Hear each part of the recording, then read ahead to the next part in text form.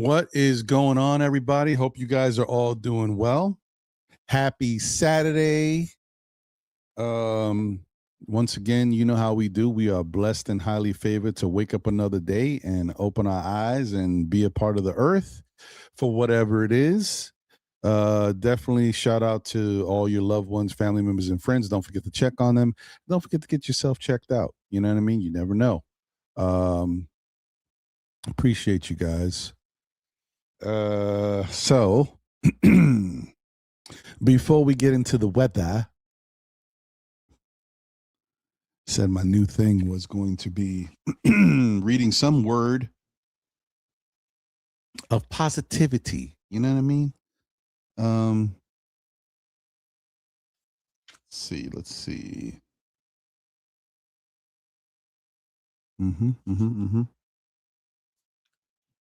All right, here we go.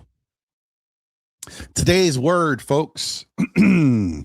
Set your sights high. The higher, the better. Expect the most wonderful things to happen, not in the future, but right now. Realize that nothing is too good. Allow absolutely nothing to hamper you or hold you up in any way. The word of the day. All right. Let's look at this weather. Ooh, it's cooking out here, folks. New York area, what we got? Currently 11 degrees. Let's go. Going up to a high of 17. Ooh, man. And the low is 3 degrees. Yes, sir. Tomorrow, a high of 18, and the low is 2 degrees. Monday, partly sunny, 28 degrees. We'll take it. Tuesday, partly sunny, 31 degrees. Wednesday, cloudy, high of 39 degrees. Ooh wee. Get the shorts out, folks. Thursday, partly cloudy, 34 degrees. And Friday, partly cloudy, 33 degrees. The weather is weathering. Yep. That's what's going on. Outside of that, what is there to talk about? What's happening? Oh, yeah. Knicks are no longer on a streak of winning. The Detroit Pistons have snapped the Knicks 8-game win streak.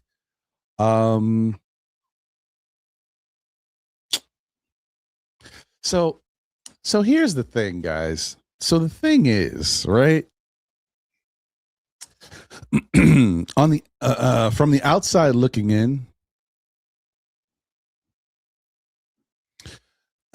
people are going to look at it and say the Knicks can't hang with Detroit. And I don't believe that's true. I believe, unfortunately, sometimes in an NBA season, you are a victim of circumstance. Okay. I've already had my morning coffee, guys, so you won't see me drinking. I just finished it a little while ago. But the congestion is always going to be there. It's like, I don't know what it is. All right. So from the outside looking in, you know, you could look at the fact that not only did they lose the last 2 games, but both games that got blown out. I mean, this is crazy, right? But now what I want to say, I'm not trying to make excuses for the Knicks. I'm just trying to be realistic and understand the reality of this team, right? So did the Knicks lose? Yes. Did they get spanked? Yes. There's no going around it. But what I will say is that the circumstances were not ideal for the Knicks. And unfortunately, I mean, we talked about this before. Don't get me wrong. I'm not taking anything away from this 8-game win streak. I know they played some inferior competition. I know they played some good competition. And they looked great, overall. I mean, they had some turnovers and different things they had to clean up, but they've looked great overall as far as being really good defensively, being the number one defensive team throughout the 8-game streak, also being number one in net rating throughout the 8-game streak. But the Knicks are not a team, at least right now, that can really plug and play effectively, right? In the past, when I like to say when the DiVincenzo was here, because that was our biggest test that we saw how the team had to win without players. I don't know if this Knicks team can win without certain players, but this Knicks team can't win without every player. Like, you know what I mean? It's not like, oh, whoever's out, the next man's gonna just step in and we're good to go. That may be the case sometimes when certain players are out, like I said, but other guys, it's tougher, right? So, for example, if Cat was out, which he was out, if Cat was out by himself, could the Knicks still win? Maybe. I think they could. We're talking about Detroit here. Against other teams, yeah, I think the Knicks could easily win. Against Detroit, I think they could win, but it's an uphill battle, and they got to fight hard and play good basketball to get it done. However, no Cat and no OG, that's a big problem for the Knicks. Now, listen to me when I say this. Do I understand that the Pistons were without Jalen Duren? Yes, I get it.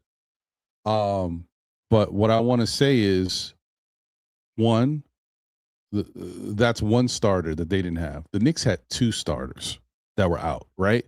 But I'm not even going to go there. I'm going to go deeper. The bottom line is the Knicks need certain players out there to be able to have a chance. They are not that good to be able to not play. To play well, like really good against a good team without their two starters. That is the problem with this Knicks team. They're not that good to be able to play a good team or a great team, however you want to call it, these days, without their two starters, right? And it depends on which starters they are. If the Knicks, say, had to play last night's game without Mikal Bridges and without Josh Hart, could they have won? I don't know. Could they have played better? Yes, I do believe that. Because not only are we talking about two players that are big parts of the starting lineup in the team, but these two players are significant to the team. Like, Cat is the number 2 scorer. I mean, lately he hasn't been, but he's the second player on the team. Like, it's Brunson and Cat. It is what it is, right? But then OG, the way OG's been playing lately, OG has basically been the number 2 scorer in the last many games, and he's been fantastic defensively and offensively throughout the whole streak. So then you mean to tell me you're gonna lose Cat and you're gonna lose OG, and then you got to play the Pistons? That's tough. That's a tall tale. So I just think that the odds were kind of stacked against them from that standpoint. And then here's the one that people don't want to hear, but this is just what it is. And you just have to deal with it, okay? I know Pistons fans and the rest of the NBA fans, they don't care. They're not looking at it that way. Bottom line is, from the opening tip-off, Brunson did not have it, okay? It's just one of those days where he could not shoot. Do I blame the Pistons defense on this? No. Do I give him credit for keeping him down, right, and not giving him good looks as the game continued to go on? Yeah, they're a good defensive team. But Brunson didn't have, even when Brunson was open, he didn't have it, from the beginning. Now, as the game goes on, I give the Pistons credit, because what you do is you continue to play tough defense, don't give them looks, so you break the person's rhythm. You don't allow them to get into a rhythm. So that's the credit you give them defensively. But from the start, Brunson did not have it.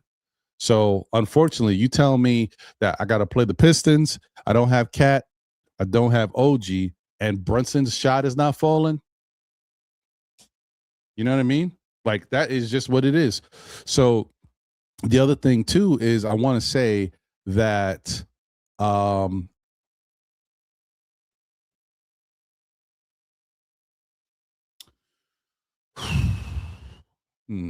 okay. So I want to say that you also got to remember the thing that makes Cat and Brunson so special together is the type of attention they draw, right? We can talk all about Cat, not shooting well and struggling offensively and all this, but the bottom line is he still creates action. He still creates double teams. What Brunson and Cat do out there on the floor makes everybody else's life easier. So when you take one of them away, it's going to be a little tougher for the rest of the team. And then you say, all right, you're gonna take OG away too. Yeah, that's it. All right, you get my point, guys. But the type of actions that Brunson and Cat create for everybody else is incredible. We take it for granted, but I know the players don't. They realize how open they get, how many good looks they get when those two guys are out on the floor, and when they're not there or one of them's not there, it's a totally different thing. Lastly, there was one more thing I wanted to bring up. And I don't know what's wrong with Knicks fans. Knicks fans, some of y'all make me sick sometimes. I try to get through it, and I get it. Like, so for example, I know there's certain fans out here, and even in the chat today, that may not like Brunson, but you guys have been consistent. You've been saying it all year, so I can respect it, right? What I do not respect is the fans all of a sudden that had no issues with Brunson to look at yesterday's game and start talking about, oh, well, maybe we need to trade Brunson. I mean, what's going on with this guy? It's a big game. He doesn't step up. Are you serious? Are you kidding me? We had an 8-game win streak. The last game that we just won was against the Denver Nuggets. Do we win the game if Brunson doesn't score 42 points? Do we win the game if Brunson doesn't match the intensity of Murray and Jokic, whatever they did add to the game? Like, what are we talking about here? We went to double overtime. We won the game. Brunson had 42. And I think he had, what was it, 8 or 9 assists? Almost had a triple-double in a way, for Brunson, I think. Am I not mistaken? Is that the same game? Let me see something here. Let me just bear with me.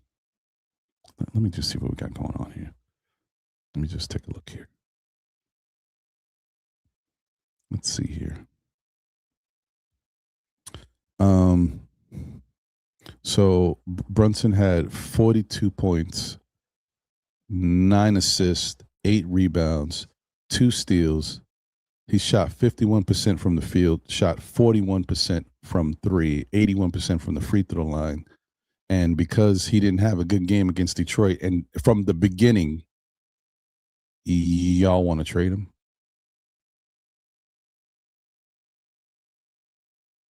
Seriously?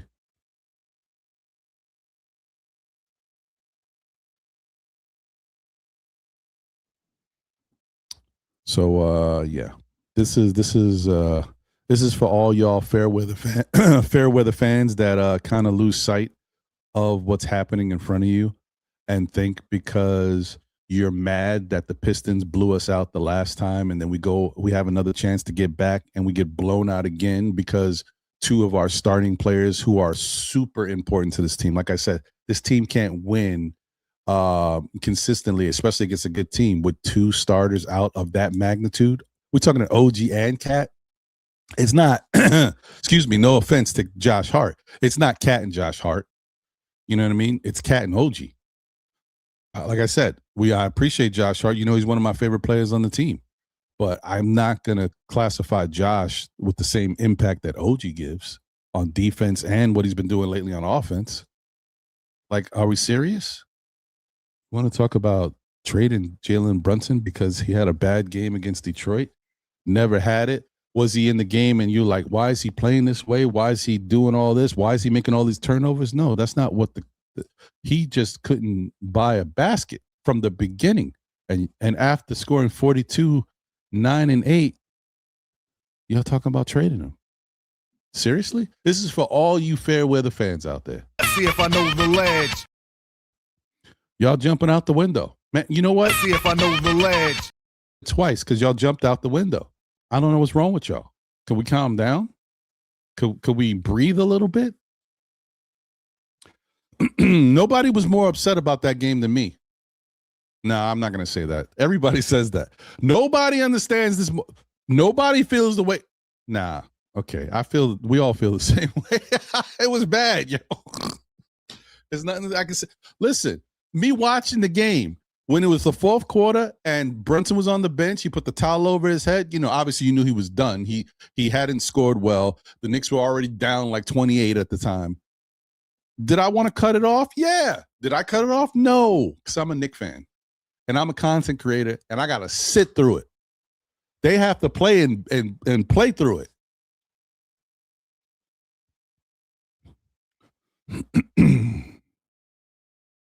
It was not fun. It was not fun to watch. And, at a certain point, all I could think about is the Detroit fans because, listen, Detroit deserves this is like deja vu all over again, guys. And I'm sorry. Some of us a little too egotistical as New Yorkers. Some of us don't like to give credit to anybody because we think we're the best. It's a United States versus everybody else mentality that we have in New York sometimes. And it's fair. I mean, we're competitive. We want to be the best. And to be the best, sometimes you have to have that style, that idea. But you also got to give credit where credit is due. We did the same thing last year. I watched plenty of people, even fellow content creators, whatever, not give credit to the Cleveland Cavaliers last year. And all Cleveland did, now forget the playoffs. I'm not talking about the playoffs.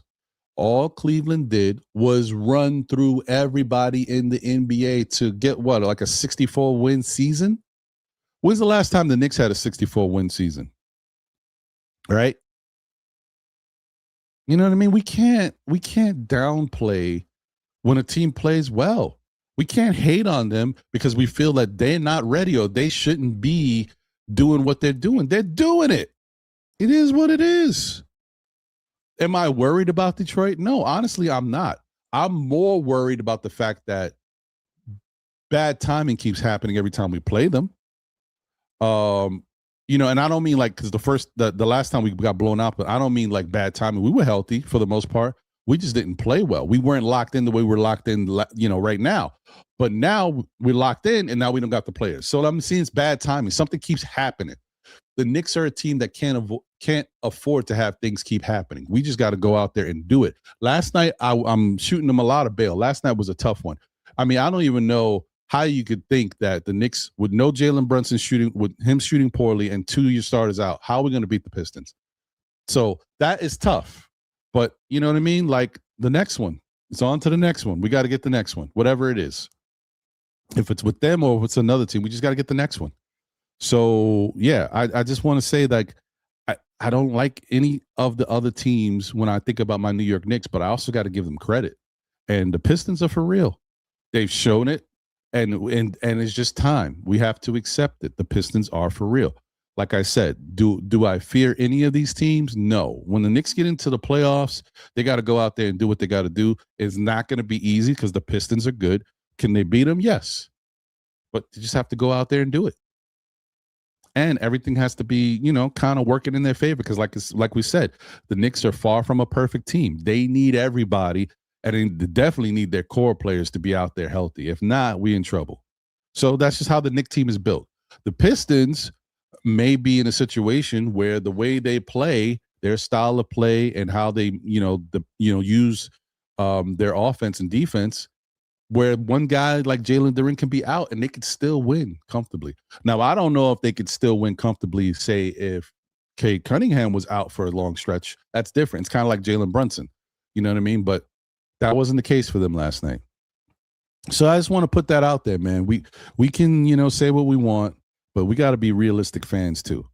This team is good and it could be much better, but we are not like the best there ever was or the best there is this year. There's other teams that have been playing better than us consistently, and Detroit is one of them.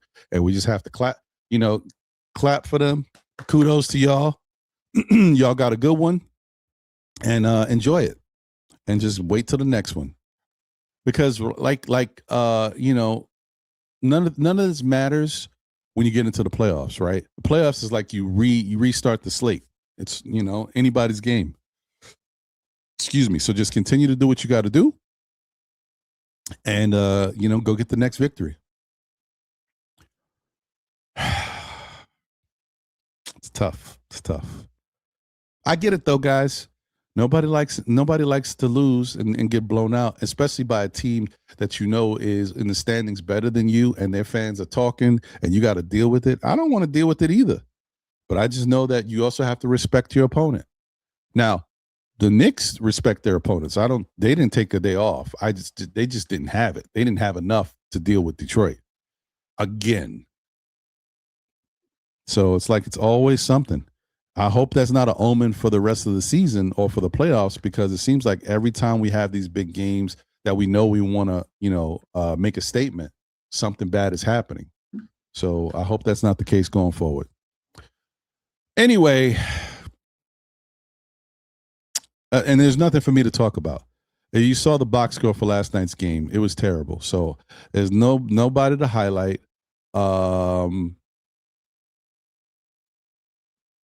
It is what it is, man.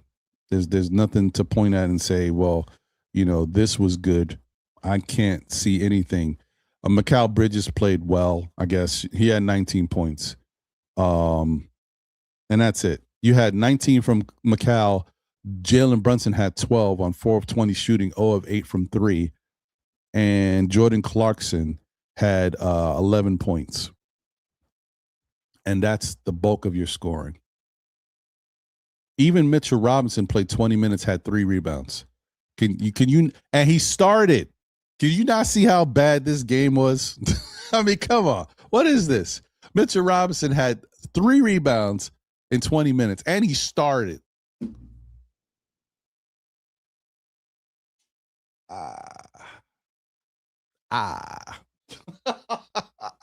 Man. Ouch. It hurts. Oh, man.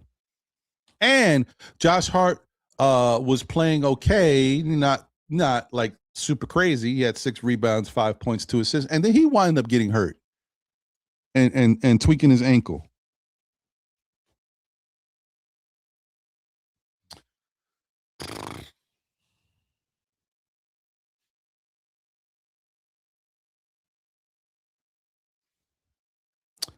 It's tough. And one more thing. I hate to point out every little thing, but these are little things. So Mo Diawara played 20 minutes. Kevin McCullough Jr. played 20 minutes, basically 1947, right? Ariel Huckporty played 22 minutes. And Tyler Kolek played almost 20 minutes, 1937. So Kolek had 5 points, 3 rebounds, 3 assists, 1 steal. Not too bad in 20 minutes. Ariel Huckporty played 22 minutes, had 7 rebounds, 1 assist, 6 points. Not too bad, right? Kevin McCullough had 2 points, 2 rebounds, 2 assists, 1 steal. It's not great. You know what I mean? It's Mo Diawara played 20 minutes, had 4 points, 2 rebounds, 1 block. Also not great. So the reason why I'm bringing those guys up and highlighting them is because if you made a Giannis trade and got rid of some core pieces, these are the type of guys that have to play and step up, right? And then this is what happens when you play a team like Detroit. Do you see what I'm saying? This is what I try to explain to my fellow Knicks fans. I'm not like, I want us to be well. I want us to get better. But I also want you to notice, like, this is how these guys look against Detroit or a good basketball team, right? It's not that they can't be better or they don't have the skill set to be good eventually, but they may not be ready yet. This is what you see when in a game where they all got solid minutes against a really good Detroit defensive team. This is why you see, Leon Rose go out there and get veteran guys to add to the team, because they know that, while none of these guys played bad, none of this was like moving the needle towards a victory. You know what I mean? Like you need to really like you see, look at the points we put up. Look at the scoring totals. Like it wasn't enough. And it's not like I said, it's not like they played bad. It's just that is the difference. That's why people rely on young, mid tiers and veterans because they just understand how to get things done even when you played really tough competition. They're ready already. And the young guys still got to learn. That's all I'll be trying to say. That's it. All right, I'm done. But that I just wanted to bring that up. All right, let's head to the chat. Let's see what y'all are talking about real quick, if you don't mind. Don't mind me.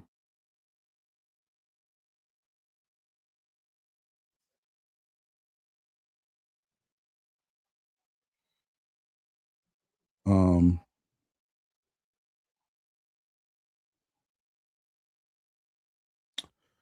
um,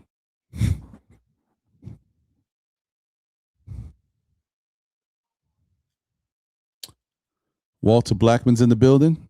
Good morning, Walter. How are you? He said, and thank you for being a member of the SKF Army. He said, I would sit Cat, Hart, OG until they're 100% healthy. In my opinion, I hear you. I hear you. Walter also says, because we can't beat the elite teams without everyone healthy. That's fair. That is fair.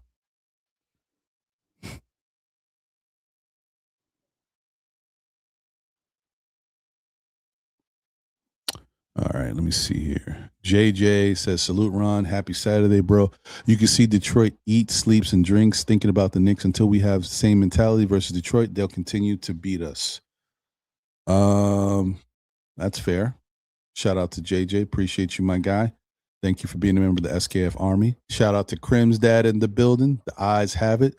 Member of the SKF Army. Salute to you. He said, did we win? Yeah, I know.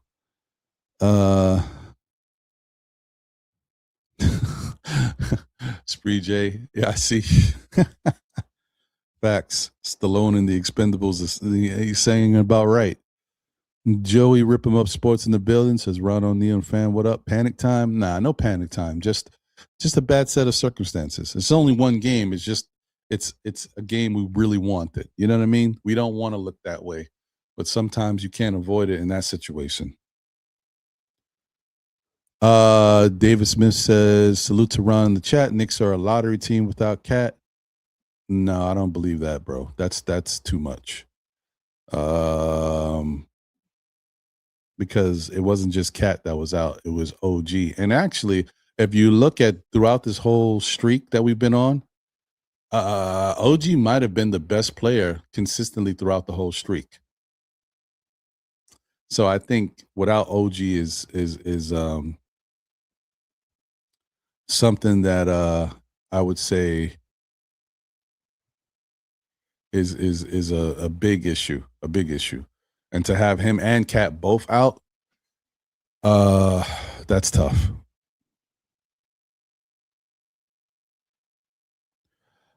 Let's see. So David Smith says Cat is the Knicks' best player, true MVP of Knicks. Knicks cannot win anything without Cat. Well, the way they've set their team up, yes, they need Cat to win. They can't win without Cat. I would not say he's the MVP of the Knicks, though. I'm not gonna go there, But he's very important. They won't be able to win without him.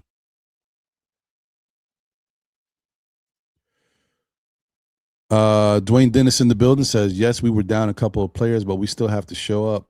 Last night we didn't. Credit to the Pistons. That was a statement game for them. Payback for a playoff loss. Yeah. I mean, we still do have to show up. I do think that things were stacked against the Knicks because of what I said, and you need to have somebody scoring consistently at a high level. I mean, I guess you could say McCall was doing his best, but that wasn't enough. I would say like you need a little bit more pressure, and Jalen couldn't provide that last night. So I don't know, but I hear you.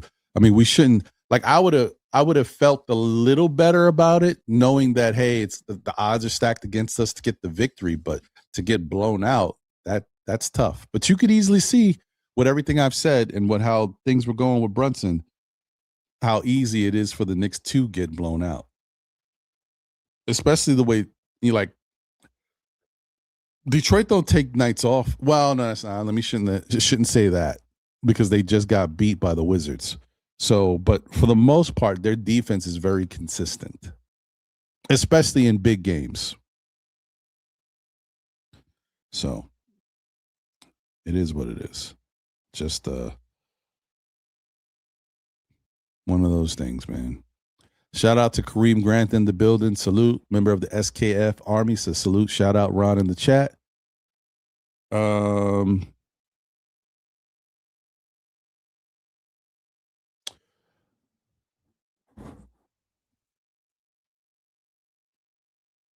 Nick Jr.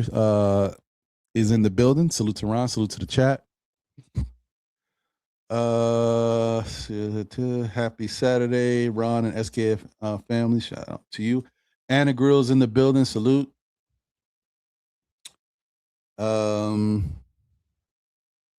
Appreciate you. What a letdown, flop, dud, anticlimax, etc., etc. I hear you, Anna Grill. Chris Gotti says, salute everyone. What up, Chris? Good to see you. Crim's dad, a member for 16 months. Is it true the Wizards offer the Knicks lessons? Shout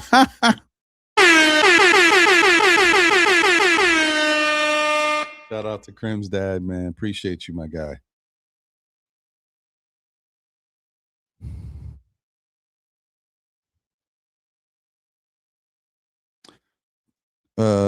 Cooch Loops. That's a different name. I don't think I've seen you before. Okay, that's interesting. All right. That's a wild name and a wild avatar.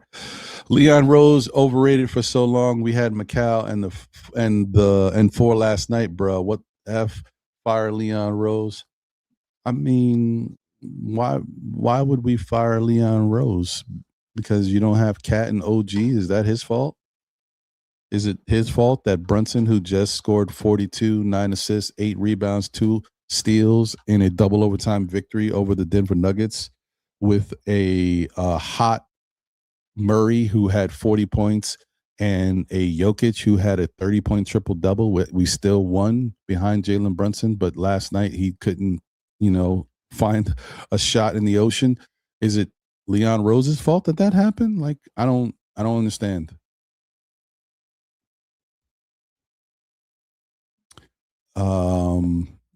Coach also, Loops also says, get a real GM in here, not some agent pretending.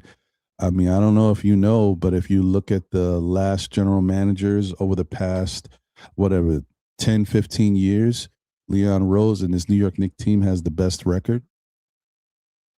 They've made the most progress, made the best moves compared to other GMs, being Steve Mills and Perry and Phil Jackson and whoever else we've had in recent, all the way back to Isaiah Thomas.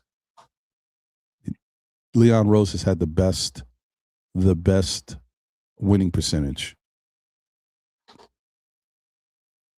You know what I mean? Like, I'm not it's there. I'm not making it up.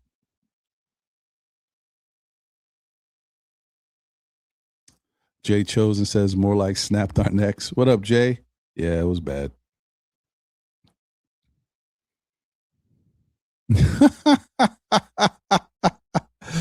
Cribs dad said Knicks lost so bad Detroit is asking for 2 wins. That's crazy. It is terrible, man. Salute and blessings to Ron and the SKF fam.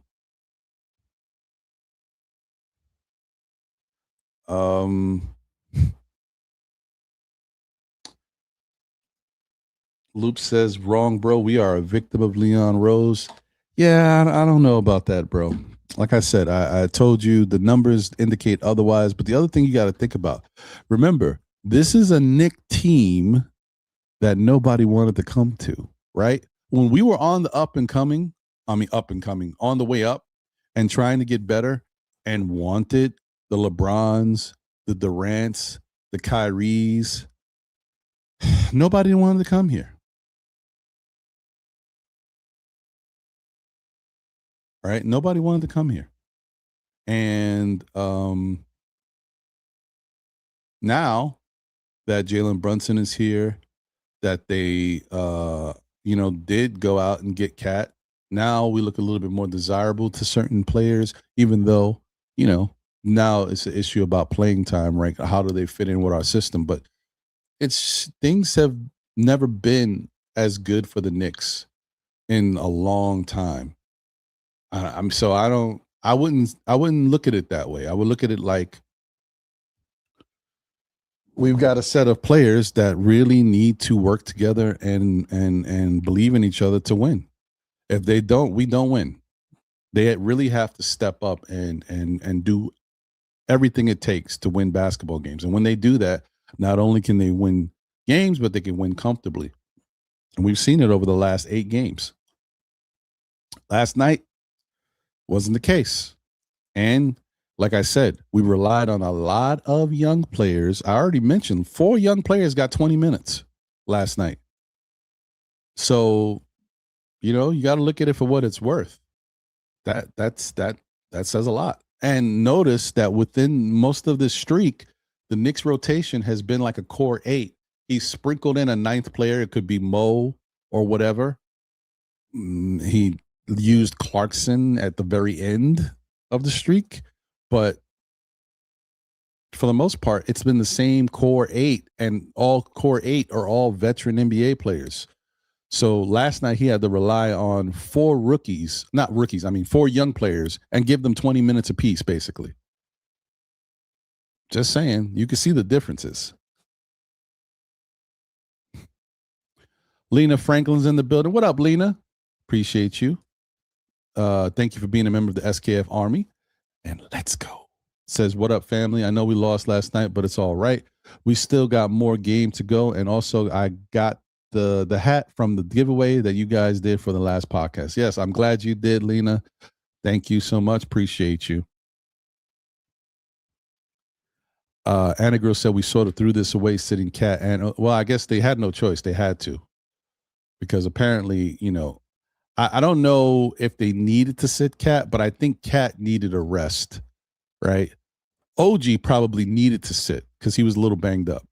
Cat maybe could have played, but I think they felt like he needed a rest. So it is what it is. I don't know if Cat could have played, but I think maybe he could have played. I'm just saying, I think, but it's not on Cat. Cat has played, a lot, and he has worked hard.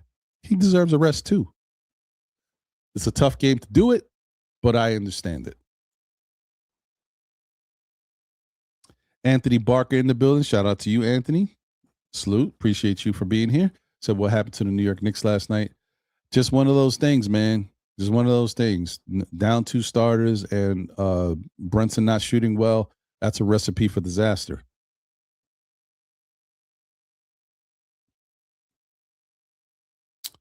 All right. Let me breeze through a little bit. Keith Turn is in the building. What up, Keith? Good to see you. Says, what up, Ron?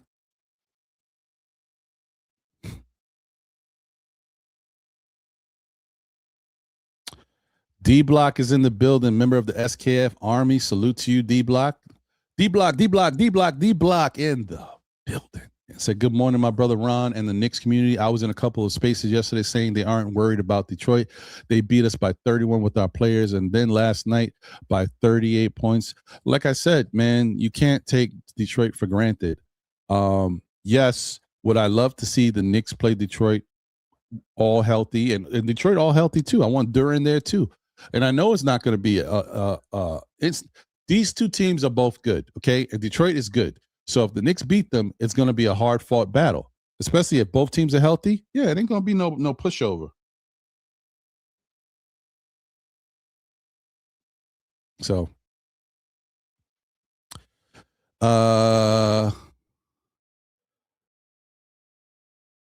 they can play every game without Bridges. Damn, Jay. Gordon Lowe is in the building. Shout out to you, Gordon. Thank you for being here. Says the bottom line is in the first meeting, you had all your players and still lost by 31. This time you lost by 30. We are just better team, period. No, I'm not going to. Once again, I'm not going to say that. I just explained something. First off, in the first meeting, the Knicks were not playing the way they're playing now. Sometimes it takes the team a little while to kind of get their footing back. The Knicks, look, you can, and I'm not making this up, okay? I'm not just being a Knick homer. Bottom line is the Knicks were playing good basketball, but they were relying so heavily on their offense to win games during that stretch.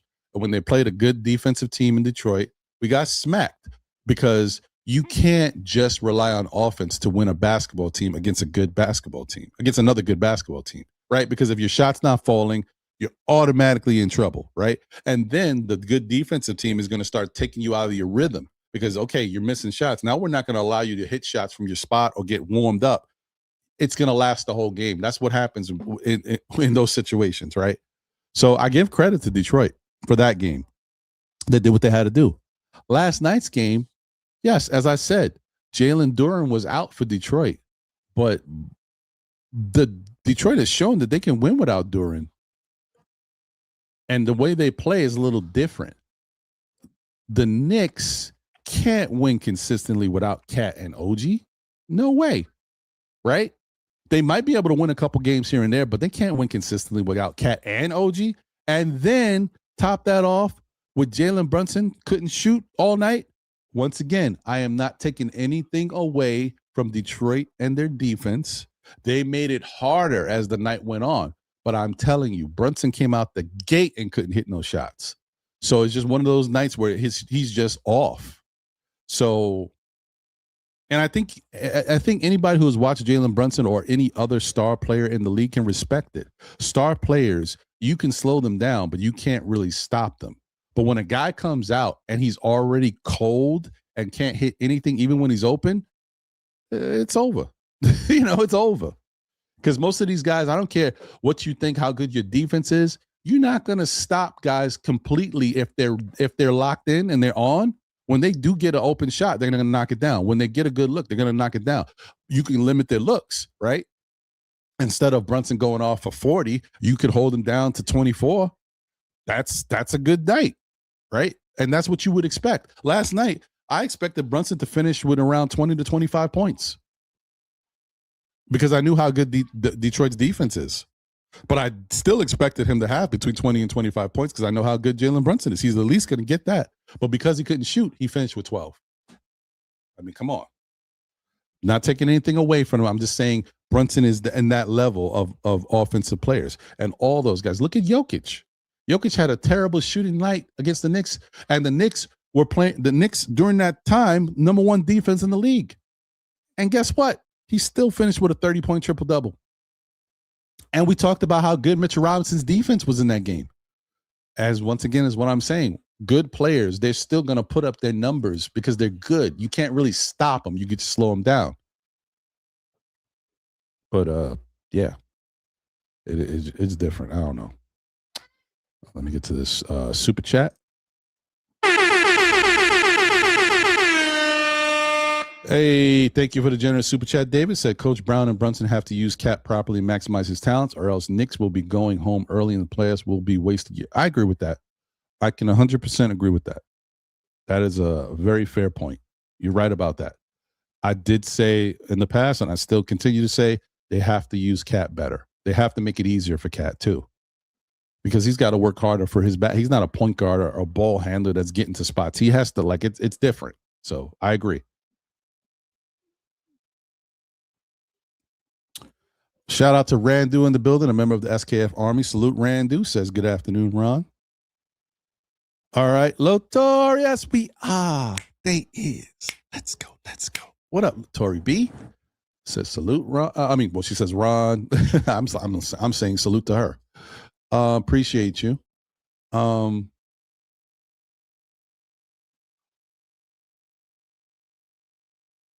Darlene, Brian is in the building. Let's go. What up, Darlene? Good to see you.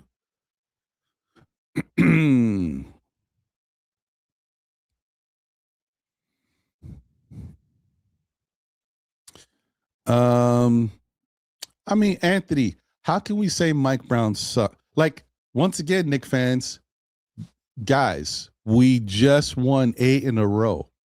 Like, come on, y'all. Not only did we win 8 in a row, during the 8 in a row, we had the number 1 net rating and we had the number 1 defense not in the East, not in the Atlantic Division, in the NBA. We were playing as the number 1 defense in the NBA.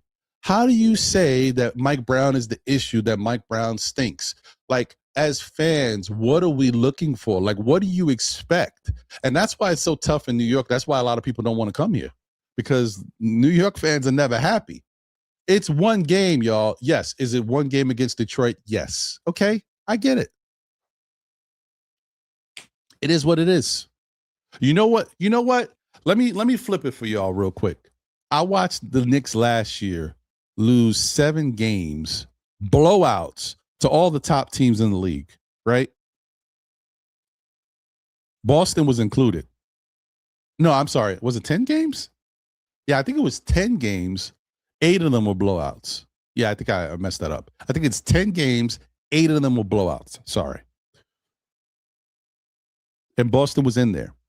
Spanked us all year. Do you guys remember when Boston beat the Knicks in the playoffs last year to go to the East? Oh, you can't say you do because they lost in the Eastern Conference Finals. I mean, I'm sorry, in the semifinals, right? So anything can happen, guys. This is the regular season. Things happen. All you got to do is keep playing, keep grinding, get to the playoffs, and anything can happen. That's all I'm saying. You know what I mean? Like, we can't hang our hat on everything that happens in the regular season because things change. Cleveland Cavaliers won 64 games. Got knocked out in the first round, was it? Was it the first round? I don't remember. But they got knocked out. I know that. But I will say, in fairness to Cleveland, I still do think it's messed up that they had so many injuries going into the playoffs. That sucks, but it is what it is. The Knicks have been there, so, no love lost. I know how it is.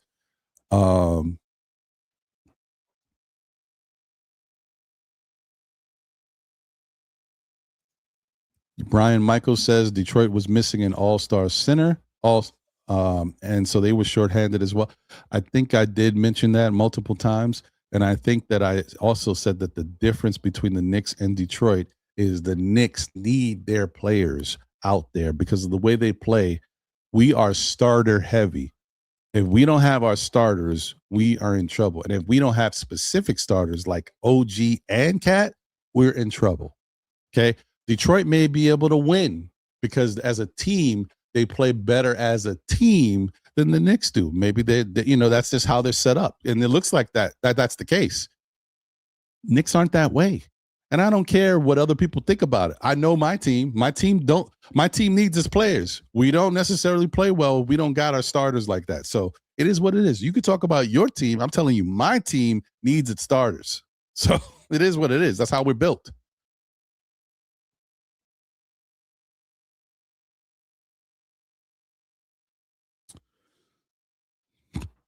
Tommy is in the building who said, what a joke. When Detroit played the last time, it blew them out. OG had 5 points, Cat had 6 points, and Brunson did not score well either. Keep in mind, this is the last matchup Detroit didn't have Duren. In this last matchup, Detroit didn't have Duren. Yeah, I mean, this doesn't change anything I said. I've just said all of that. And once again, guys, I don't know if Tommy or whoever else has been commenting is Detroit fans or what have you. You know your team. I know my team.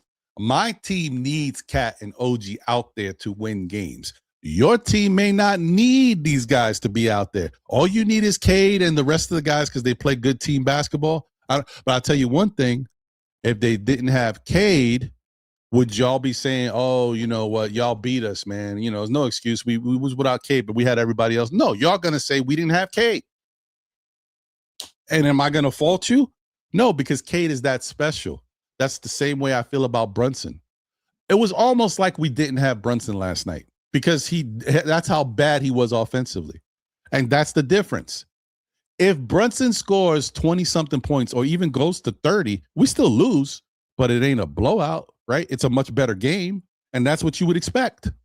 You just say, hey, they just didn't have enough. But hey, they were fighting. They were in the game, and that's what I thought at least would happen. Even if they lost, I thought we'd be in it. But without Brunson shooting well, and then nothing really coming from anybody else outside of Mikal Bridges and his 19. Look at we had 3 guys in double figures. That's not and low figures. That's not enough. Ain't gonna do it. All right.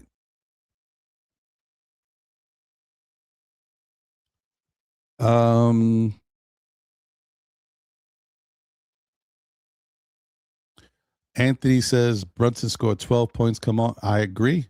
It sucks that he only scored 12. He didn't have it. How many times did you see Brunson go off against good teams in this league? When they needed a big basket, he was there. When we needed a big game, he was there. Do we need to talk about Brunson's playoff numbers? Right? Do you guys know what Brunson's numbers were last year? What he averaged? 30-plus points and 8.5 assists.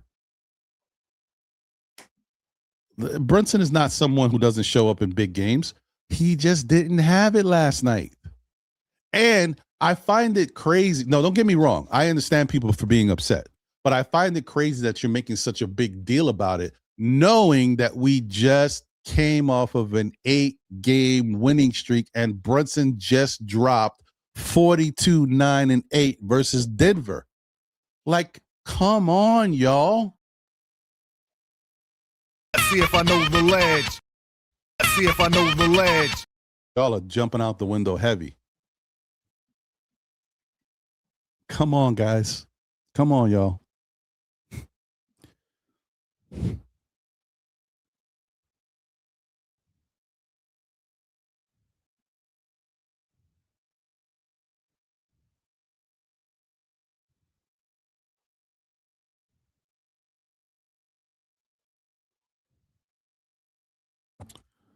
Tommy says Detroit went on a stretch winning streak without Cade, Duren, Tobias, and Stewart.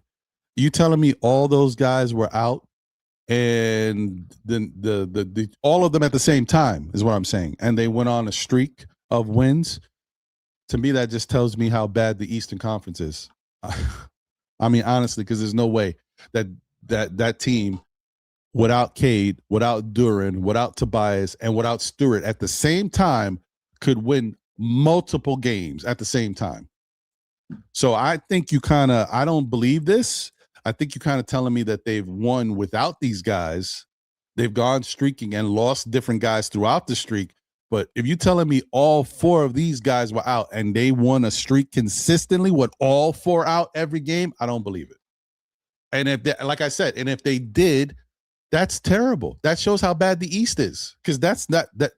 I know Detroit's roster. I see what they got. And if you telling me they went on a streak and won without all 4 of these guys consistently, no way. Or, like I said, the East is just that bad.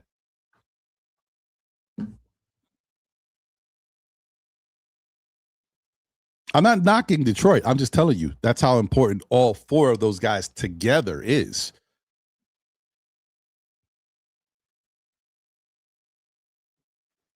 David Smith is in the building, said Detroit is obsessed with winning. If you don't come to play hard, you'll get embarrassed. I mean, listen, that's fair. I like what they're doing over there in Detroit. I can't take nothing away from them.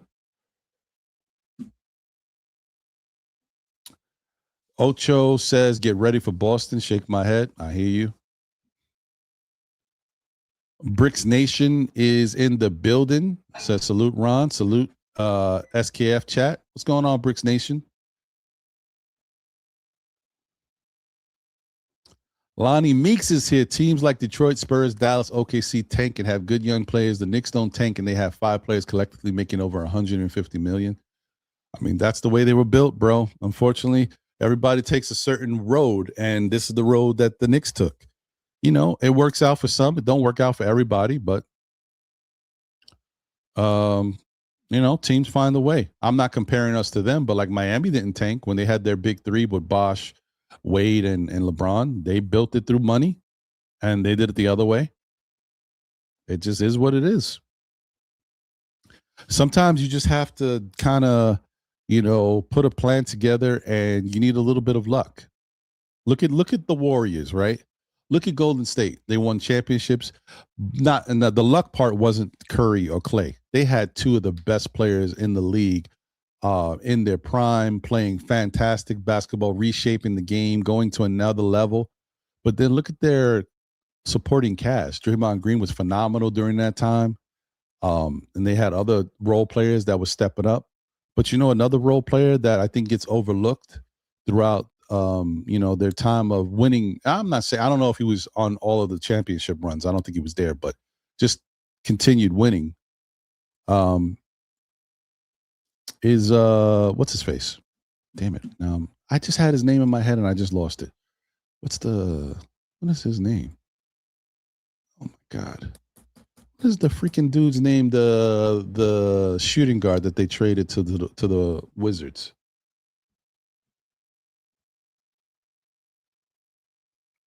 Man, my memory, bro. Don't get old, y'all. And I think he's not with the Wizards anymore. Now he's on another team.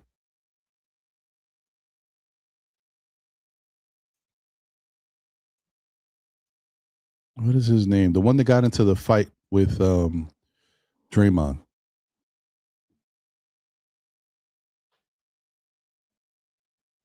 I could look it up, but I'm waiting for the chat. Jordan Poole. I knew it was Jordan something. I don't know why I couldn't think of Poole. All I could see in my head was love. That's how I feel about all of y'all. Anyway, Jordan Poole. Like I said, sometimes you got to be a little lucky. Do y'all believe? I mean, can you even imagine that this Jordan Poole is the same Jordan Poole that played with the Warriors? When Jordan Poole was with the Warriors, he was cold-blooded. That man was a sniper. Now that he's not with the Warriors, he is no sniper at all. He's sniper, no sniping. That's what he.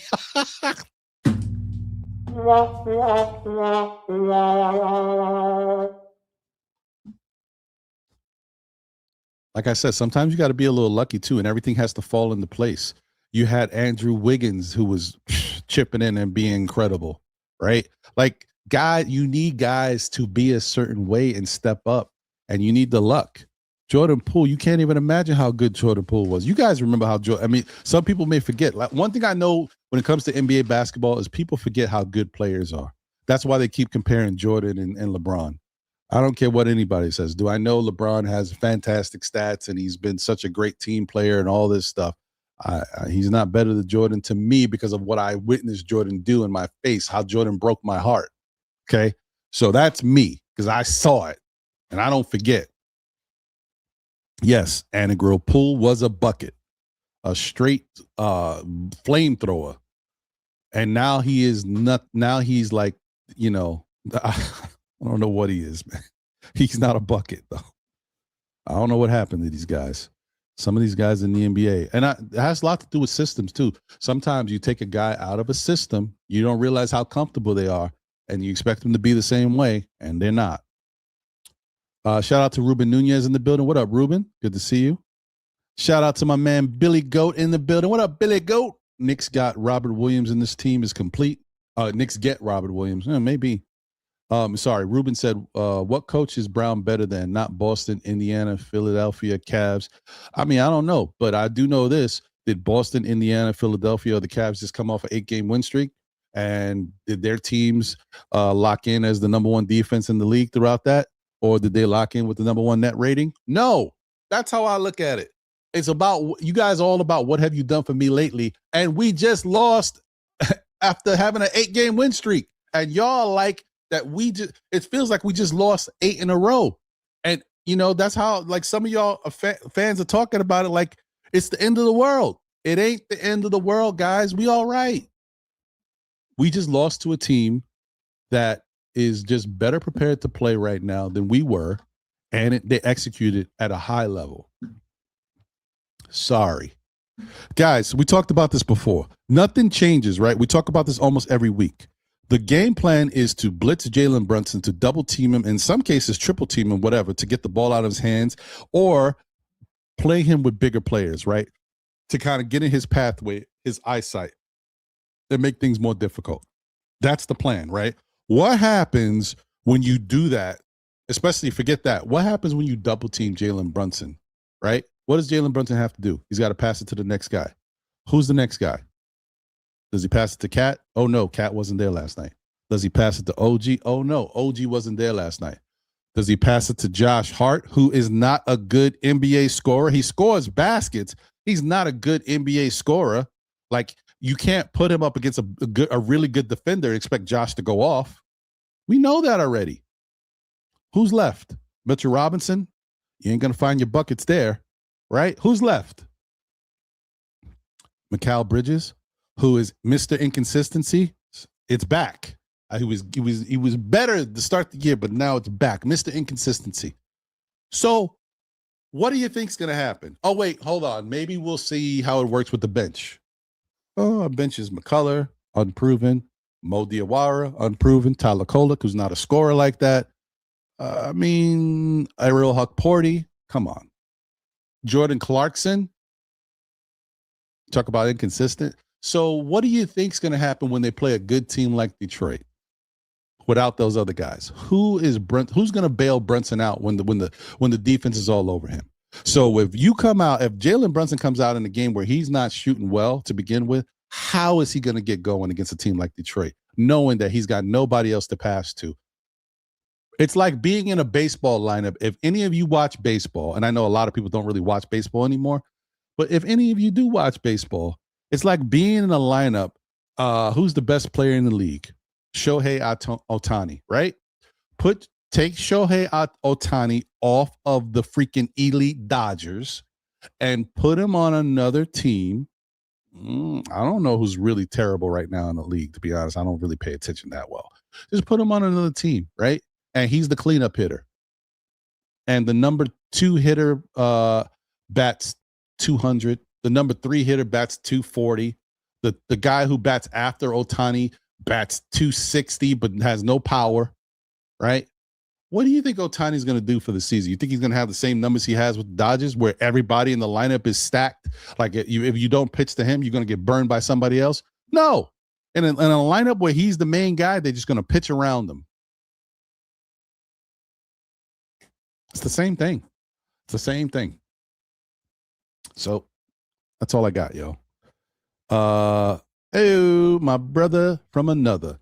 Shout out to my guy, my broski, Mr. John. Still Knicks fans in the building. Salute to you, my brother. Good to see you. Says good morning, Ron, and good morning to all on the chat. I just want to say Knicks played horribly. No more excuses. We can't handle the Pistons. We are far from a championship caliber team. I mean, that's fair. I'm still going to say John's my brother. He knows. We don't always agree.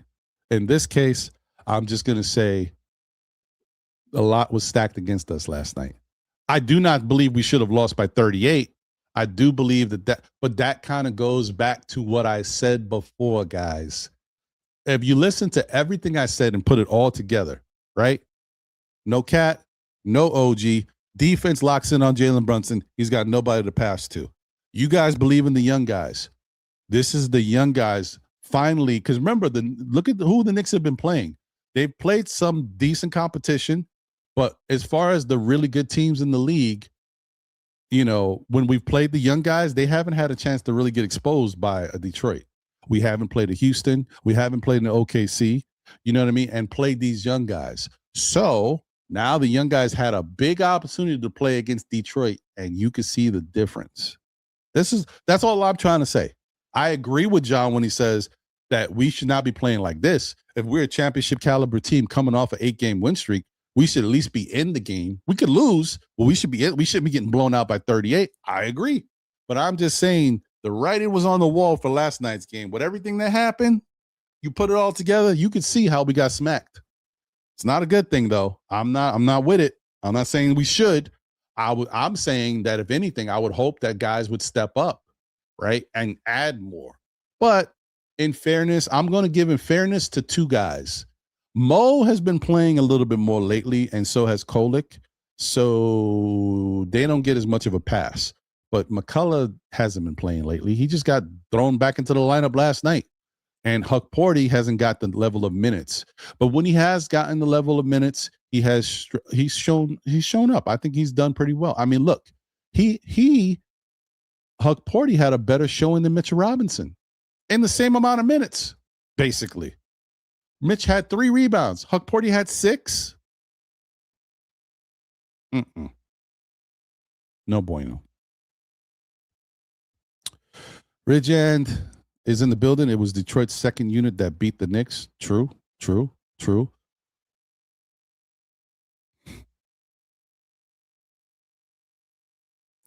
Sha Powers is in the building. What up, Sha? One half of Knicks Real Talk. Salute to you, my brother. He says salute.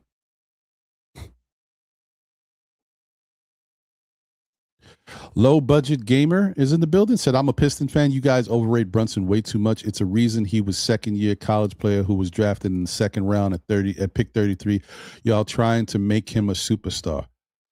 Once again, you know what I mean? Like, this is what I'm saying, guys. It's fine for you to feel however you feel. It's okay for you to think whatever you think. But facts are facts. I'm not making it up. It's not a homerism. It's not, hey, I'm a Knicks fan, so my guys are better than your guys. No. Bottom line is, let's bottom line it real quick for everybody. Bottom line is, Jalen Brunson is the big shot maker on this team. When we need a big shot, he's usually the guy that makes it. He can miss. He's not perfect. He's going to have moments where he just doesn't get it, or there might be moments where he makes some bad turnovers late. But for the most part, he's been Mr. Clutch for a reason. You don't win Mr. Clutch in the NBA. In the NBA, guys, 400-something players, he won the Mr. Clutch award over Luka, Jokic, over SGA, over all your favorites. Mr. Clutch was given to Jalen Brunson because that's how many big shots he hit within the last 2 minutes of games to help his team. That was last year. He won that award, right? This year, we're talking about he had a bad game where from the jump, from the tip-off, he didn't have it. Detroit didn't do that, okay? As I said before, Detroit kept him down and didn't let him get to his spots to get more comfortable, to get a rhythm going. But from the jump, wide open shots, Jalen Brunson was missing because he did not have it. Now, why didn't he have it? I don't know. Maybe it's because he played Denver 2 nights ago and went to double overtime, played about 47 minutes, whatever the hell it was, and scored 42 points, 9 assists, and 8 rebounds. Maybe that had something to do with it. I'm not making excuses for him. I'm just telling you, how do you go from a game where you had 42, 9, and 8 double overtime, you win to keep an 8-game winning streak going, and then you have 12 the next day, and now everybody thinks you're garbage. Oh, no, he's not a real star. Oh, no, he needs to be traded. Oh, no, y'all pump him up too much. Are you serious?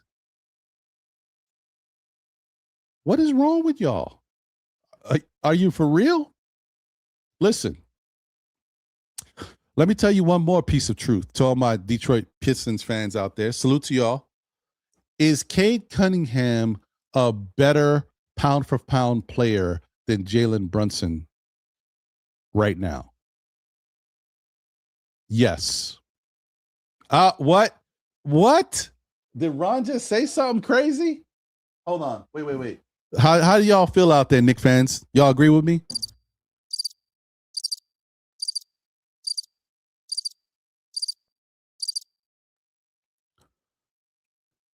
Guess what? I said that, right? I said Cade Cunningham is a better pound-for-pound player than Jalen Brunson right now. Tell me I can build my franchise right now. Give me a pick. Give me both guys at the similar age. Ask me which one I'm picking. I'm picking Jalen Brunson. Sorry.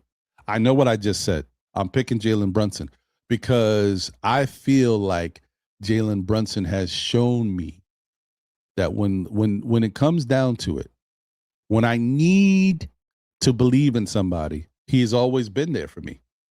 And so sometimes it doesn't always work out. Nobody's perfect. I've watched Jordan miss a shot here or there. I've watched Kobe miss shots here or there. It happens. I'm still taking Jalen Brunson. Cade's great, though. I mean, if I could get both of them on the same team, I would do it in a heartbeat. But, it is what it is. I'm just telling you, Cade right now, because of the way he's playing, Cade is locked in. He's phenomenal. He's next up, yo. Cade is next up. I don't know if y'all believe it. He's a 2-time All-Star back-to-back. He's next up. He's ready. He's out of here. But, as I told you, like, I'm not making excuses. I'm just saying it is what it is, right? Y'all want to take away. I like to big up. Jalen Brunson is 6'2" on paper. Some people say he's really 6'1", right? He averages around 3 or 4 rebounds a game. He can average more assists, but right now he's averaging around 6. He's averaging around 27 points or whatever it is. 28 points, I think. Cade Cunningham is, a more versatile with how he can use it. He's taller. He's lengthy. And I said this before. If Jalen Brunson was 6'5" or 6'6", he would be the best player in the league, in my opinion. I don't care what anybody. He averages around 4 rebounds right now, being 6 feet, 6'1", whatever he is. Allow him to have 4 or 5 inches of height. He would be much better defensively. He would be killing numbers offensively. You kidding me? Jalen Brunson will be the best player in this game, in my opinion. I'm a homer on that. That's, there's no proof there. We can't give him 5 inches of height, but just saying. All right, let me move on. But the hate is crazy, though. I'm just saying, like, why can't, just like I can give Detroit credit for being a real basketball team, being good, being there now, being a team that we have to respect, you can't give Jalen Brunson credit for being a star player in the league, a 3-time All-Star?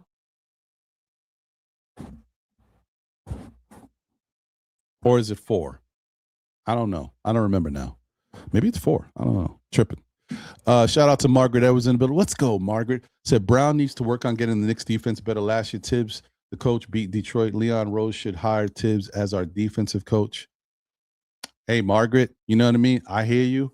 But as I said, throughout this 8-game win streak, the Knicks had the #1 defense in the NBA. You might say, but Ron, they played some bad teams. I get it. They also played Toronto. They also played the 76ers. They also played Denver. And it is what it is. It is what it is. But they've been playing defense. They've been, 5 of the teams, they held to 90 points or less. I mean, I'm sorry, under 100 points. I apologize. I said that wrong. And they've been showing a commitment to defense again. But as I said, it is, look, you guys can say whatever you want. I think sometimes we downplay guys. OG Anunoby is our best defensive player. Hands down. Last night we went into a game against Detroit without our best defensive player, right? And not only is he our best defensive player, he's been the #2 scorer behind Jalen Brunson. He's been most consistent scoring and been great. Now I'm worried too because hopefully he can play the next game. But if he misses more time, you know how I say about OG Anunoby, when he misses a little time, he loses his rhythm and then he stinks again. So I hope that's not the case. Juan Lopez in the building. Salute to you. Thank you, Facebook fam. Much love, Ron, in the community. Appreciate you, my guy. All right. So as I said, guys, I'm going to do something different this week. I apologize. I know some of y'all, used to the normally scheduled programming. I'm going to make you wait a little longer if you want to see a panel. Hopefully everybody's still available to join. But I'm going to open up the phone lines real quick and show a little love opposite way for a little while before I get the panel involved, just to switch it up a little bit. Nostray's in the building. Hopefully Cat recovers from his 24-hour bout with beef stew. Oh, y'all are funny. True story, Docs. JB played like a rook, not a captain type of player. Bridges needs to get out of New York. I don't understand. I get, you could say that JB didn't have it last night. That's fine. That's a fair, but to say he just went out there and played basketball the same way he always does. He just couldn't hit a shot. I mean, I don't know. D-Ras is in the building. What up, D-Ras? Salute, my guy.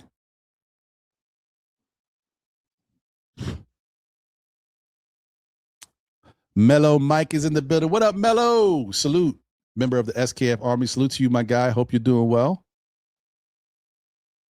All right. I'm sorry. I'm just breezing through before I open up the phone lines. Just want to say what's up to, we've been rocking for a little bit now. I just want to breeze through. Shout out to Ron Mills in the building. Salute, Ron. Says, why do we let these bum-ass Detroit little pizza arena bum fans in our Knicks space kick these trolls out? Detroit only good for making Tubi movies. Y'all crazy. Nah, man. Listen, everybody's welcome here. Detroit fans, Indiana fans, Cavs fans, whoever, Miami fans, OKC, everybody's welcome, bro. I like the conversation. I like to be able to have a dialogue and talk about this stuff. Look, they should be happy. Their team is very good, and I give them a lot of credit. It's the same thing I was doing with the Cavs last year. It took me a minute, but once I saw the Cavs were real, I gave them credit too. And I'm giving Detroit credit. They are real, and it's built on defense. That's how you can respect it. It is what it is.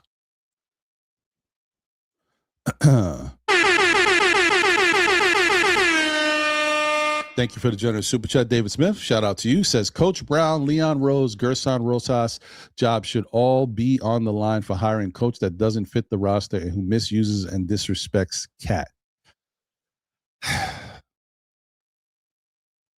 I don't know what to say about that, David. All I can say is the Knicks just came off an 8-game win streak, playing their best basketball in a long time. And they just had a game last night where they lost in embarrassing fashion to Detroit. So it's tough. You got to kind of take it with a grain of salt. I know some people would rather give up a couple of those wins to win against Detroit. I get it. I know how y'all think. But I'm taking the 8-game win streak. Sorry. All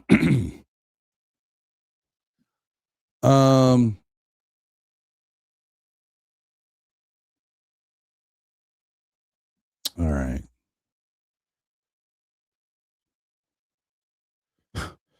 Wow, I see a lot of interesting names in here. Progressive Report says Cat's legs are built like Q-tips. Okay, that's interesting. Animal Lex is in the building. What up, Animal? Says, salute everyone. Guys, Detroit plays really good defense, and it will get even better in the playoffs. We can't beat them. We need to upgrade. I mean, I don't know about that. I do feel like when we played them, when we got blown out by 30 or 31, I don't think we were ready to beat them then. But I think how we've been playing lately, we were ready to play well against them. But how do you know how well you can play when I'm saying it again, like the Knicks are they play team basketball, but they are very skilled, right? Individualized when it comes to their skills. It's hard to play against a good team in the NBA and not have your best defensive player out there.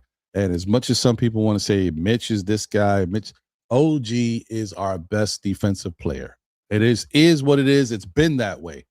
OG is, look at his win percentage with the Knicks. He affects winning. We need OG against a team like a Detroit.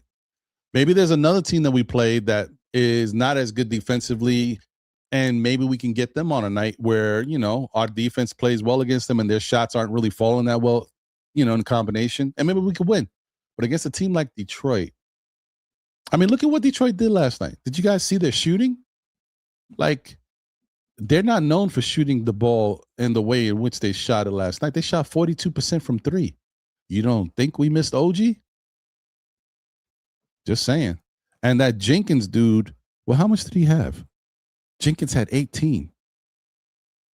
7 of 11 shooting, 3 of 6 from 3. Yep. Not taking anything away from him, but yep. It's not supposed to be happening. Sorry. Vernon J. Smith in the building. At this point, Detroit don't want to beat us. They want to humiliate us. They are holding on to a grudge because they feel they were robbed last year. I was waiting to hear No Vaseline by Ice Cube. Yeah, I hear you, bro.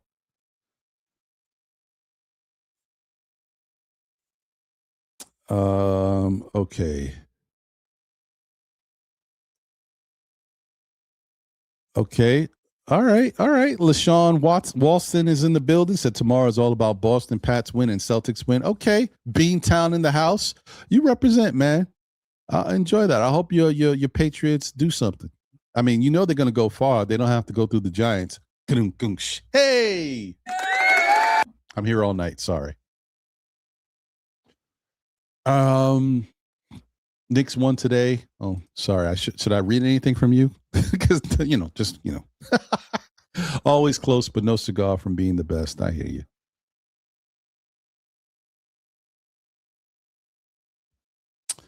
All right. Okay, all right, man. This chat is spirited today, folks. Gotta love it. DNC Entertainment says they're 5-1 without Cade. Hey, all right. Well, hey, I mean, listen, that like I said, I mean, once again, it affects both teams. You know, so the notion around town is that the Eastern Conference is kind of weak this year. That's what people are saying. Hey, and maybe they're right, and that affects the Knicks too. But it is what it is. You got to take it for what it is. But that's good. I mean, it shows that that Detroit plays good team basketball, but more importantly, it actually shows. And I said this last year in the playoffs. It shows how good Detroit is defensively. People kind of overlook it because we saw. I'm not overlooking it because when we look at the defensive teams in the league, people were really focused on Houston. They were focused on OKC and Orlando to a certain extent. As well as obviously other teams, but Detroit showed. I mean, we talked about it last year in the playoffs. Detroit's defense was like crazy.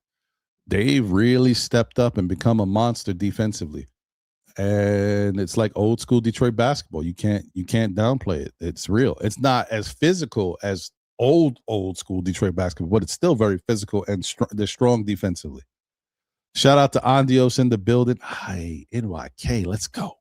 Hit the like, subscribe, and enjoy the show. Welcome to SKF Army, where the energy is high and the passion never stops. That's a fact. Salute to you, bro.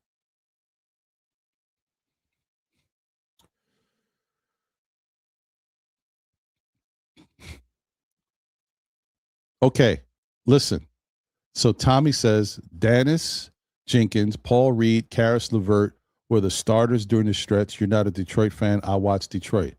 Okay, now if that's the case, guess what I'm going to say? That tells you how bad the Eastern Conference is.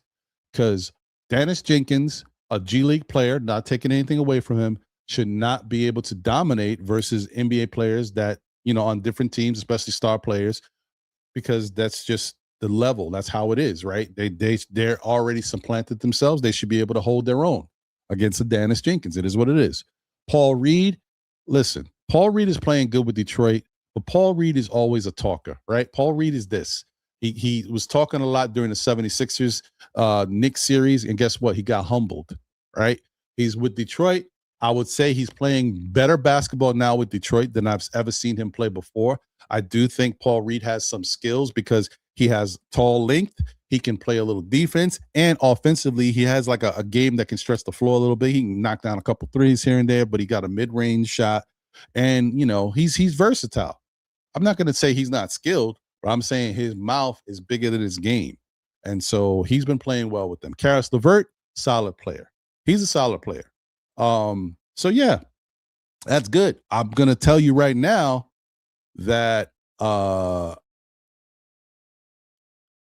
if you look at how things have really progressed in the league, when you match up against a team like that and you're a good NBA team, you are not supposed to lose to a team that doesn't have the guys that Detroit has. Now, I'm saying, once again, maybe that just shows how good they are defensively. I give them credit for the defense, but I'm telling you, it goes to the point. There's a reason. I didn't want to face it, but there's a reason why people say the Eastern Conference is weak. And maybe that's why. Maybe stuff like that. Maybe the fact that certain teams have good records. Notice how Detroit was running through everybody until they started to really meet good competition and Western teams, and then they started losing. And the flip side, too, is OKC started off the season playing a lot of Eastern Conference teams and running through teams. And when they started to play some of their people out in the West, then they started losing games. maybe the East is weak. Okay. And I'm not taking anything away from Detroit when it comes to that. I'm saying it affects all of us. Knicks too. Knicks have been benefiting as well. That's all I got.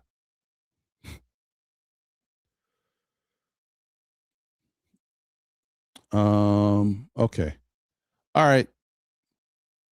Jersey Shore's in the building. What up, Jersey? I mean, Missoula is coaching his butt off. I will say that. He is doing some wondrous stuff out there. I mean, he didn't have to make too many changes, but they just had to learn how to stop relying so much on the three-point shot and playing a little bit more well-rounded basketball. Because they were too one-dimensional with that three-point gunning.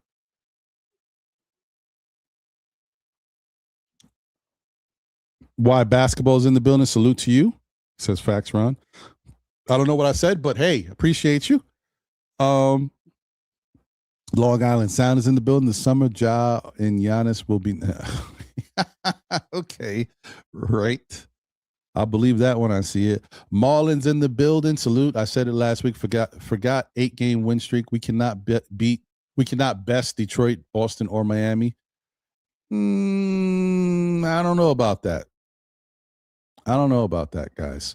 I mean, y'all are really the thing is, I think what y'all look, I'm gonna say it one more time. The Knicks are not as good as an overall team as a lot of teams in the league if we don't have our players, right? Some teams can really go next man up, and next man up means something. Looks like it means something for Detroit. It means something for OKC. It means something for Houston. They can win these games if somebody's out. For the Knicks, when certain players are out, we can't win, especially against a good team. Forget the fact that we got blown out. That's embarrassing. No. Look, as I said before, we lied down like dogs. We should have played better. It shouldn't have turned out to be a 38-point blowout. I get it. But I'm just saying, as far as winning, I'm only looking at wins and losses. It's tough for us to win again. We are just not built that way. This team has been constructed in a way that it can win games, but it's not a perfect blueprint. It's got issues, and we've seen it already. All right. Shout out to Robert Bruce in the building. Please hit the like button. Thank you, Robert.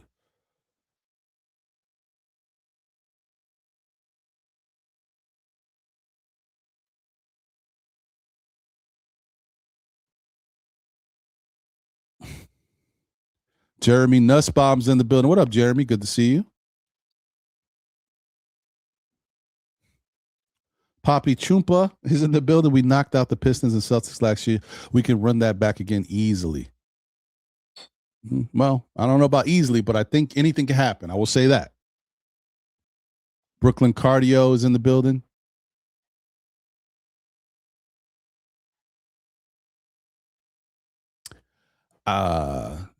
Brooklyn Cardio says Cade is better than Brunson. Y'all Detroit folks sound the saltiest. I mean, look, I honestly right now, Cade can do more than Brunson. I still take Brunson over Cade. That's all I'm saying. Like, you can't. I'm not gonna say that Cade can't do more than Brunson. He's been doing it, and he's taller than Brunson. Y'all can say whatever you want. I'm not shooting bail at Brunson. It's the bottom line. Brunson's like 6'2", 6'1", really, whatever. I don't know. Cade is bigger than him. And he's playing similar to him offensively. He could just do more than him right now. It is what it is. I'm still taking Brunson, though. Once again, every day of the week.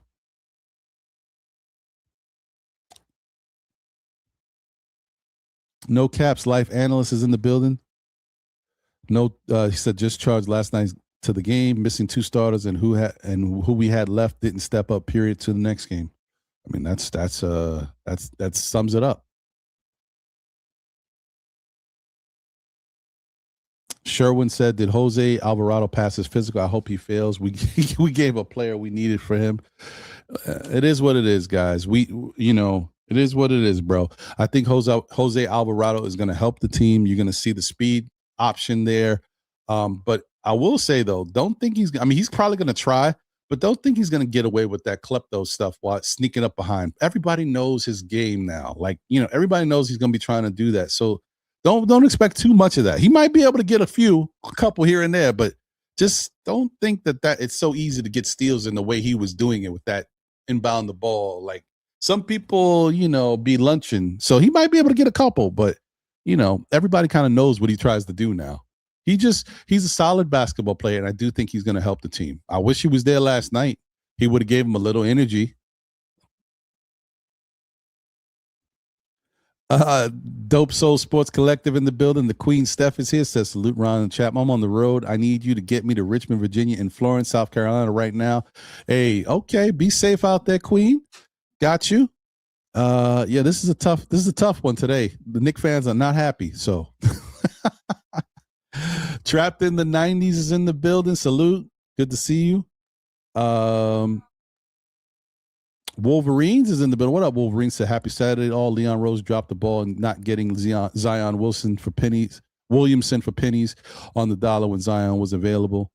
Well, nobody got Zion, apparently. So what does that say about Zion? I mean, when he could have been had, nobody got him. Nobody went to get him. Dat Franco's in the building. What's going on, Dat Franco? At my daughter's volleyball tournament in Myrtle Beach, South Carolina, but I'm still locked in with still Knicks fans. Go Knicks. Appreciate you, my guy. Good luck to your daughter. I hope her team goes crazy. Salute.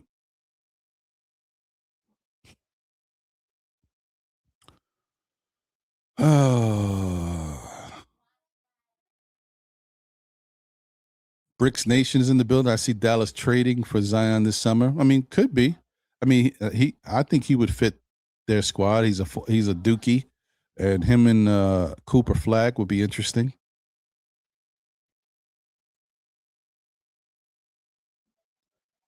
Nick Yaks in the building said, "Boy, we played terrible." Yeah, we did, bro. Yeah, we did. No ifs, ands, and buts around. Okay, I finally got to the bottom. Some people thought it couldn't be done. I showed them.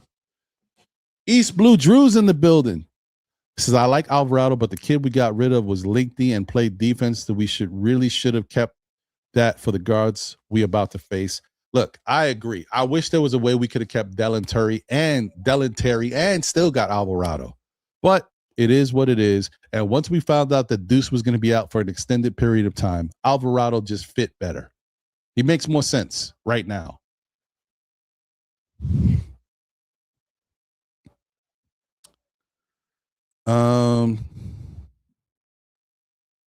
Yeah. All right. Let's get ready. Let's get it cracking over here.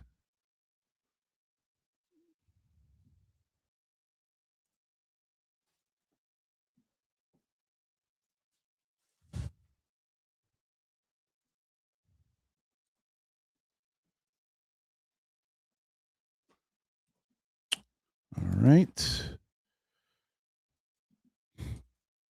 All right, guys. It's time. So if you want to call in, I apologize. I know it's taking me a while to get back here, but we're here now. So you want to call in for a little bit before I open it up to get panel guys in here, please feel free.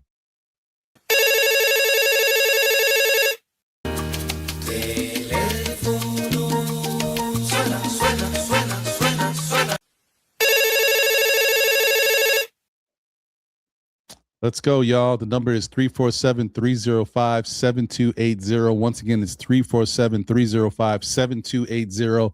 By all means, feel free to call in. Appreciate you guys. I know it's a tough time right now. Some of y'all are wilding out, Spice. Y'all the fifth member of the Spice Girls. You're all wilding out. Nah, I'm just playing with y'all. But for real, some of y'all are wilding out. And some of y'all really see if I know the ledge. Jumping out that window. Just came off an 8-game win streak. Come on, y'all. I know.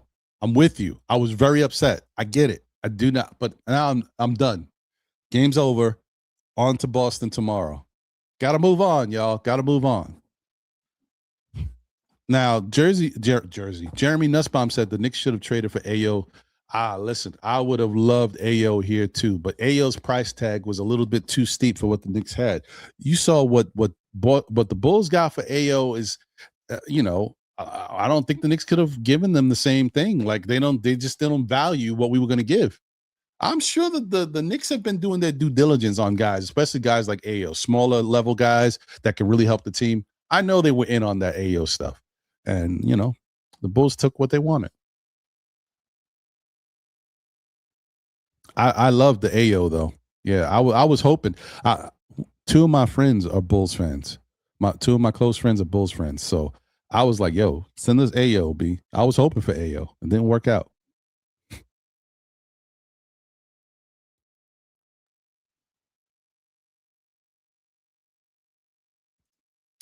Ron Mills says it's crazy how 8 games is erased by 1 game. I'm guilty of it. I know, man. I mean, it's just, I get it. It's because of how important that 1 game is. But come on, y'all.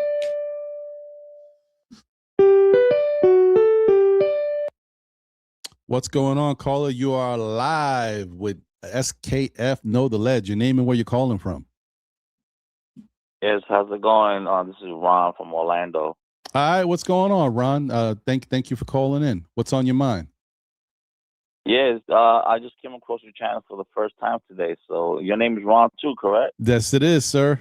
Appreciate you. Oh, wow. Somebody was thinking some good things when they created us, yeah. Yeah, so I just came across. I just subscribed. So it's the first time watching your channel today. I was watching your commentary and looking at the comments from the fans. So, but I guess sometimes I think fans in general, or even Knicks fans, they forget this is a marathon. This is not a sprint, you know. So you got to move on to the next game. You got to have short-term memory. And I like when you made that comment about the about Brunson being, if he was taller. Like, it reminds me with AI. If maybe AI was 6'8", Right. 6'7", Right. he would have destroyed the league. But he was one of the best little men that they ever. So Brunson's not going to get any taller. So Yeah. at this time, all we can do is move forward. But another thing that crosses my mind is, and this happens all the time every season, is that I've seen the Knicks where we've won a series against a team like, let's say, I think it was like the Pacers, and then we lose to them in the playoffs, and then we lose to the Cavs in the regular season, and then we beat them in the playoffs. So when the playoffs come, you can throw the records out the window. Of course, it would be nice for us to have the number 1 seed, because God forbid if we have to meet them in the conference finals, and it's a game 7, then we have to go on the road and win in Detroit. Right. But but it's just, I just look at it like with Detroit. Every time Brunson, they're still hurting from that shot from last year. Every time he touches the ball, I kept hearing them booing. They're still hurting from that shot from last year. Facts. So this is like their way of saying, okay, you know what? Because I mean, you lose to Washington, and they even asked the coach after the game, Biggerstaff. They're like, they was like, does your team get up for the Knicks? I think anybody, especially in the Garden, everybody gets up for the Knicks. I don't know what it is about the Knicks. It could be a last place team. They just get up for the Knicks. But especially Detroit, I think with them, they were like, okay, they want to send a message here. We're here.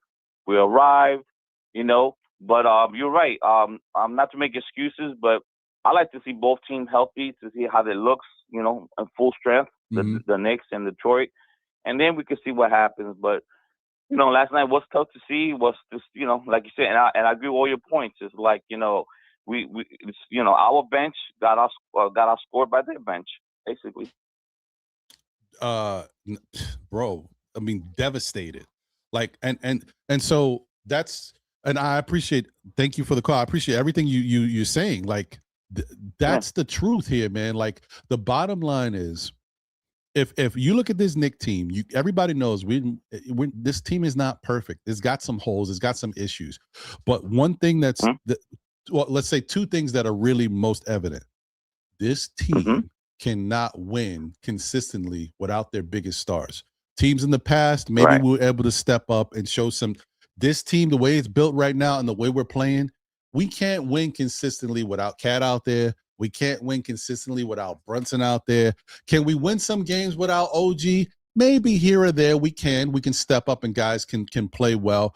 But if you notice the way OG's been playing these last 8 games or so, like, you see the impact and how important he is when he's playing that level. It's next level. That's the whole thing about OG saying he wants to be an all-star, and Mike Brown telling him you can be an all-star if you play this way. And notice in these 8 games, he's been playing that way. Like, it's the next level stuff, and that's how important it is. So those are the things that I look at and I say, okay, that's one. Now here's the two. This is the most important part. We've kind of overlooked it, but this is why I say, guys, we are so dependent on our starters. They do so much for this team. Right. Our bench actually has not been good, y'all. I don't know if y'all been noticing. Landry Shamet has helped, but what else is happening off the bench, y'all? We're not getting nothing. That's why we got Gershon Yabusele out of here. That's why Mike Brown benched Jordan Clarkson. And so when we play, when our bench goes up against Detroit's bench, who is playing well, look at the names that Detroit's got. They got 18 points from this Jenkins dude. Like, there's the difference, bro.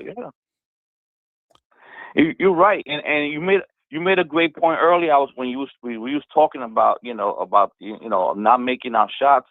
If I look at the game, because sometimes I have to, after the game I try to let my emotions, after I calm down the next game, try to look at the stats. I watch the game again. I'm looking at it. If you just basic basketball 101. Okay, they know the Knicks. They know the Knicks are on demand. They know they're on show. Like you said, they're gonna attack Brunson, right? They're gonna try to take the ball out of his hand, right? So if you don't have a stretch, like Cat's not there to stretch out the floor, so that means they're not gonna let. Every time Brunson went into the paint, what happened? The defense, they're not gonna let him go. He went into the paint. He was on the floor all the time. Right. They're not gonna let. But if you don't have that big man to stretch out the defense, there's no room for Brunson. And of course, like you said, who Brunson going to pass the ball to? Who's the next scorer? I mean, OG's on the bench. So, it was like the perfect storm last night. We got rebounded, and Cat, even though sometimes he doesn't score like, we would like him to score, he's been helping us with the board. So if you're not rebounding, you're not making a shot, it's a perfect recipe for a loss. Yep. I mean, that's the way I look at it. 100%. I agree with you 100%. Yep. The only thing that could have been different last night, because I just want my fellow Knicks fans out there to understand what I'm saying. It's not effort. The Knicks played with effort. It's not like they weren't trying out there. But the only way the Knicks could have done anything to really affect the game yesterday is if they got physical with Detroit. Like if the rookies, I'm not the rookie. I keep saying rookies. If the young players were getting physical and like you got to foul, right? You got to get to the point where you're getting in a little bit of foul trouble, but you're being real physical with the guys and making them uncomfortable, at least to make the game a little closer. We still was going to lose that game because we got, we already talked about without these guys out and Brunson not shooting well, oh, you're in trouble. So, we could have made it a lot more. It would have been a lot better looking game, and maybe Knicks fans all around would have felt better about it. But getting blown out twice by this team, it's just the worst feeling ever. And you know what kills me, Ron, is that last year the criticism was Tim is running these guys to the ground. He's not playing the bench. Now you got another coach. He's trying all kind of combinations. Yeah. Last year's the opposite. It was like, you come in and finish for your starters. He's not going deep into the bench.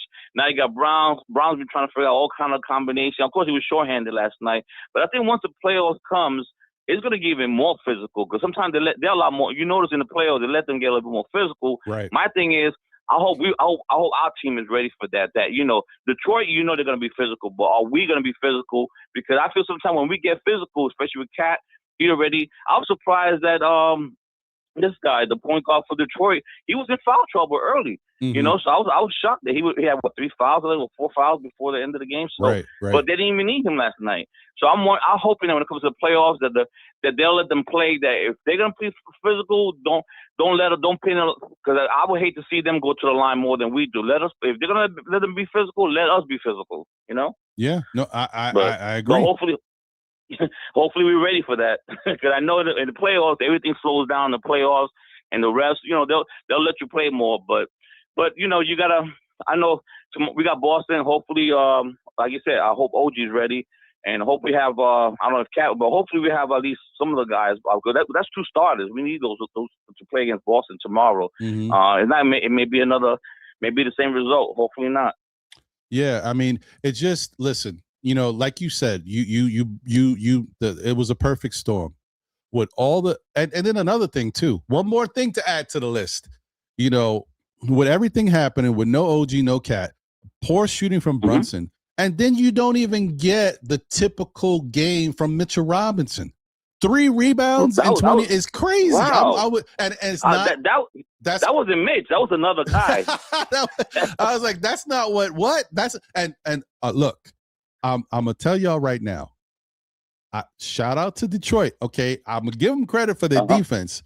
They ain't keeping Mitch off the boards. Like, I don't know what happened last night. I don't know what that was.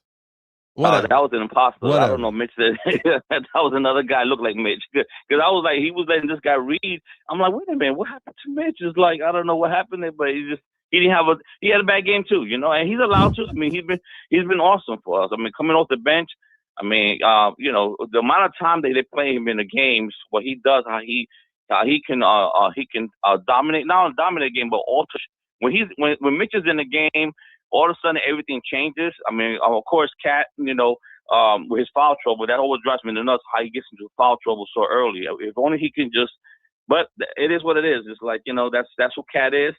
But when Mitch Robinson comes in the game, it's like he can. I mean, people forget it's like Denver is not a scrub team, and we went to double overtime, and it's like how quickly we're like, what? Now the season's over? We just went to double overtime. We're in a bad state right now, man. I don't know what it is. Like as fans, we're very New York is a very emotional place. Even New Yorkers that aren't here, like, you know, it's in you. You're very emotional, and when stuff like this happens, we just kind of react off of emotion first, and then it takes us a little bit more time to calm down. Believe me, I know my fellow Knicks fans out there. After today, they're gonna calm down and be a little better. And if something happens tomorrow, we go out and beat Boston. All of a sudden, whatever. Detroit is whatever, man. We beat Boston. You know, everybody forgets quickly. So. Listen, I'm in my early 50s. I've been a Knicks fan since my early 80s. And 2 things about Knicks fans. We overreact and we have post-traumatic stress. That's a fact, man. Hey, Ron, listen, thank you for finding, still Knicks fans out here. Appreciate you. Thanks for subscribing. Yeah, tune in. You know, we're out here on Saturdays and Monday nights at 9. So you can always, I give up my Saturdays from 11:30 to however, you know, I'll be rocking a little while. So definitely tune in. We out here. And then we always have on Mondays, it's usually myself, sometimes by myself or with my brother, John. Like, you know, we and I mean brother by another mother, but we do our thing on Monday nights. And then on Saturdays, we have open panel and we take phone calls on both days. So by all means, feel free to always, call back and check us out, bro. Well, I'm glad I came across. Good luck with the channel. I'm glad I came across it, and I definitely will tune in again. Thank you, bro. Appreciate the call. Great call. Thanks. Let's go Knicks. Yeah, facts. Thank you, brother. Have a great rest of your day. Take care, brother. All right, man. Yeah, man. Shout out to Donald in the building. I see you. Knicks. Oh, wait, hold on. I clicked on the wrong thing. There you go. We got another call. Let's see here. Shout out to you, caller. Name and where you're calling from. I know who it is. What up, Randu? Hey, what's going on, Ron? I'm chilling, brother. How you? Oh man! And I can say I'm chilling now, bro, but I'm not really. I'm trying to get through it, yo. I'm not as bad as some of these other Knicks fans, though. How are you feeling? Okay, let me start. Brunson played horrible last night. Because I thought, man, okay, boom. Cat, OG out, Deuce was already out. I was hoping, man, Brunson could turn it up last night, but he was horrible. But the most I don't know which one was more disappointing, Brunson or Mitch.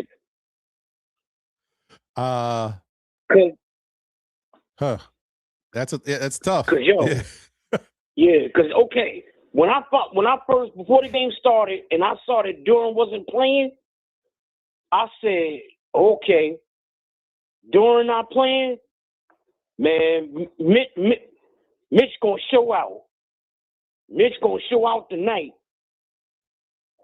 And I'm like, oh my God, watching the game. Man, Mitch was supposed to dominate last night. That's a true story. That's a true story. Porty actually played better than Mitch last night. Yeah, that's true. Look, The only decent spot on the Knicks last night was Bridges. And hell, I was expecting him to maybe play a little bit better. Yeah. Hey man, there's not enough there's not enough criticism to go around. Last night was just it was terrible. There's no hey man, I hear you. Keep going, Randu. But okay, I understand that we had injuries, but it seems like there was just a lack of urgency last night. Yeah. I would say that's fair. So, like I said, I don't want to say because that's probably a better way to describe it. Good point right there. I don't think it was effort. It's not like the Knicks didn't come to play, but the lack of urgency is a better way. It's like it was. We're going out here. We're playing a basketball game, but it's like we were going out playing a basketball game against anybody. You know what I mean? It wasn't like we're going out playing against Detroit, who embarrassed us the last time, and we don't want to be embarrassed again. That's what it's like to be. It felt like we just went out there and played basketball like we were playing any team, and not a team that is looking to embarrass us and completed the assignment. That's what it looked like. Right. Because going in, they know that they are right now the best team in the East. Mm-hmm. They went into that game like they was playing the Wizards.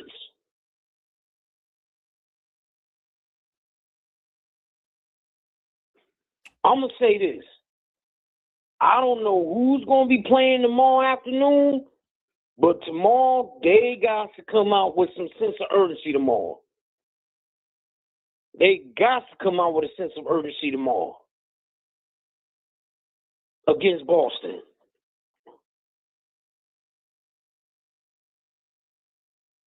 Yeah, no, I agree. Tomorrow, I would say, like someone just put in the chat, is tomorrow a must win? I think that was Vaughn Allen. Tomorrow's not a must win, but it's a must play better. Right? It's a must play better. The Knicks have to go out there and have a chance to win the game. If they lose the game and it comes down close because of, because we still don't know if Cat's going to play tomorrow or if OG's going to be out there. So it's not like it's automatic that we're going to be even in a good position to win. But we need to try to win the game and be in position down the stretch to bring it home. But if they lose, that's how it's got to be. But if the Knicks get blown out tomorrow, then there's a problem. Then we got issues because you're not gonna, you can't come off of an 8-game win streak, play a team without players, without good shooting from a certain captain on your team, and get blown out, and then play the next game against another good team in Boston and get blown out again. That to me is now you should have an extra level of, no matter what happens, we're not getting blown out tomorrow. That's what. And I'm not saying that's how the team should approach it, but that's like the thing. Like, yo, no matter what, we're gonna get busy tomorrow. You know, that's how it gotta be. So I'm with you on that, Randu. Like I said, I don't want to put that much pressure on it because we don't know what's gonna happen. If everybody's playing, yeah, you can call it a must win if you want. But if we in the same situation with no Cat and no OG, there's no must about it because we don't know what can happen. But they better play like they're trying to win. They better play down the stretch like they're fighting for the game. Them young players better step up because they're getting valuable minutes out there. There's nobody else to give it to. This is your time. You better make it happen. So, and Hart might be out too. Shout out to you, Chris Gotti. That's true. Hart may not be able to play tomorrow. So, oh boy, imagine that. Imagine starting the game knowing you got no Cat, no OG, no Hart. I'm not saying that's the case. And you know what? Hold on. And he's one of the most energy guys who got on the team. Right. And let me not forget this, guys. This don't matter to anybody else. This matters to Knicks fans. This don't matter to no Detroit fans. We don't have Deuce McBride. And y'all mean Ron, Deuce McBride. Let me tell you something. Deuce McBride has been playing great this season. Okay, he's been fantastic. So not having him He's as been another playing his best solid player we're basketball this missing. year. Yeah. So this team we need our guys. So tomorrow we in essence we possibly talking about tomorrow playing another game with no Deuce. We haven't had Alvarado yet, so no Deuce. Maybe he'll play tomorrow. We'll see. No Deuce. No. Thinking of Alvarado Mhm. at the trade deadline on, late Tuesday night when it was announced that we made the trade for Terry, I was happy because he was a guy that we could use on the team. 6'7", can guard a couple different positions, has length, very good defensively. But then the next day comes before the deadline. I hear that they traded him out for Alvarado. Not saying I don't like Alvarado, but I still wish we could have found a way to keep Terry on this team.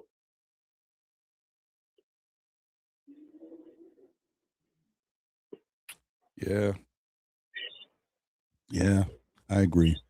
That's definitely a guy we could definitely use against Detroit.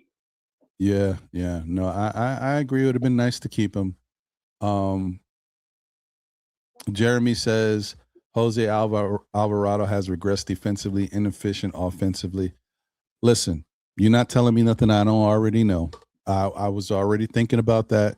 And honestly, if we had Deuce, I would not have wanted Alvarado. I wanted Dylan Terry once I found out we were getting him. I like the height. Yeah. I like the defense. I like the speed part of it. I do know his offensive game is a little up and down. He was streaky. He was hot lately, but I know he's been streaky. Oh, wait a minute. Hold on. Ron J. Chosen says we can get him back. He got waived. Oh. Yeah. Interesting.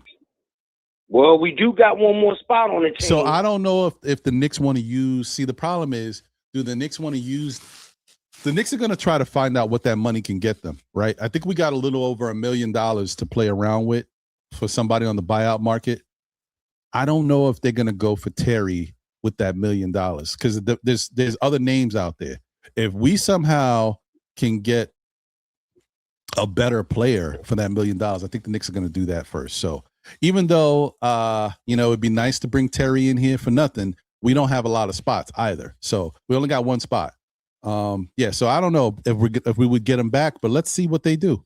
I don't know. Randu, how do you feel about what's his face? Cam that got released from the Nets. Cam Thomas? Mm-hmm. Well, I mean, he's good offensively. Yeah. His defense is poor, but yep, he can score.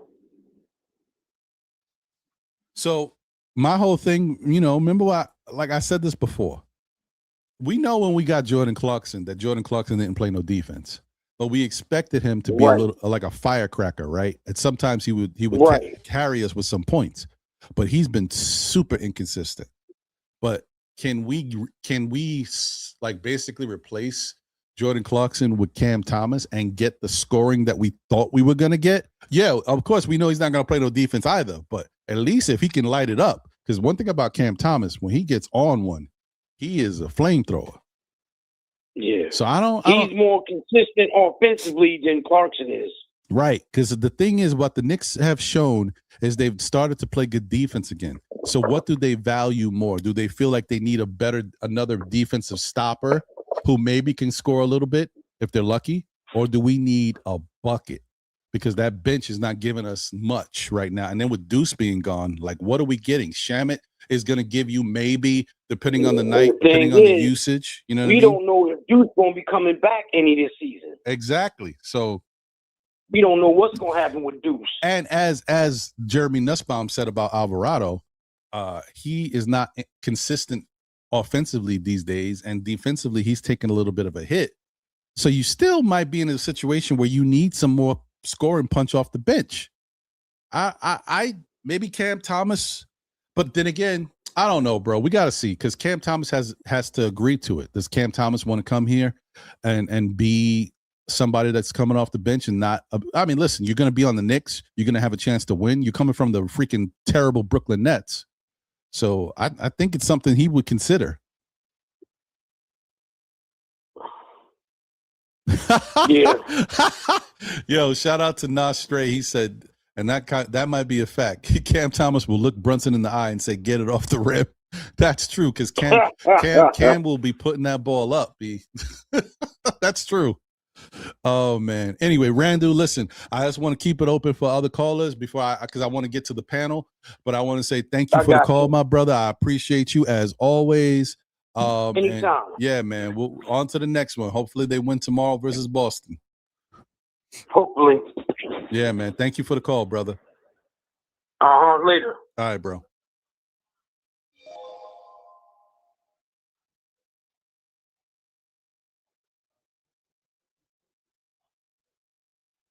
Wow.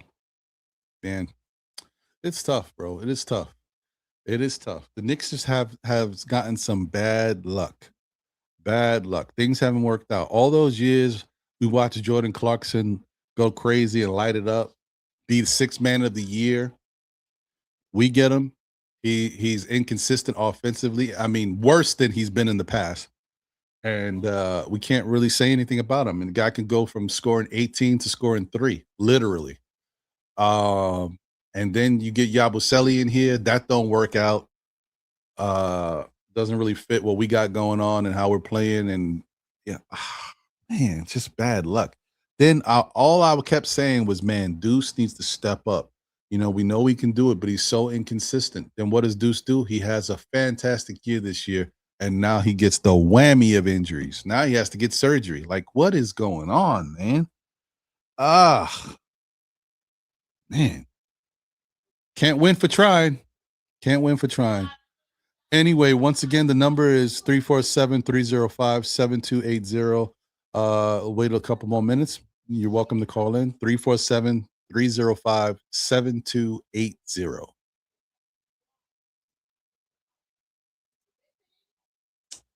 Oh boy. Terrible, terrible, terrible. Yeah. Shout out to Nick Yak. I forgot. So there's certain things. I'll get the call before I say this. Hold on one second. Shout out to you, caller. You are on live. Know the ledge, SKF. Your name and where you're calling from. Hey, Ron. It's me, Max. Hey, what's going on, Max? Good to see you. Oh, well, good to hear you, should I say. What's happening, bro? What's on your mind? Not much. I'm going to say this. As damning and bad as our game was last night, I mean, granted, even if Cat and OG were healthy, to be perfectly blunt and honest, the outcome of that game doesn't change all that much to me. Get what I'm saying? Yeah. On the other hand, I was also keeping tabs on Miami versus Boston. I think it's even more damning when you take a 21-point lead into the second half and squander it because you decide to go for the dagger early approach instead of just go for the scaffolding cut. That's true. I mean, it's bad on both ends. It's more damning on Miami than it is on us. I hear that. I hear you. I think for Knicks fans, it's just we don't like teams having anything over on the fans having anything over on us. It was one thing to lose by 30 in one game and get blown out. I'm like, okay, all right, it's one 31 game. 31 in one game and lose by 38 in the second. Right. That's the problem. That's what took it to the next level. Like, come on, we don't want to have to deal with this because Detroit fans and other fans of the NBA, they're not looking at our issues. They're not. It's like for them, it's just excuses. But these are legitimate issues for us. Sorry. And when you consider the Pistons have been waiting over a decade to get back to this level, or they're about to get back to this level of relevancy, can you blame them for rubbing salt in the wound? No.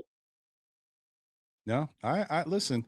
This is their time. The Pistons need to enjoy it. They better hope that they're able to continue. Like, hopefully, they won't fall into the same, fate that the Cavaliers had last year. You play so great in the regular season, get to the playoffs, and then you're one and done. Hopefully they're able to do more this year. But I'm like I said, shout out to them. Knicks got to play better against them. That's the bottom line. It is what it is, Mets. Sure. So I mean, beyond that, I don't really have that much else to say other than Knicks better win tomorrow because they're going to be possibly without Cat for at least another day. I don't know how bad OG stubbed his toe. And given how I think what did us in last night was, again, the poor tunnel vision panic shooting where Brunson, Clarkson, and the others were just chucking up shots instead of just going for the basket. Brunson going with the Atlas approach of putting the weight of the team on his shoulders when he shouldn't. That sort of thing. That's fair. And I do think I think that's a good point. And I think that I think the problem is, especially when a situation like this, is that it still goes back to those young players. We played 4 young guys, 20 minutes or so.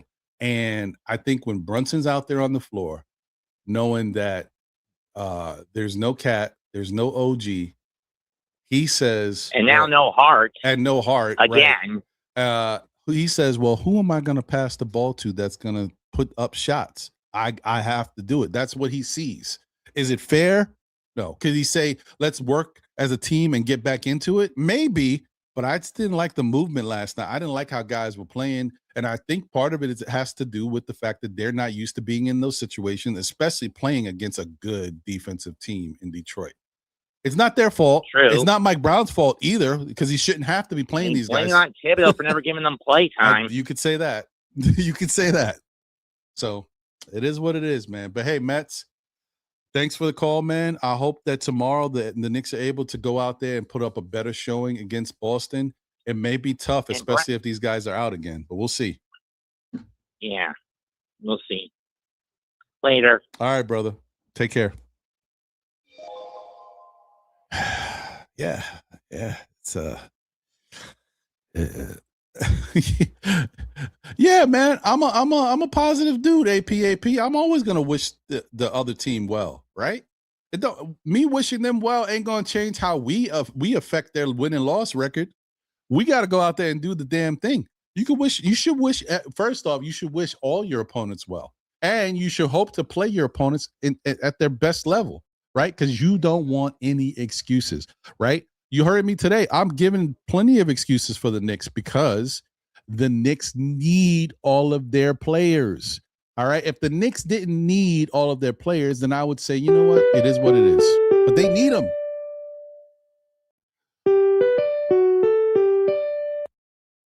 Caller, you on live. SKF, Know the Ledge. Your name and where you're calling from. Hey, Ron, this is Mellow Mike from New Jersey. Hey, Mellow. Que lo que? What's going on, brother? Que lo que, Ron? How you doing, brother? I'm all right, brother. Man. Whew, what a time. What a time. Yeah, unfortunately, disappointing loss. I was at a watch party last night, and we was kind of revved up for this game, and then I saw for the first, couple of minutes, Knicks were making their shots, and then all of a sudden I just saw them kind of spiral out of control. And once they took that lead, they never looked back. So I just felt in this game, Detroit had this game circled on their calendar, and we didn't. And people were asking me, what game would you want to win, for the next 3 that are coming up? I said Detroit. I don't care about not that I don't care about Boston, but Detroit was the one that I really wanted. And I've been seeing this last season, especially when Brunson took that game in the playoffs, breaking down Asur Thompson to make that shot and take that victory. It left a bad taste in their mouth. And they had that revenge mentality coming into the new season. I noticed it in Summer League, who was there on the sidelines. Cade Cunningham and some of the starters for the Detroit Pistons, rooting these guys on and playing as a unit, practicing as a unit, and pretty much, letting them know, they want us. And I didn't see where we matched the intensity. Granted, we were down players, not here to make excuses about that, but we should have definitely put a better effort on the court than getting blown by almost 40 points. You know, that was totally unacceptable. But you could see that they wanted the game more. We just didn't match the intensity. That was a fact. And it should have been a better game than what we saw yesterday. Yeah, I agree with that, bro. That's it's the intensity and that whole thing, that passion, that inner thing that says, you know what, whatever happens, we don't want to be embarrassed. We got to go out there and do whatever we can to claw and fight. And literally, like I said, some guys needed to get in foul trouble. They need to really show that they don't want to be embarrassed and fight their way back to the game, even if it means getting in foul trouble, getting themselves in a situation where, because that's how you know that you're playing tougher and you're making it tougher on the opponent. It is what it is. If you get in foul trouble, you get in foul trouble, but at least you're playing hard and you're letting them know it's not easy. It looks easy, but it's not going to continue to be easy. Yeah.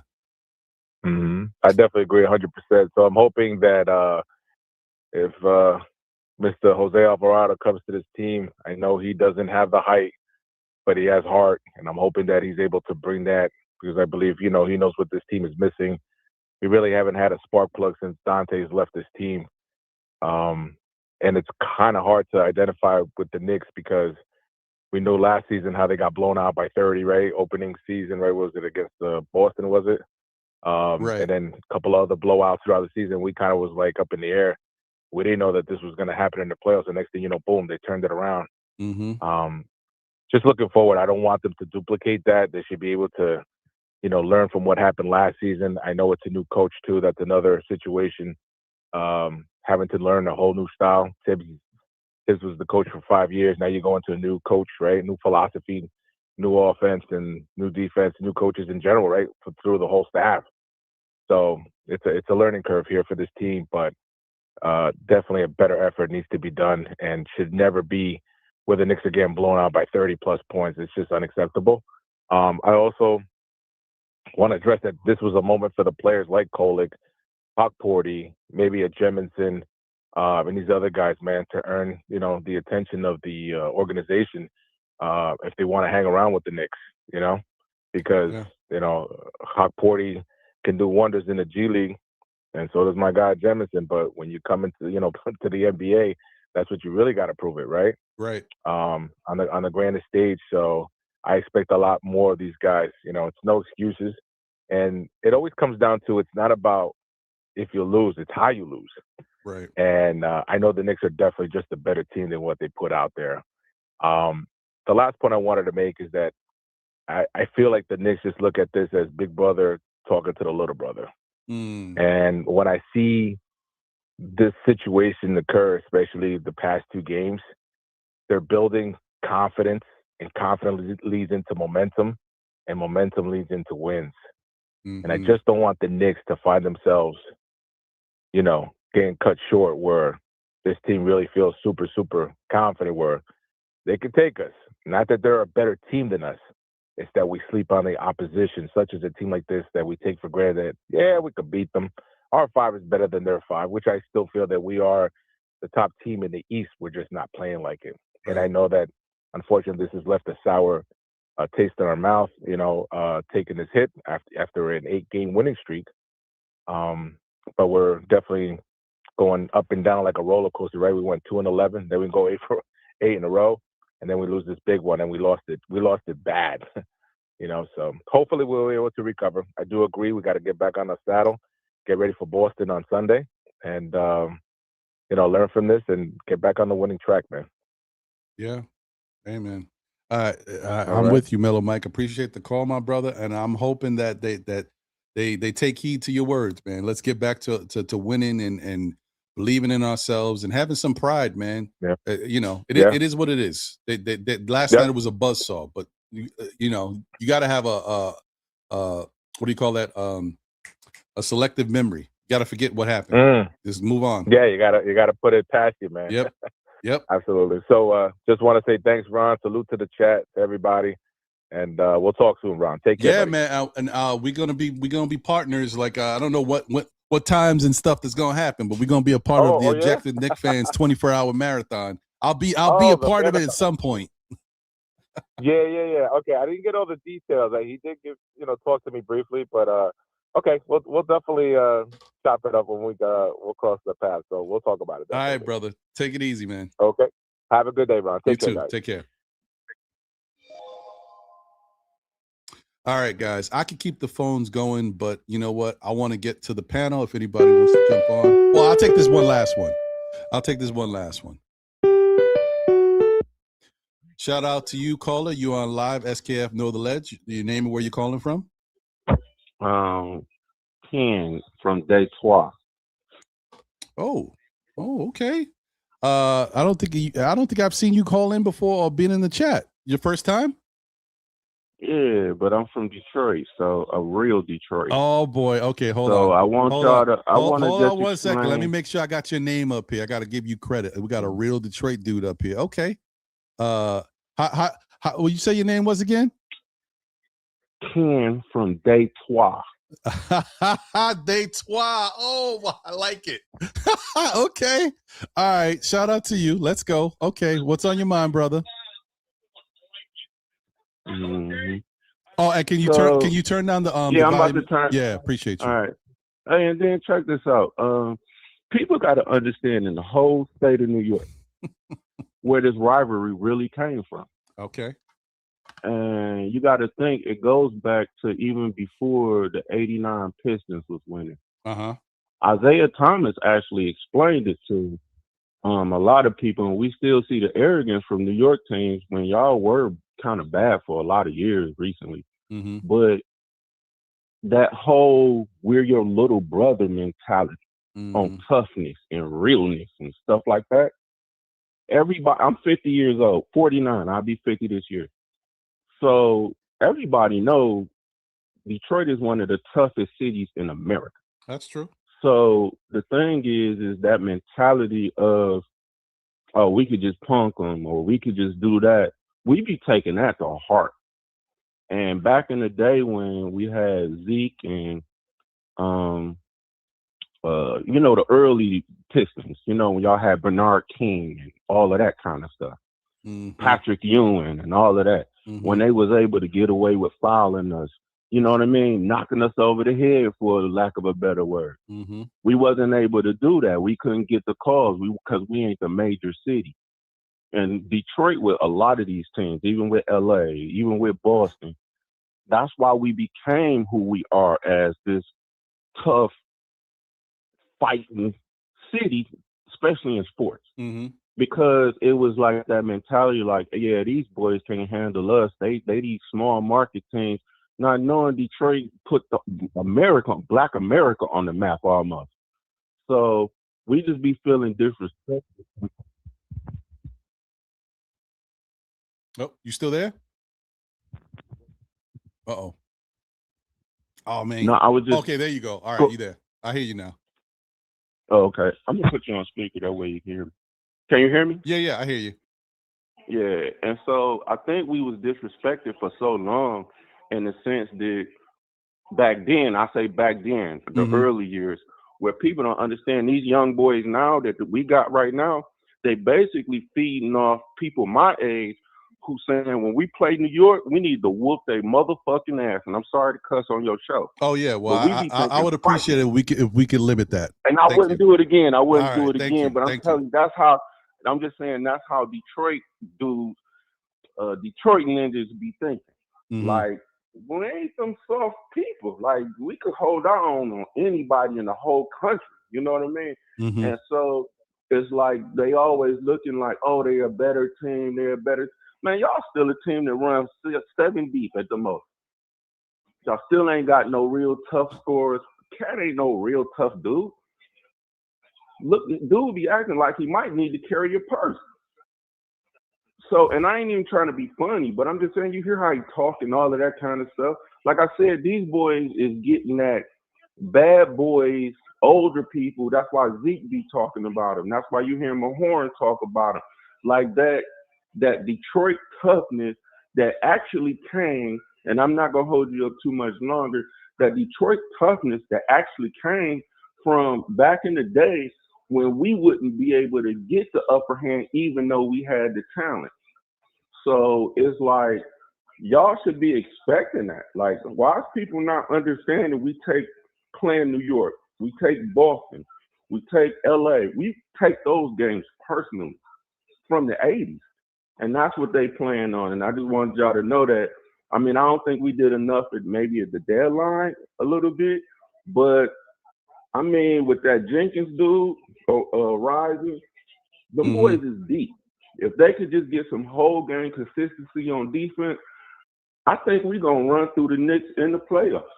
And that's it. But you know, I mean, like but hold on, don't go anywhere yet. Let me just say that I do want to say I appreciate you, brother, because you know, I think that your call it was a respectful call. It came in a certain light, and I on this show, I'm not a hater, and I allow everybody. But do you at least see where I'm coming from? Oh yeah. That's what I'm saying. I allow everybody to come up here, whether they're in the chat or on the panel or even calling in and speak their mind, no matter what type of fan they are. And I think I appreciate how you did it.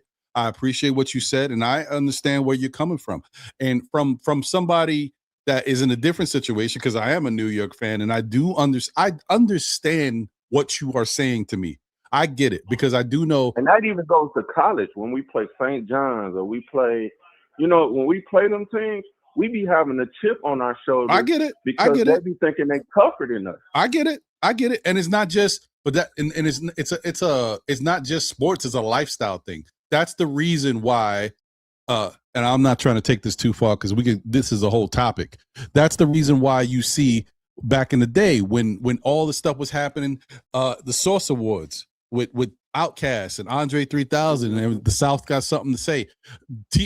Places, other markets feel a certain way about how New York moves, because we do when we get in position to be running things, we control it and we try to dominate. And we do act a certain way. This is how New Yorkers are. I agree. Philly's like that too. And then when you're coming from a other place, you do wind up with a little bit of a chip on your shoulder, and you got to make a statement. And that's why the music has shifted so much that everything's coming out the South or West Coast or somewhere else. It's not about the New York market. Don't forget about that Detroit sound either. But yeah, no, listen, hey. That's fair. Look, I'm a music guy, so I get it. But I just want to say I get it and I understand. And the Pistons, and shout out to the Pistons, because that bad boy style, that defensive style, we adopted that from y'all. That's fair to say. Pat Riley said, you know what? I see what they're doing. We're going to take that. And we're going to do it. We got bruises over here. And we did it too. People forgot that. And Chicago. That's why they went and got Dennis Rodman. And Indiana, when they got the Davis brothers and all of that kind of stuff, everybody copied our style. This is true. It's like people are surprised that that's how we hoop, and that's what we call it. That's how we hoop. You can't even go on the blacktop in Detroit and call fouls. They'd be like, if you come out here and you call a foul, it better be like you got hit. Ain't none of that cute stuff out here in the blacktop in Detroit. I hear that. I know. I get it. I mean, I'm just saying, but I don't think people understand that is just not our pro sports. I get it. Get it. That is how we hoop in real life. I used to hoop at Kelly Park with Jalen Rose and all of them boys. Well, that's true. Look, I will say this. I do get it, and I understand that, you know, for New York fans especially, we are really proud and happy about our teams. And we don't look at anything outside of our teams. And I will say that Detroit, the city itself, being, you know, blue collar, a working type place, I know that it's serious for them. So I get it. So listen, hey, I appreciate the call, my brother Ken from Detroit. I appreciate it. No. Wait. And can I just, before I get off, and the reason, okay, when I say Detroit, right? Uh-huh. Detroit was founded by the French in 1701. That's why I want to let you know I'm from Detroit. So okay. So we was founded by the French. And Grand River that goes straight through the city is called the Strait. And that is the definition of Detroit, how it's spelled, just like Benoit, Detroit. Oh. And that means the Strait, Grand River. You know, I never knew that, brother. I appreciate that little history lesson too. I appreciate that. in 1701. Like I said, we got hella history, home. And then you have a great day, and I'll talk. Maybe I'll call back. Listen. You are always welcome to call back. And if we play y'all again, and if we get into a Detroit Knicks series, I would expect you to call back, and we can chop it up again, brother. For real. All right. Yeah, have a great day, sir. You too, man. Take it easy. Hey, that's what up, though. I love that. All right, brother. Detroit in the house. All right, let me get up out of the work my caller log here. All right, and open this up for people if they want to join the panel. Man, listen, y'all can feel how y'all feel, but that's a good Detroit call. Like, listen, we welcome all fans here. You know why? Because this is who we can big up our team and still rock with the opposing team fans. This is what it's all about. Conversation. It ain't gonna change how we feel about our teams, but we can have a conversation. So I like it. All right. So let me put the link out there. If anybody want to jump in, by all means, you are always welcome.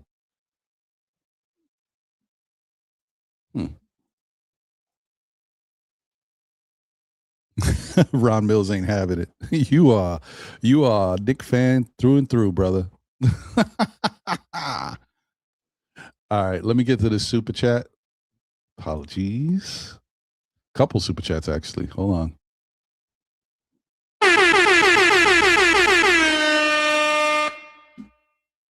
on. Shout out to APAP. Say Boston got the easy championship in 24. I want the easy one in 26. Facts. I'm with you on that, man. I am with you on that. All right, hold on. Got another one here.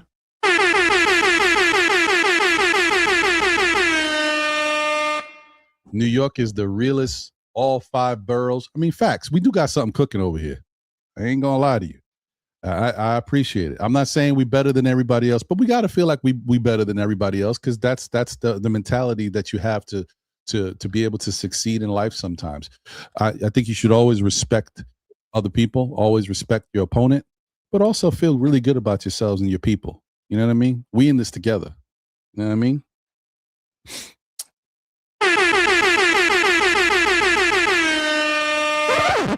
Shout out to APAP. Once again, he said he needs to call still Detroit fans. Get out of here. 2 blowout losses and these guys start talking great. Hey, man, but listen, like I said, I respect this call. I understand where he's coming from. And that's real, because we look at it from our standpoint. But honestly, imagine if you grew up in Detroit and you're a Detroit Pistons fan, and all you got to hear about is Knicks doing this, Knicks doing that. Back in the day in the 90s, how Knicks was running through Knicks. And then you look at yourselves like, hey, man, we've been here. We won a couple championships. We had the bad boy era. We had the Rip Hamilton era with Ben Wallace. We had our moment. You know what I mean? And plus, like I said, there's truth be told. New York stole that defensive style, and other teams did it too because they saw it was working. You know, it's a league of copycats. What works makes sense. We're going to adopt it. And other teams do it too. Believe me, look at the whole league. Everybody shoots threes now thanks to the Golden State Warriors. I mean, it's another level. Now, not everybody could do it the way they did it, but you see it. Anyway, let me open up the panel, get some people up in here. Let me move this off the screen. Where is this thing? Uh-oh. Ooh-wee. Wow. Panel jumping. Let me get to the 4-man then. All right. Let me add my people. I see somebody backstage I've never seen before. I don't know if you got a camera. Can you turn your camera on and you can turn it off. You don't have to show yourself on the show.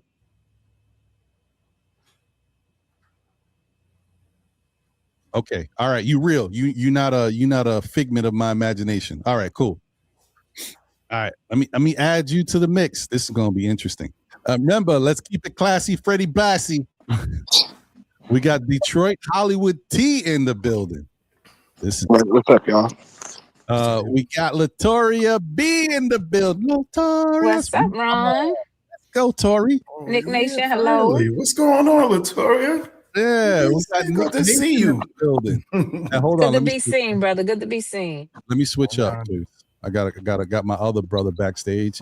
Jay Chosen in the building. Hey. What up, Jay? Hey. All right. Now, first, let me be I nice. want to tell you really quick. Go ahead. So first there was Brooklyn, but it used to be called Bro, and then they added an extra O to it around 78.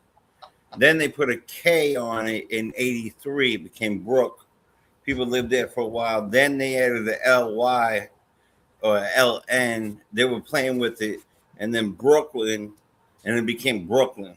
And then how Long Island is a whole longer story. I'll tell you how that came about. King of trolls, boy. I can't wait to hear it. I cannot wait to hear it. It was short. It was Short Island, and I'll tell you about it later. All right. Yeah. Shout out to D-Rex in the building. Salute. All right. Now let's be gracious hosts. Okay. First off, let's start with Detroit Hollywood T. Detroit, welcome. What's up, brother? All right. Now, have you been in the chat before? No, I haven't, bro. I was just scrolling through my YouTube, man, and I guess because of the game last night, all the Knicks chats is in my algorithm. I noticed there's a lot of Detroit people up in this chat today and calling in. Yeah, it's a hotbed today. So, what's on your mind, brother? And remember, keep it classy, Freddie Blassie. Oh no, listen, bro. I'll be straight up about it. You know what I'm saying? like. It's just, but the Knicks fans are trolls, bro. You know what I'm saying? Like, I believe that, you know, I'm gonna bounce off what my man from the D was talking about earlier. Mm-hmm. You know what I'm saying? Like, for the last 10, 15 years, everybody's been complaining about how soft the league has gotten, how they shoot too many threes, how don't nobody play no defense. And then you got a team from the D, you know what I'm saying? That's our identity. They rocking that shit. They rolling with it. And they busting heads with it. And now everybody want to complain. See, I see the bad boys, the 04 thing happen. Let's try to limit the curses. Oh, my bad, bro. Yeah, my bad. Yeah, I got, you know, it's not kid friendly, but you know, we a family show. Okay, my bad, bro. My bad. Yeah. But no, I'll make it quick. You know what I'm saying? Like, everybody, this is the basketball everybody wants to see, and you see the hatred. You know what I'm saying? And it's hilarious. It's hilarious to watch. It's a real rivalry.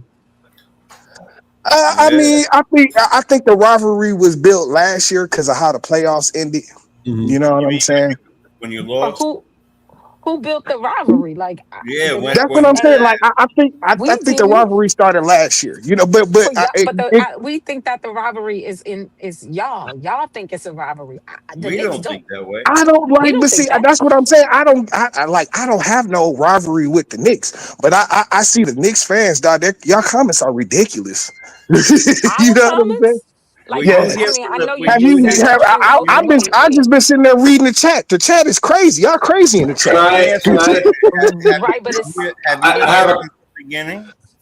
Everybody's response has been in defense to the Detroit Pistons fans that have been coming in here talking crazy about our Knicks. If you're gonna come in the chat talking crazy about Jalen Brunson and talking crazy about the Knicks, expect the responses to be in kind. And I'm still trying to figure out, and I get it, you said they came across your feed, but I've never once went into a Detroit Pistons chat and said anything to any Detroit Pistons fan, ever. Even after we beat y'all in Game 6.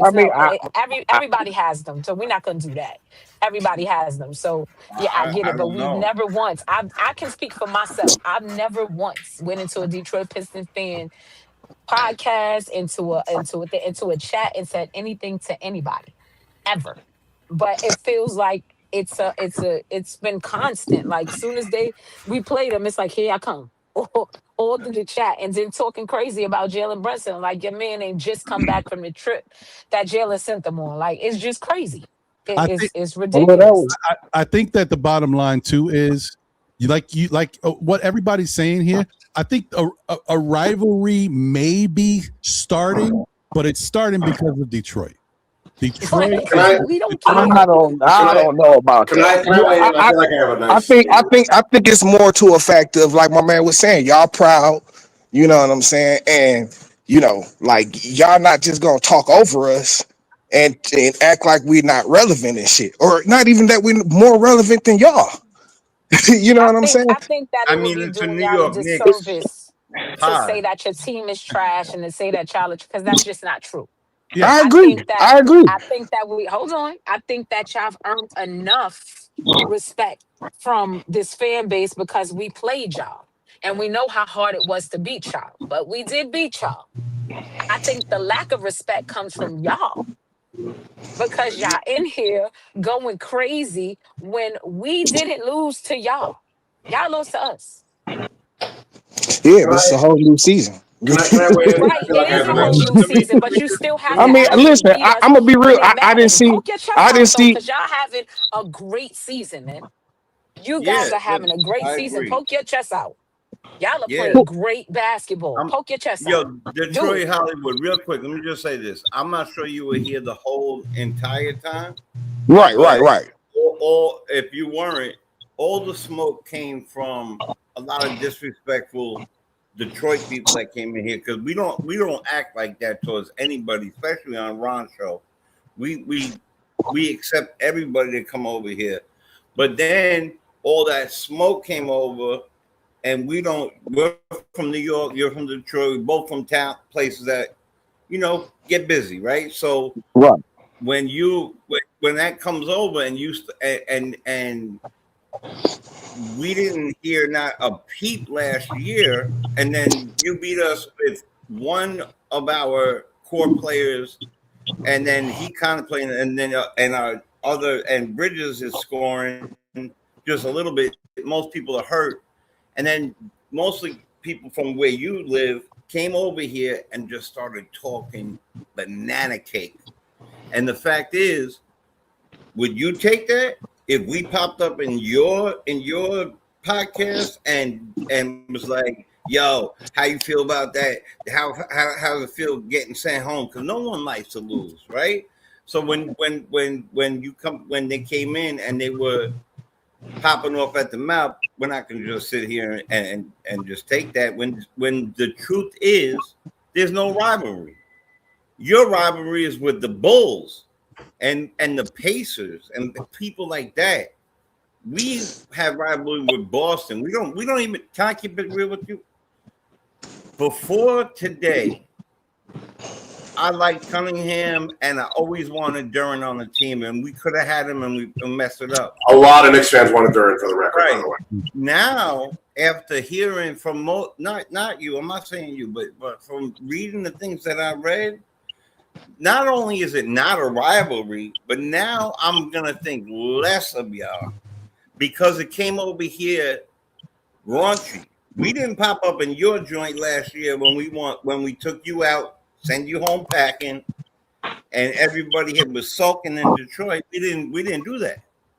So when it comes to that, you're only speaking for yourself in this space. Like I be in other spaces I promise too. you, I'm not speaking for myself. I promise you that. But you are, but I can say the same thing that the Knicks fans come over and the Detroit spaces and neutral spaces, not just Detroit spaces, but neutral spaces, and talk disrespectfully. And then you know what I'm saying, like the chat. You know, people in the chat don't got no cojones, so they talk about the city. They talk about the city in the chat, and it goes to a whole nother level.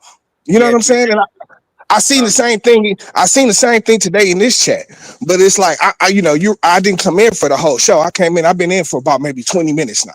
You know what I'm saying? And the comments I've seen in the last 20 minutes are crazy. Hold on one second. I'm gonna let the host say. Let me get D-Rex because I know he's been trying to say something, but I will say this. Let me just say two things real quick. First, I understand where Detroit Hollywood is coming from. As far as I will say on Nick Twitter, I watch, we do that. On Nick Twitter, dudes do go into Detroit spaces and they go crazy in there. And they even record it and they bring it back so that we can hear how crazy they go.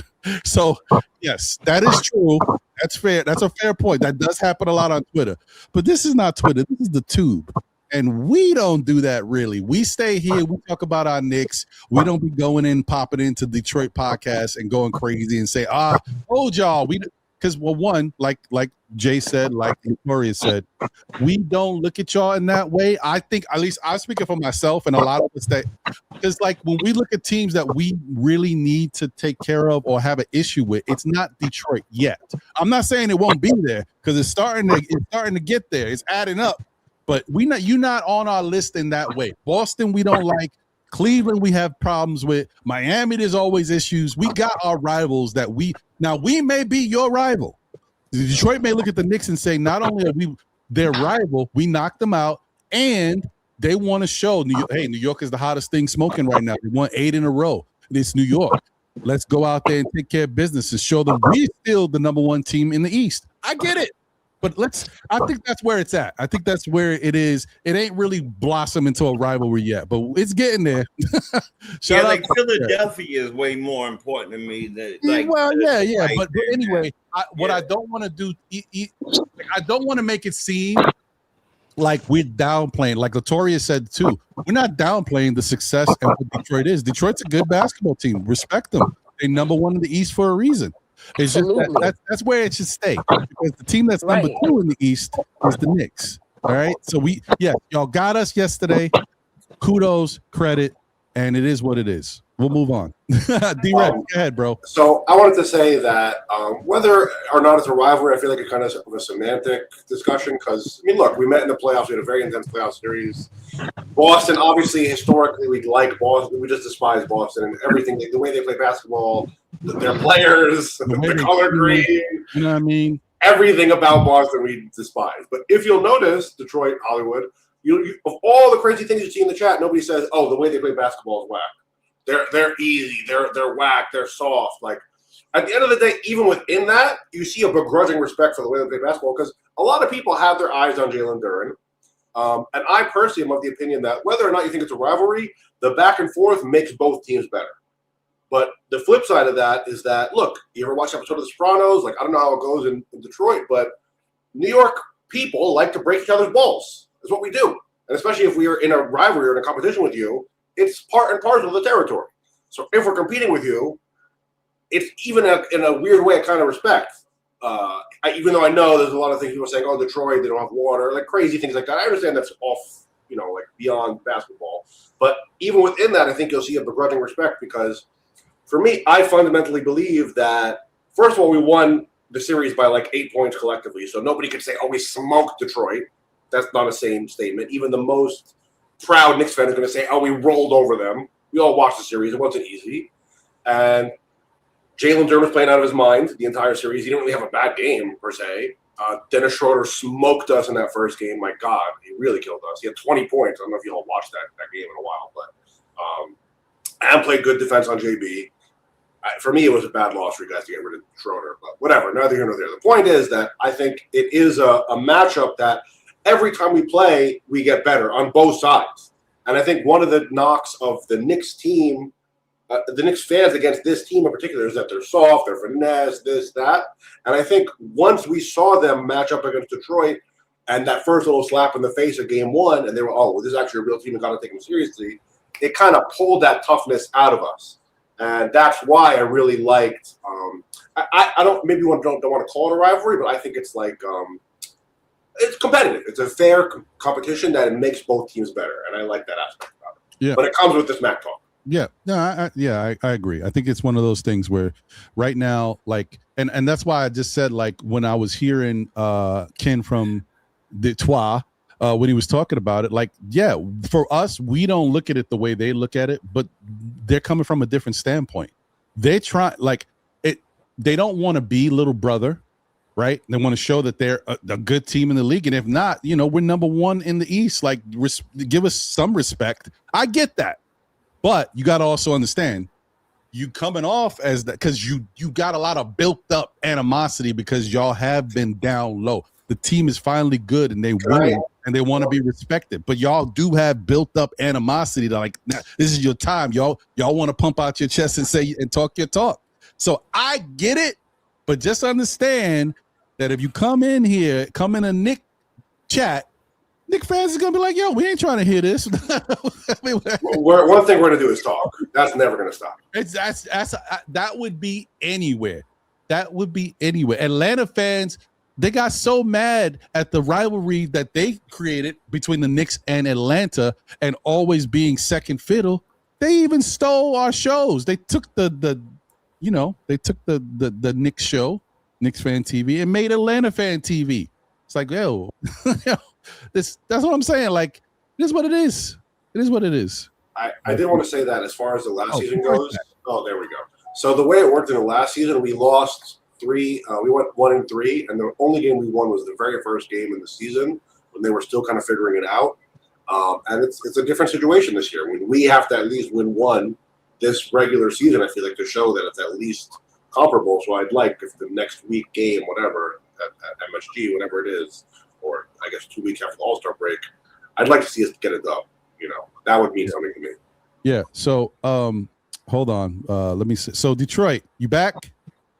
Yeah, my bad. I got a phone call, bro. My bad. No, you good. So it's good. So I mean, listen, we gonna we spent a little time going back and forth talking about Detroit a little bit, but this is a Knicks channel, and this we are going to be talking about the Knicks and getting into our own Knicks talk. You're welcome to be on the panel as just an objective person talking about basketball, but I just want to let you know that we probably ain't going to keep going back and forth between Detroit and New York. Oh, I ain't mad at that. I can't, talk about the game or whatever. You know what I'm saying? Cool. Just put that out there. I appreciate the outside perspective. Personally. Yeah. It's always good, man. I got a lot of people that aren't Knicks fans that I talk to about basketball. So you are welcome to lend your 2 cents and talk about whatever. But if you can be an objective person, that's cool. That's all we want. And once again, shout out to everybody in the chat. Appreciate y'all. Smash the like button if you haven't already done so. Today is an interesting show. Haven't had one of these in a while. It's lit. It's a lituation with so many people here rocking. Let me get to this super chat real quick before we move on, and I want to hear from everybody. Hold on one second. Oh, actually, there's a couple. Give me a second. Hold on. Okay, here we go. Shout out to APAP for another generous super chat. It said 2 lousy regular season wins. Now they have a pair of pants on. See, there's a lot of disdain here. Okay, all right.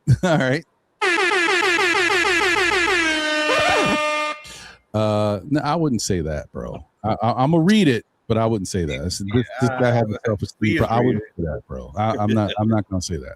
But I'm gonna honor your super chat. You know what I mean, AP? You my guy. But I mean, I'm not gonna read something that's too crazy. Listen, it's breaking the balls. You just gotta laugh and roll with the punch. Yeah, I mean, listen. The thing about New York is, you guys know, New York is a competitive place. But we also like the game. The dozens wasn't invented in New York, but it might as well be. We love talking trash in New York, so it is what it is. All right. So I still think nobody's as bad as Philly. Philly is nasty. They are nastier than Detroit. They don't care, bro. Anyway. Isaiah Thomas don't even live in Detroit. All right. He got his rings and bust up. You know what I mean? Yeah, he got what he wanted. Okay. Rings though. Yeah, fair. Let me get to this last one. I came straight to New York. Shout out to you. This is from Ada Alicat. Thank you for the generous super chat. He said, I hope this puts to rest that we are a championship team. Pistons biatch slapped us twice. It has to be competitive, be a rivalry. We can't live on last season when we squeak by. So I will say this.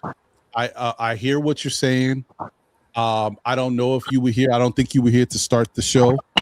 I think I've already talked about what I felt like last night's game was indicative of. I do not want to continue to sound like I'm making excuses for the Knicks. I am just a Knicks fan that understands. I think I understand my team, and my team needs its players in order to win. We have had issues. We were just on a moment where we lost 2. We won 2 games out of 9, right? And then we go on an 8-game winning streak. And in the 8-game winning streak, we got back to an attention to detail on defense. We just started playing defense again. Good. and good to the point where we were in the 8 games, we were the number 1 team in the NBA in defense and number 1 in net rating. So, but everybody was playing. We had our guys out there. Now you go into a game against Detroit, which you know they're the number 1 team in the East playing really good basketball. And if nothing else, you know they're going to come to play defense. And we don't got no Cat. We don't got OG. Deuce is on the shelf until the playoffs, maybe. Josh Hart gets hurt in the game, but I don't want to bring up that. That's not a big deal. We was getting smoked while Josh was out there. And no, I mean, it's a fair point because Cat, OG, and Deuce is a huge loss. That's important enough. And then you got Jalen Brunson from the opening tip didn't have it. That's a problem, guys. That's all I'm saying. All I will say is shout out to Detroit for continuing to put their foot on our necks and playing their style of basketball. So I take nothing away from them. I'm just saying last night was not a great game. And I don't think we play. I think someone said, and I'm not sure, I don't think we play Detroit again. I think that might be it for the regular season. Nah, I think we play next Thursday. We got the one at 19. Okay, we got one more. Okay. One more or 2 more? I think it's 2 more. Oh, it's 1 more? Is it? I thought it was just 1 more. Somebody told me last night we play next Thursday. Yeah, somebody the 19th. Knicks schedule versus Detroit 2025. Got to put that 2026, I should say. Put that in there. All right, hold on. Okay, Thursday. I think the 19th. The 19th. I think that's it. So I think we already played 3 times then, I guess. Or maybe we only played 3 times this year. I don't know. Could be. But either way, that looks like that's it. The Thursday game is it. Okay. So bottom line is, I don't know this for a fact, but I'm telling you right now, if Thursday's game, Jalen Brunson's playing, Josh Hart is healthy, Cat's there, OG's there, I expect something different. I'm not saying we're going to win. I'm just telling you, I do not expect no blowouts, no 31, no 38, nothing like that. I expect something different in that game. I mean, we had 80 points, bro. It's not a good luck. I mean, that's nuts. We averaged 100 and something points. And even if you say Detroit's defense took us out of our game, for us to score 80. Can we just be real for a second? It was with that Clarkson-Shamit lineup that came in. They immediately went on a 13-2 run, and it was out of our hands by that point. Oh, shoot. I couldn't see. My bad. Yeah, I hear what you're saying, D. I couldn't see your face. Now I'm looking at, of course it's you. What am I, tripping? Yeah, my bad, bro.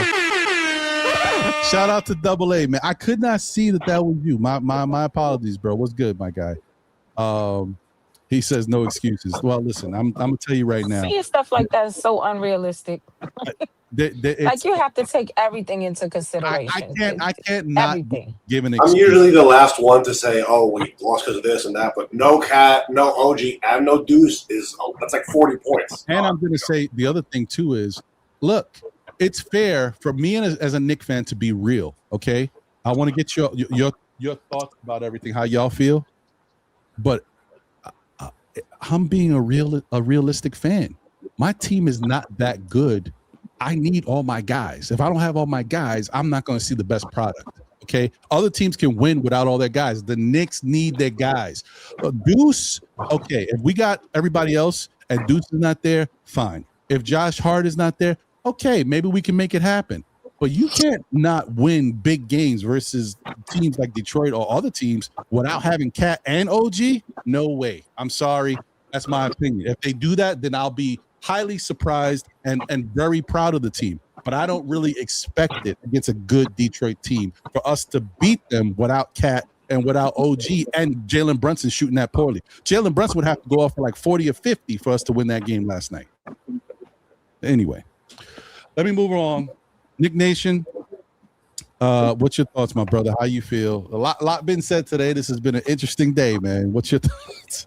Yeah, it's tough day, tough loss.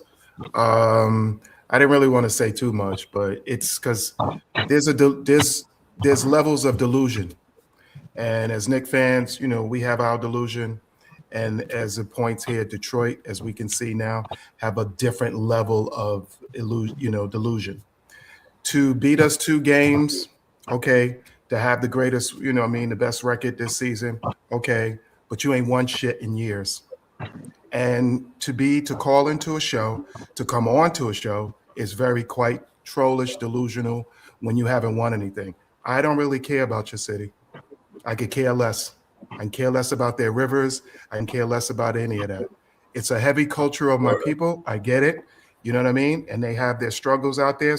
At one point, it was one of the poorest cities that we know in our country. Yeah. So that does require a level of toughness to survive through that. It's one of the highest levels of crimes in our West End country. I get it. There's a level of toughness to that. We're a city of over 10 million people and more. You know what I mean? It's a tough, grinding city as well. But sometimes the city does not reflect actually who your team is. Because for the last 10, 12, 14, 15 years, your team was trash. Where were these people at coming out then who's talking so brave about their little rivers and everything else? So there's always levels of delusion, and that's a delusional level. So I'm not going to really grab at that with so much credence because it is what it is. But as a Knicks fan, supporting my team and supporting what's names, I know what our mistakes are and I know what our flaws are. We will, you know what I mean? We will overcome some of this and get better because this is how the game works. But to think that, hey, Detroit is already granted as far as a champion, no, because you're one injury away from being a play-in team. Because if one guy particularly goes down, the rest of that team is not doing it. Period. Well, we didn't have JD. Oh, just the same as anybody else. So you know what I mean? You can say all of that and reflect all of that, what's named, but that is delusional. And those are delusional levels where we get to at a point where you got to go, hey, back up a little bit. You know what I mean? Because, hey, you haven't won anything. You won 2 regular season games against us, but you haven't won anything. When it comes to a point of where something counts at, it's in the playoffs, it's in the championships. Those are the points that where those count. And what you've done now, all right, sounds good. Yeah, but do it when it counts. Right now, it counts as a regular season win. This is a long marathon point of a season, period, point blank. And I get, and I'm not disrespecting of what that they have built, but you haven't done it yet.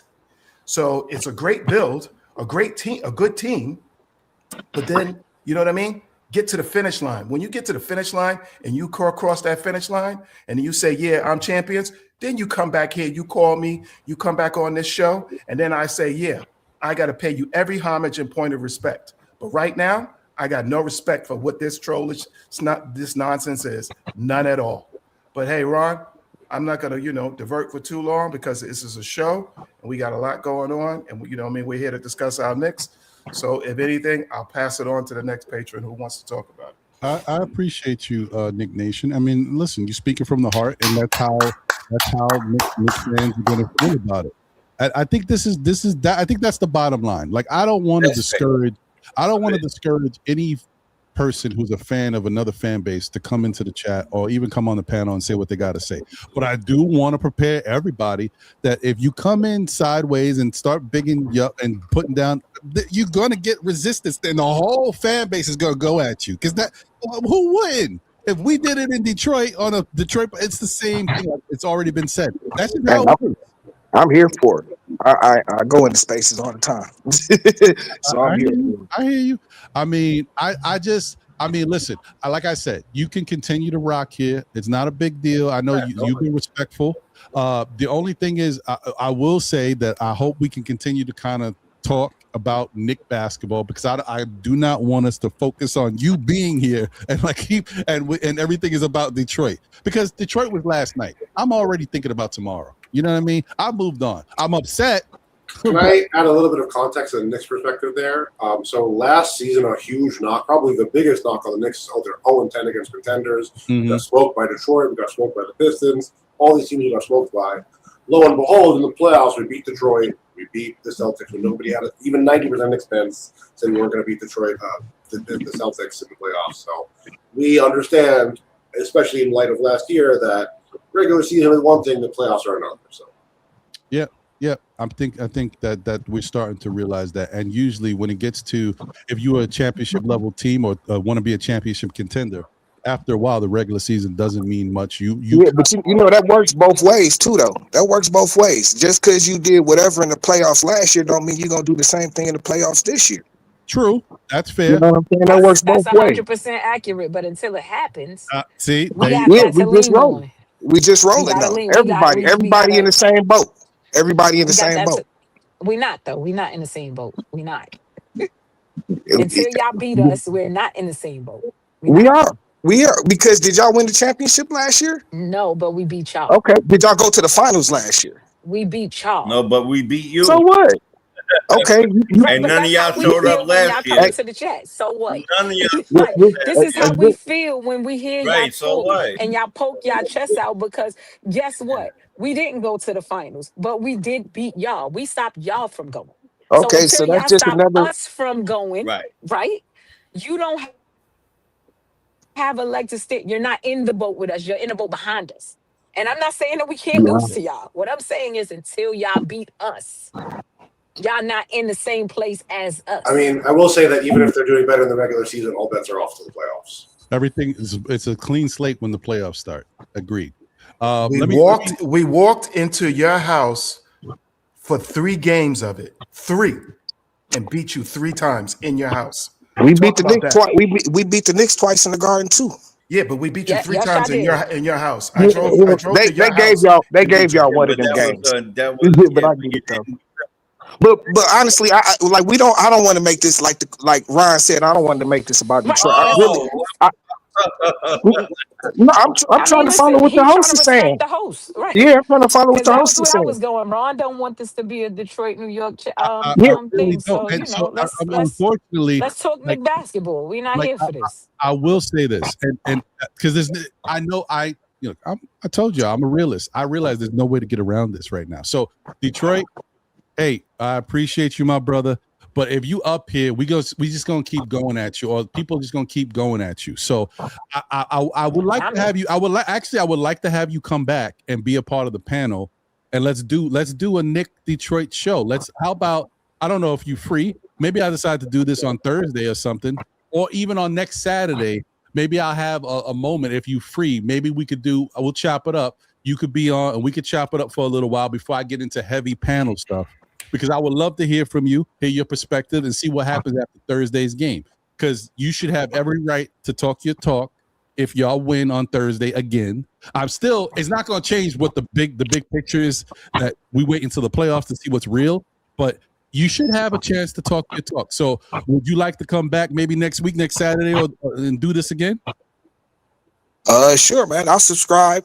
You know what I'm saying? Because this is my first time being on, seeing this. So I'll subscribe, and I'll try and come back around. I mean, I'm here every Saturday. So if you free, okay, let me know. After we'll talk about what happens after this Detroit game on Thursday and see what happens, and we'll have a respectful conversation. You can say what you want to say. We can go back and forth a little bit, but I want to give y'all a little bit of a platform to say what y'all want to say, because I know there's a lot of stuff going on that y'all feel a certain way. Y'all want to get it out there, and y'all want it to be heard. So I won't mind having you come back and be able to chop it up on next Saturday if you will, and we'll do it early before I get into the heavy panel stuff, because I think that's better. Because it just you gotta understand, we fans, and it just ain't gonna stop. Also, 24 hours after the game, we're heated. Yeah, man. So I appreciate you, bro. I want to thank you for your time, and look forward to possibly seeing you next Saturday. Like I start the show at 11:30, and I'm rocking from there. All right, bet that up. All right, brother. Be Take safe it out there, brother. Detroit basketball. Be safe. I will say I do like that little thing they do, the Detroit basketball, the in arena announcer does. Yeah. Listen, they playing great ball. If they poking their chest out, I get it. Yeah, I mean they deserve to have their moment. Like we look. I'm happy that not for nothing. I don't know how y'all feel about this. I'm happy that we can look at it this way. We Knicks, and this is like, okay, y'all got it. Y'all won a game. It ain't a big deal. Back in the day, 10, 12 years ago, we might be looking at this differently. I mean, at the end of the day, like I said, even with all the smack talk, there's not one Knicks fan saying, oh, they're bad at the game. They play a whack brand of basketball. Nobody is saying that in the whole community. I think that says a lot. That's the truth. Y'all guys, I know some of y'all in the chat is like, Ron, you too nice. I get it. But I would like to hear, because understand, me hearing from Detroit fans and seeing if I could find some good Detroit fans that are respectful this sets stuff up for later where we can have a debate and have a nice conversation for future shows. And also, like maybe they'll tell us, some weaknesses of theirs we didn't know and things like that. Yeah. So we'll see. Anyway, shout out to my brother. Haven't seen him in a minute. He's out there in the vehicle. What up, Jay Boogie? Jay Boogie out there in the elements. Yeah, salute. 3 capital S's. Bless life, health, happiness on this beautiful day of life, not just a Saturday, man. Unusual Saturday, but it's a good Saturday, you know. Very different. Just, you know, I hear what y'all got. I'm only here so I don't get fined. I've been fined too much, man. So I got to start making back my appearances and stuff. Yo, you know, you know the saying, what have you done for me lately? You know, those type sayings. What Detroit got going on and what they're expressing right now, they're in position to do that, whether we like it or not. They're in position to do that. You know, losing how they lost to us last year in the playoffs, they allowed that to carry their 2025, 2026 season. They allowed that right there to motivate their season. And they got it out for us anytime they play against us. And I can't be mad at that because I've been in that same situation, whereas when we got eliminated by Atlanta and we had it out for them, and then the next season we just started, you know, upside their noggin. That's how Detroit feels about us until we respond in a New York Knicks manner, in a fan base manner. They're gonna be able to continue on feeling like they feeling. We have not responded. Now I know last night, you know, we was, you know, injured and everything, but still that doesn't replace effort. That doesn't replace hustle. That doesn't replace I got something to prove because my minutes might get taken away. All those things factor into last night's game, whereas guys are not showing up. And then you got some guys showing up that shouldn't even been playing. I'm still not playing Josh Hart, okay? Oh, geez, he's out. You know, we don't know what's going on with his toe, okay? Towns got the eye patch. He looking like Peyton Ford. Yo, Calvin, I know that's you, man. Why you doing this, you know? I understand these guys is not on the floor, but still in all, you have to have it in your heart to go out there in their hostile environment to at least show up for that game.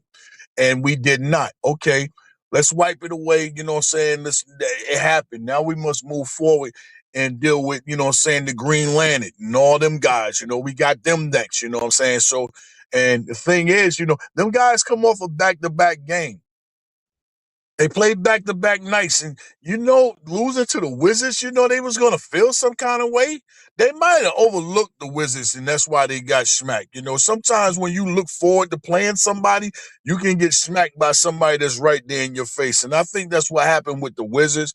And they came out and they knew they had something, you know what I'm saying? They had something that they wanted to say about last night. And that was a big, giant game last night. But we need to get our situation back healthy. I'm not going to dwell too much on, you know what I'm saying, the how we feeling, because we did the 9/11, made everybody, you know, rest in positive ways as far as dealing with the 9/11. You know, we did the 9/11 for 9 losses out of 11 games, and we came back, we turned it around. We went on an 8-game winning streak, and we came back, you know, kind of like injured and kind of like unsure how we're going to play last night. And we got our noggin knocked off. So tomorrow we'll, you know, come out and step in a different direction and hope that you know, we have a better performance, you know, on the road. But it is still to be determined when, you know, the playoffs come. And once we're fully healthy, and, you know, we'll see what's going on, because playoffs and regular season, those are two different types of basketball. And so right now, Detroit, they deserve to feel however they feel right now, because, you know, we was one of the ones that eliminate them. So, you know, they feel some kind of way. Anytime they play against us, they're going to have their chest on. So, Jay Boogie, I'm all right with that. I've been around this game long enough to know I'm okay with that. And it's to be continued, man. So, you know, I just want to come up and rock with y'all, you know, let y'all know I love y'all, man. And I'm going to pass it off to somebody, and y'all go ahead and build on it. I'm play the rear for a moment. Pause, though. Fire take, fire. All right. Notorious. Hey, Tori. Can you speak a little bit about how you feel? I don't know. You might be at work. She could be at work. All right. She might be away. All right. Oh, wait. Yeah, Ron, just give me 1 second. Okay, no problem. Yeah, so I'm just like, my whole thing is I think that we just gotta, worry about, getting right again, understanding that, there's some hurdles, man. The Knick team is always gonna go through tests. Like we just came back from a bad test, a bad spell of losing games, and we won 8 in a row. And then we lose a tough one, but we know that certain things was happening. So let's just look at it for what it is, move on to the next game, hope we get our players back. And if we don't have them back, I mean, because Jesus, I hope, knock on wood, I hope this ain't a sign of things to come, because why is it all happening right now? Why are we going to have Cat OG out, Deuce out, and now for whatever reason, Josh Hart, I think that ankle injury is they already said they rushed him back. We rushed him back. He ain't fully healed. We need to sit him down. We need to sit him down because we need Josh Hart. I mean, and we can't be losing to Josh Hart in a regular season game. That's not smart. Yeah, I mean, this is not good. So, the other thing too is I think we need to hopefully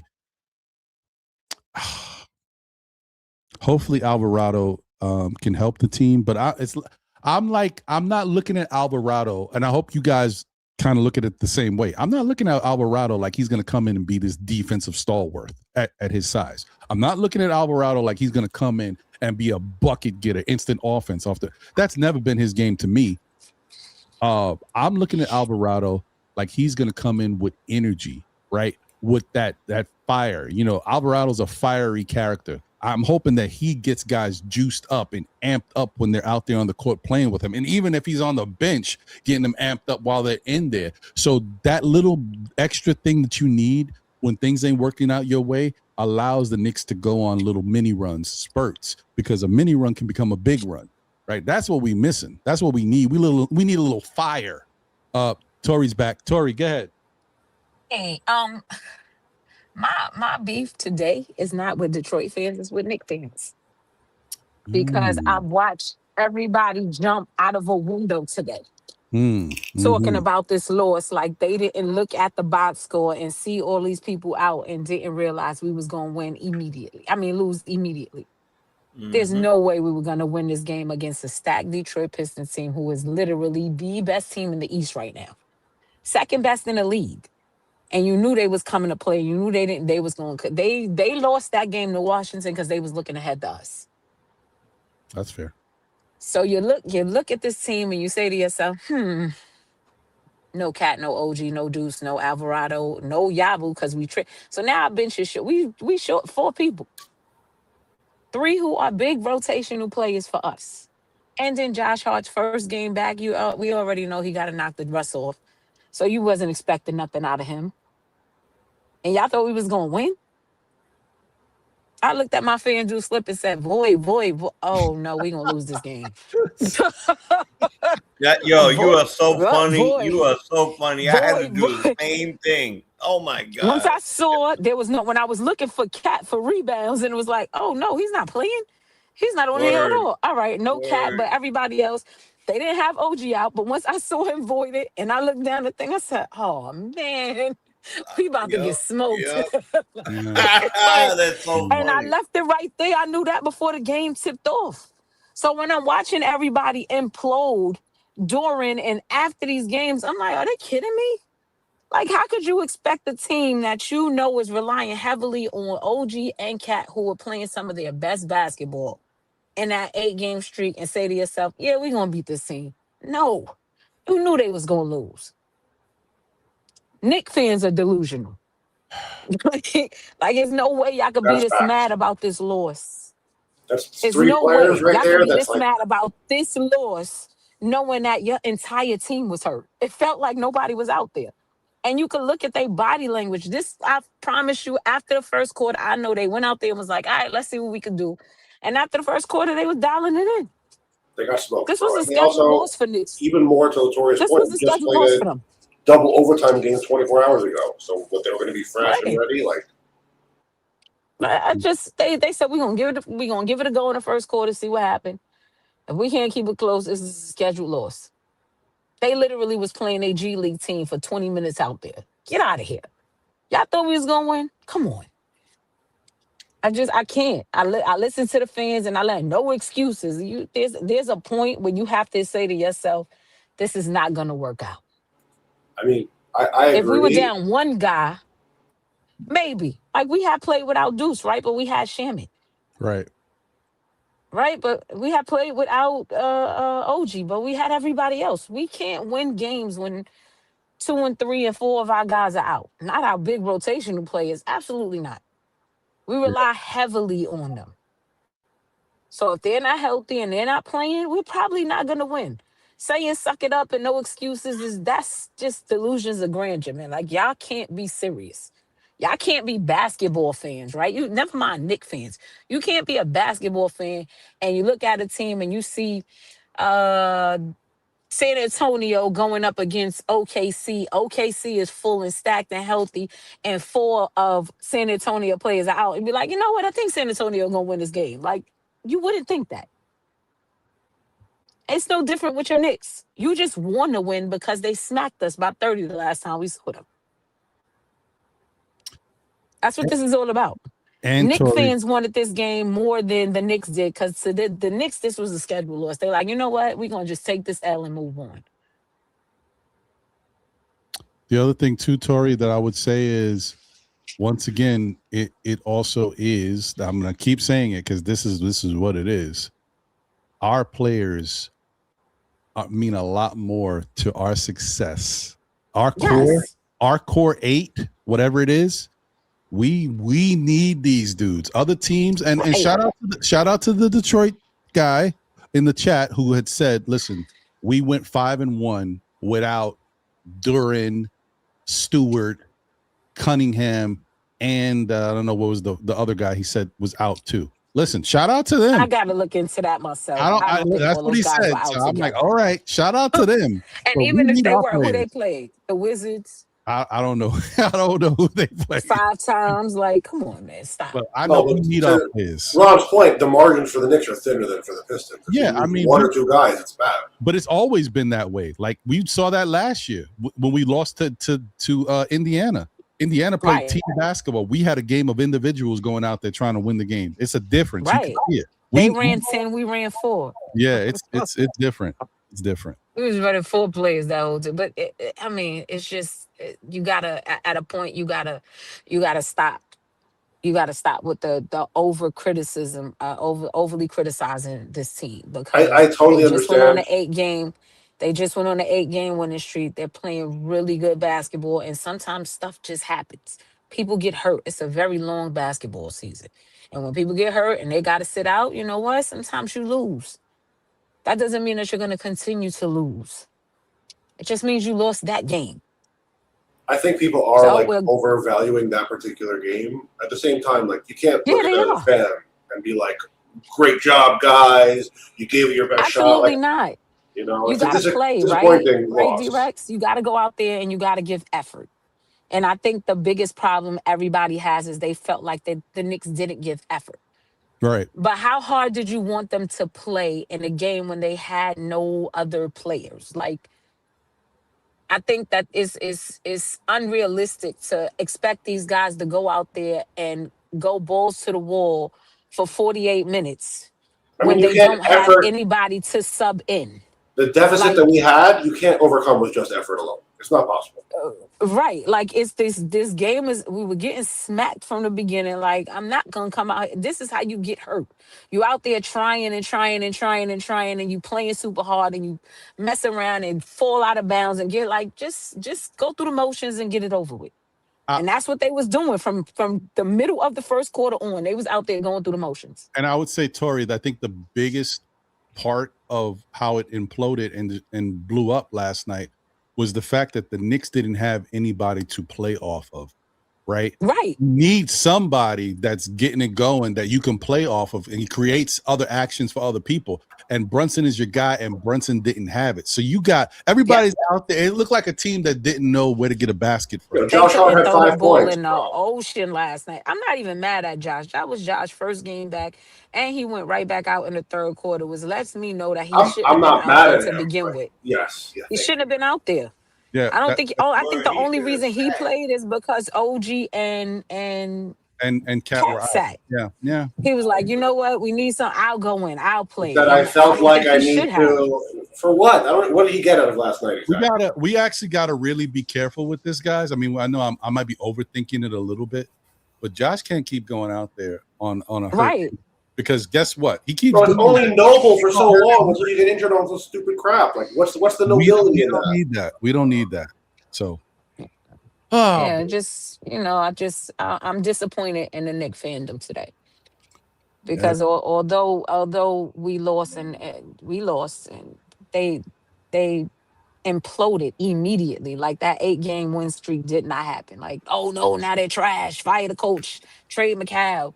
Get rid of Cat. Cat didn't even play. Like, what do You know, people were crashing out on Cat last night. Isn't that crazy? Like he was why standing isn't there. he playing? I'm like, because he got stitches over his eye and maybe don't want them bust open, or maybe his eye is swollen shut.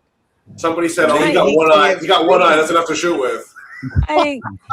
Like you need your peripheral vision to play basketball because you need to be able to see on both sides. And that's probably it. Like what you just. He did play with one eye. He played a whole game with one eye. It's not enough for you. I'm telling you, Knicks fans is out of pocket. Like, Listen, hold on. Before I'm gonna let Tori. I'm excited to play this, but I'm gonna let Tori finish. Go ahead. No. I mean, I don't. That's pretty much it. I'm just saying, like, I'm literally disappointed in this fan base. Like the crash outs and the constant bashing of this team the minute that something is not going the way that they want it to go is outrageous.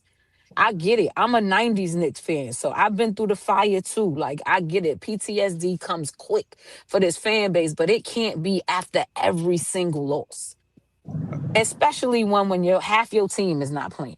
It's too knee jerk. I agree. Like there has to be some kind of rationale. Like that somebody has to be rational. Like, Wait. you know what? Yeah, we lost. Like, oh man, like, all right, but this happened and that. Let's see what happens next game. Tori, are you saying you think a Knicks fan can be rational? Yes, I do. I would like to give them just a little bit of credit, but not right now. Like, This is perfect. This is perfect setup for this. I don't know if y'all seen this already. This plays right into the typical thing. Hold on.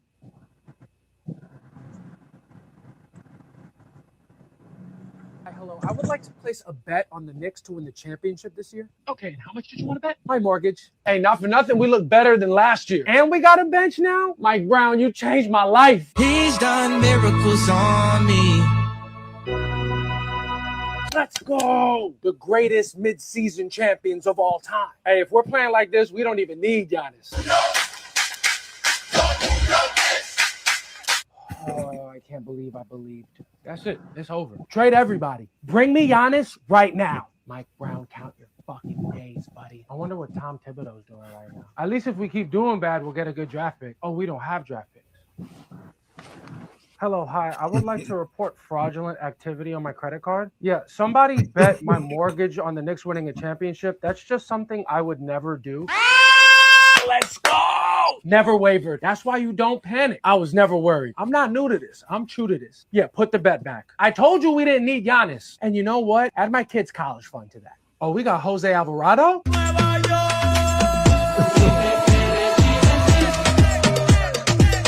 Hello, I would like to place a bet on the Knicks.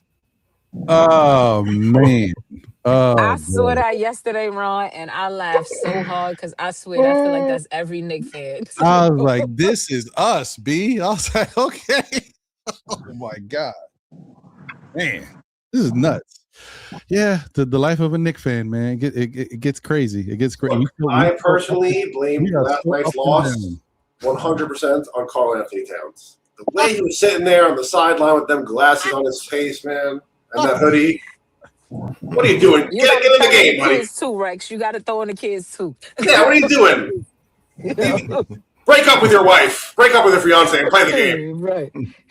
Oh man, listen, it's just crazy. All right, hold on. Let me read these super chats. 1 second. Where was I? Paris Duggar. Thank you for the generous super chat. So the Pistons had to win because they're still butthurt. You know, it is what it is, man. All right, Paris, appreciate you. Thank you for the generous super chat, my guy. APAP. Now they want to bring back 53 years. Oh boy.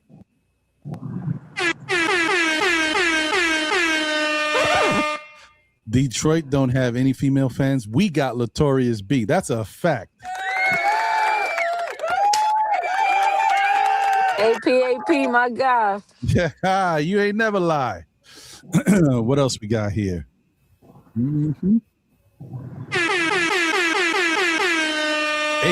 AP again, and nobody cares about the Boston Celtics either. We end their run every time. I want the easy championship they got in 2024. I'm with you. I want that too, man. We need something. We need a gift. Let's go into a playoff matchup and let some of their players be hurt. Well, take it. We've been there already. We did our time. Mr. Celtic, people get traded to Boston. No one signs with them. That's the only way you guys get players. Okay, all right. You want to let it be known. All right. Couple more. Double A said, that's your opinion. Respect everyone else's. Okay, all right. Yeah.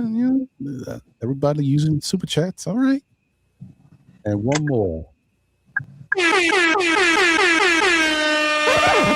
We love Tory B. There you go. Yeah. Yes. I mean, Tori's great, man. It's the energy is fantastic, and I like the fact that she keeps it real. So Always appreciate you, fellas. Thank you. No doubt. We appreciate you. Man. Okay. All right. Let me move on to something else because I'm sick of Detroit talk. I appreciate y'all. Good for y'all. Now I'm moving on. So Boston. Hold on, let me check because I don't even know off the top of my head what it is now. Let me see what is there. Let's see here. I'll pull it up for everybody so y'all can see what I see. Share screen. All right, here we go. This is the standings, folks. And so currently, let me blow it up a little bit. Detroit, obviously number 1, 38-13. The Boston is now number 2, 34-18, and they are 8-2. Excuse me, in their last 10, they've won 5 in a row. So not only are we dealing with this little injury bug that's happening, we're dealing with a hot Boston team. What happened with the Cavs? I thought they stunk. Listen, that's what happens in the NBA, man. Over time, teams will find a way to get back to relevancy and where they need to be. And now with this James Harden trade, Cleveland could be a problem. So just keep it in mind, man. They're 8-2. This is prior to even getting the trade done. So yeah, they could be a problem, and look for them to start creeping up. So like this is the time where you can't take games off, right? The Knicks have to continue to apply pressure. They got to continue to play the style of basketball they've been playing, where they're playing defense as well as offense. This last night was a hiccup in the road. You don't take that with you. You leave it where it was. You left it in Detroit. Now it's on to Boston, and we go from there. So my thoughts, guys, and gal, how do you guys feel about the matchup tomorrow with Boston? If everybody's healthy, are you confident? But if we're in the same situation, do we have a chance of beating Boston without Cat and without OG? And no Josh Hart and no Deuce? What do you think, Nick Nation? Oh, you're on mute. Yeah, no, I don't. The odds don't look good for us. You know what I mean? It's like, walking up to a machine gun battle with a pistol. Mm-hmm. So and naming the pistol a revolver. A 6-shoot revolver. That's all you got. Where where dude is sitting over there with a Gatling gun. So, you know what I mean? I'm a little discouraged on that. And it's not so much sometimes as, you know what I mean, our players. It's sometimes our system. And I'm a little down on, you know what I mean, the maturation, I'll say, of our system, because it's so vanilla at times, just season as of last night, that there is not enough off-ball action for me where I see players get open, you know, to have an opportunity to get, you know, a free shot, an open shot, to get downhill. And I was a little discouraged about that. I wasn't so discouraged on our players per se as much, but it's still the maturation of the system.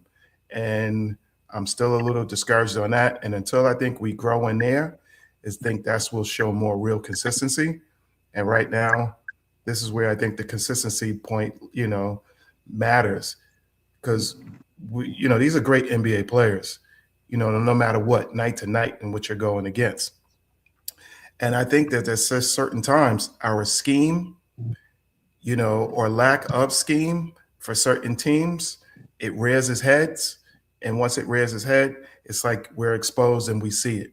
So these two teams have definitely exposed some of our weaknesses.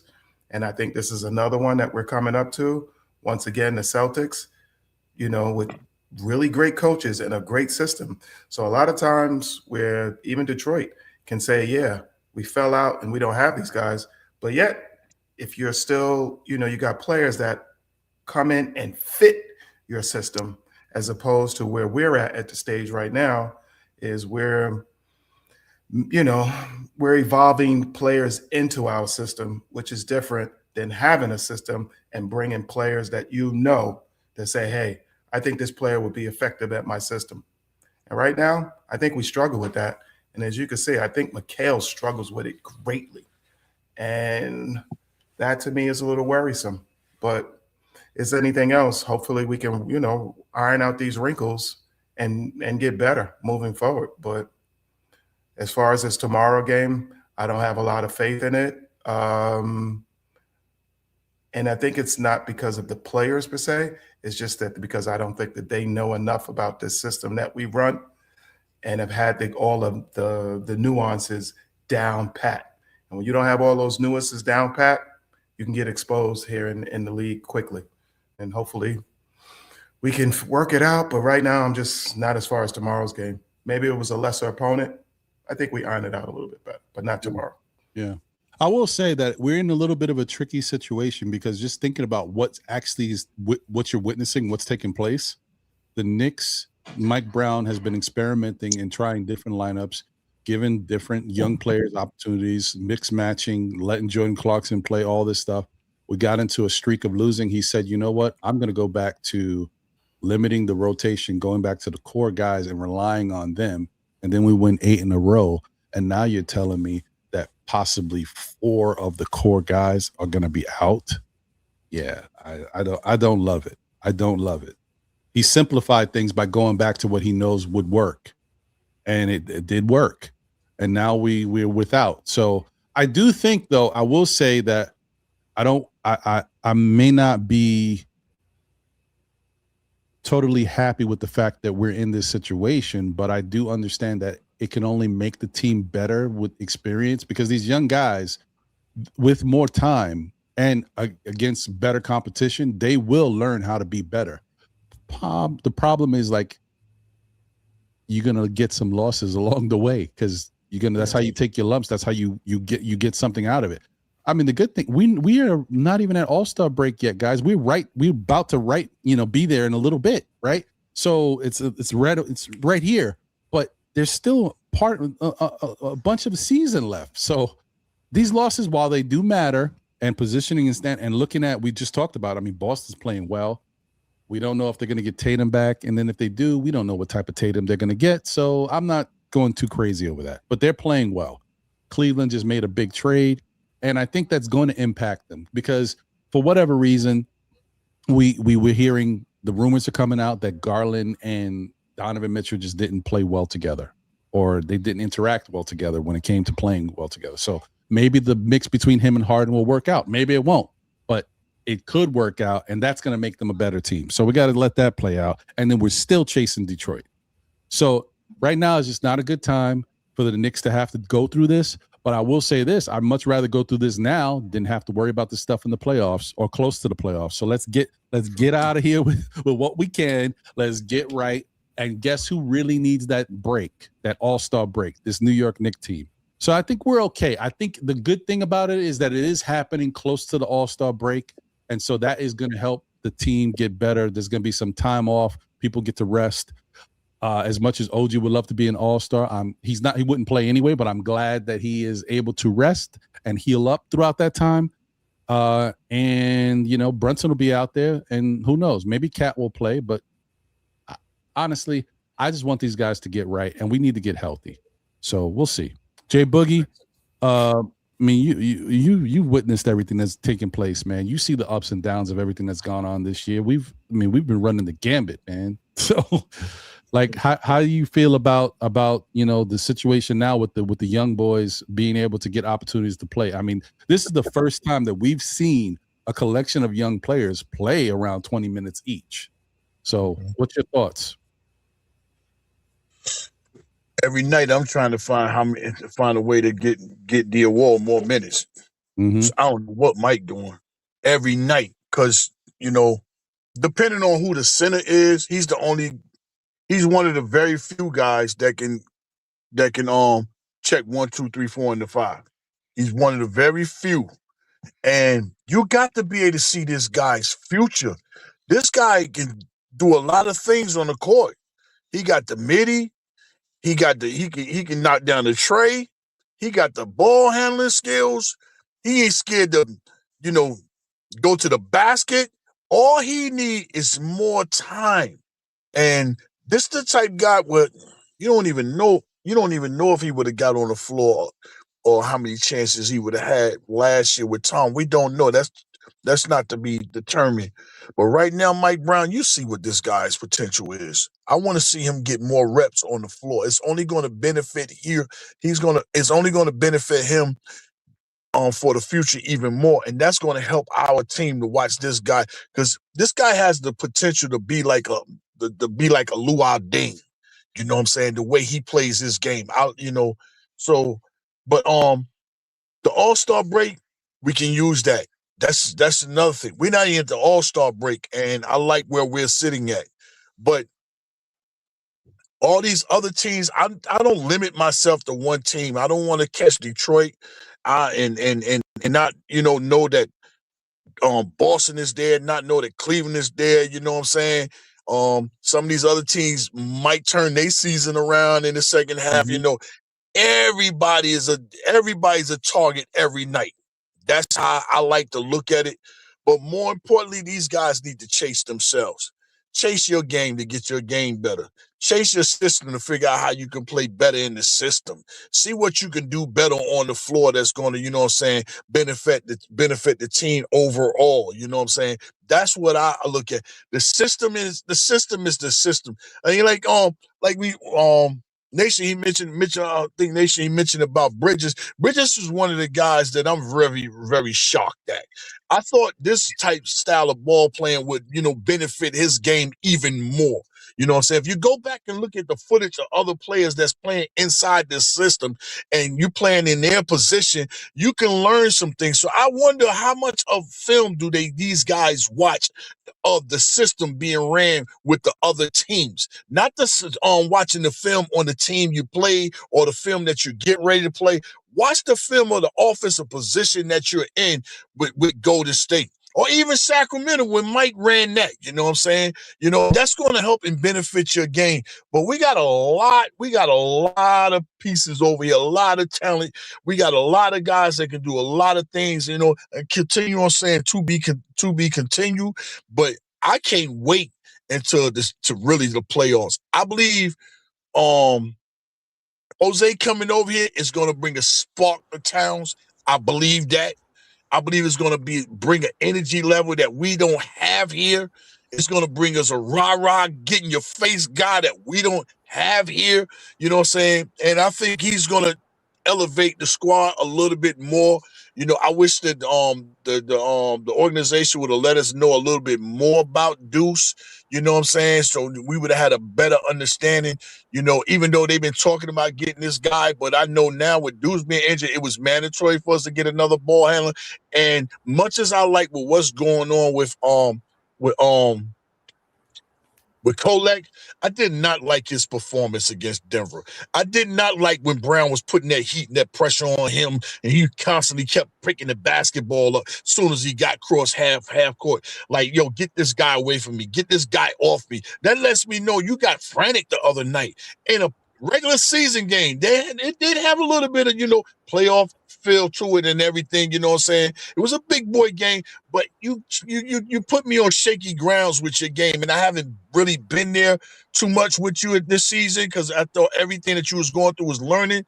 But when you start picking that rock up and trying to get that ball out your hand, you know what I'm saying, that lets me know you're not ready for that full pressure. So now we got a guy that can, you know what I'm saying, that's not going to be scared to bring the ball up court, and other defenses they're not going to be tempted to pressure him with the rock because he already has a word around the league, and Jose, he has a word around the league that he's not scared, he's not going to back down. And many times, as we said, that we had what's my guy name, Connell, is his name Connell over there in Indiana that comes off the bench, TJ McConnell. TJ McConnell and what's the little guy over there in Boston, now he's starting Pritchard. Yeah, those two guys was pests to us. We were like, oh man, they bothered. Now we got one of them type guys on our team that could be a pest with somebody. So I just want us to get back health. Health to me is our biggest issue in everything that we got going on. And I can't wait for the second half and let's get the things back rocking. But T said it best, some of these fans, you know what I'm saying, we take one loss, and throw out the window everything that we just was doing, how they turned back, you know what I'm saying, only 2 wins, 11 games, and 9 losses in 11 games, you know what I'm saying, we turned back and answer that, with 8-game winning streak. Yeah, we wanted to, have a bigger game. Yeah, we all wanted to win last night, but it didn't happen. But that don't mean that we throwing away and forgetting everything that we got going on that's leading to this position, what we got. So, but the fans is going to always be the fans. We all got our different ways of how we fans, you know what I'm saying? It just hurts sometimes, but right now we sitting in a good spot, man. Good spot. And I love where we at with All-Star break coming in, you know what I'm saying? So shout out to the squad, shout out to the team. Let's get better in the second half. And Ron, on Saturdays, is one of my appointment days. I ain't hopped out, but I don't park. I'm getting ready to go in here with Mike Blaze. He's on the inside. I wish I could take y'all all the way through, you know what I'm saying? But it's no telling what they got going on inside. But I'm getting ready to go inside, inside the stool, you know what I'm saying? And figure out what I'm doing for this roster. Now that the roster's set, now I know this is the squad, you know what I'm saying? So I had to hold up a little bit, make sure see if we was gonna make any other moves. We didn't. So now I know what I'm doing. We still might get somebody off the waiver though. Yeah, that's a good thing. We got some targets on. I would like to see old boy. What's old boy that played at Golden State? And the big man. What's his name? He's a champion. Who? The center. Who ain't that the one? What you call a punch in the face? No, not Poole. The center. Talking about Looney? Yes. Looney is a type guy where I would love to bring over. Me too. You know what I'm saying? So, I think if we go get somebody, that's going to be one of the guys that Mike will look at, because none of these guys, is Mike's guys.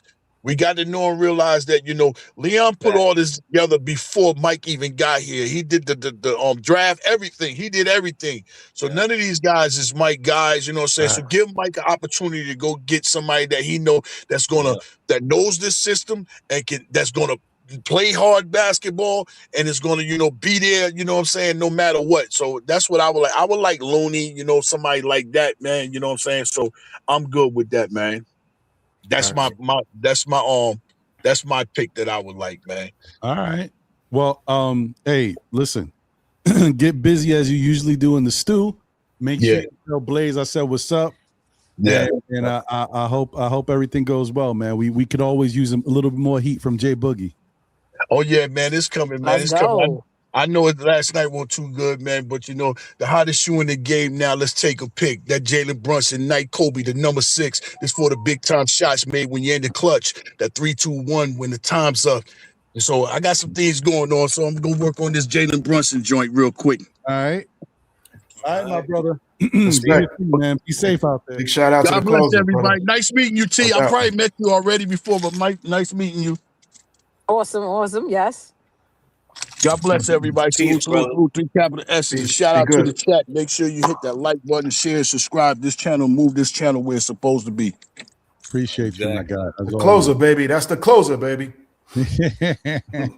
Let me get to these super chats real quick, and then we'll get right back into it. Where am I? Okay. APAP. Just remember the 2 teams the NBA needs to be good. That would be the Lakers and the Knicks. Well, that's the politics of it. You ain't lying about that. When the Knicks is playing well and the Lakers are playing well, the NBA is on another level. Usually, I hope that's the way it goes. Listen, I would love an NBA Finals Knicks versus Lakers. Yeah, me too. I'll take it.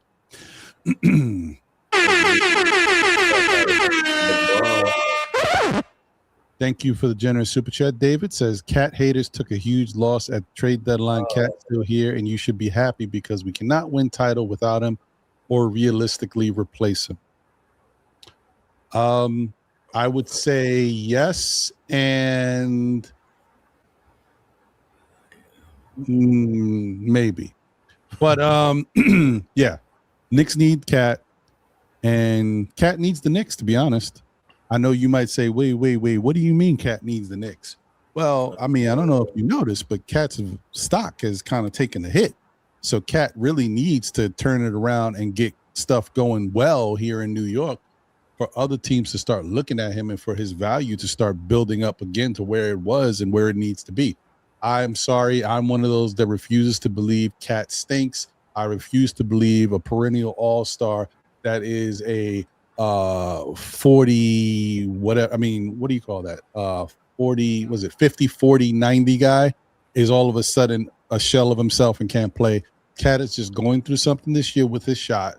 He has got away from his normal mechanics, and it's hard for him to get it back. He's shown spurts where the shot can still be there, but it's just not there consistently the way it was. And he's got other things to worry about, namely his defense, continuing to rebound at a high level, staying out of foul trouble. So I really just think Cat is in a position where he can't really focus on getting his shot back. Other players can, do a little bit more lab work, really put in the time, take this amount of shots, in the game, make sure you're able to get to your spots and take these shots and shoot yourself into rhythm.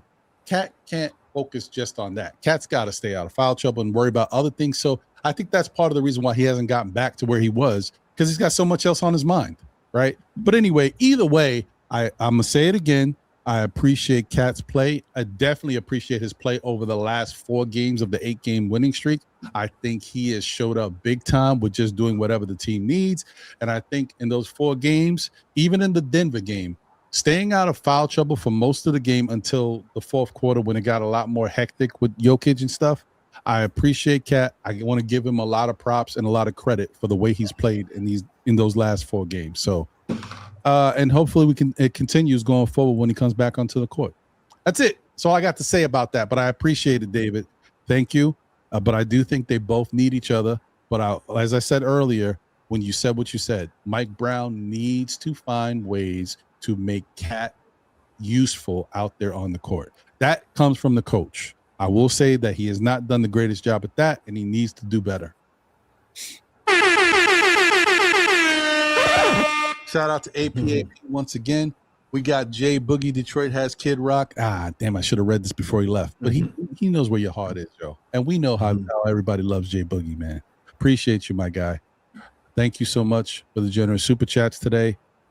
Wiz BKLA. Super chat says it was Deuce and Yabusele fault we lost. Fire Rick B. Deuce is my guy, man. I'm still very sad that he's not going to be here to possibly the playoffs, and we're just hoping. What if we don't get Deuce back at all, y'all? That's a possibility, man. Like It stinks. It's a possibility. Watch your mouth, Ron. I know. I'm sorry. Don't you put that in the air. No, Don't you're you right. dare My put bad. that Take in it the back. air. Take it back. My bad. I'm not gonna know what to retract it. I don't know if that's how it works. Yeah. But Vacuum that back up, sir. Vacuum that back up, sir. You did say that again. Let me say, I apologize. I think Lord Scientist is in the chat. My fault, brother. I did things a little differently this week, and I may do it again. I may start it earlier next week, but I started with the phone calls this time around, and then now I'm doing the panel. So I just thought switching it up a little bit might be better, and it might remind me to do it. Get it done.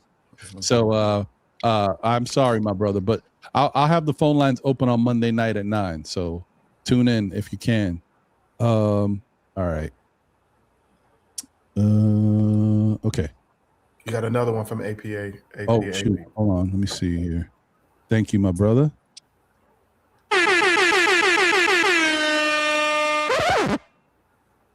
APAP and Boston has new kids on the block. Yo, what are you doing, bro? All right. Thank you. We get it. Appreciate you. Oh, that's so funny. All right. So here's the thing, guys. Let's ask another question, a different question, right? We already know what's what, and we already know what could be. So most likely, I think Cat's going to be back tomorrow. I don't know about OG, but most likely, some young players are going to get a shot to play some valuable minutes. Who's the person that you think most likely will step up to help the team tomorrow? I think we all have probably the same answer, but I still want to ask y'all. But I say I got a wild card answer that I want to throw back in there, and I think he'll be fine tomorrow. So what do you think, Jay Chosen? Who do you think is the young player that really needs to step up tomorrow? Most likely OG will be out. We don't know that, but most likely OG will be out. And I definitely think Josh Hart's not playing. We know Deuce is out. And we might see Alvarado, so that could help out. But which young player do you think needs to step up? Which young player? Mm-hmm. And that's, Diawara, Kolick, Huckporty, McCullough.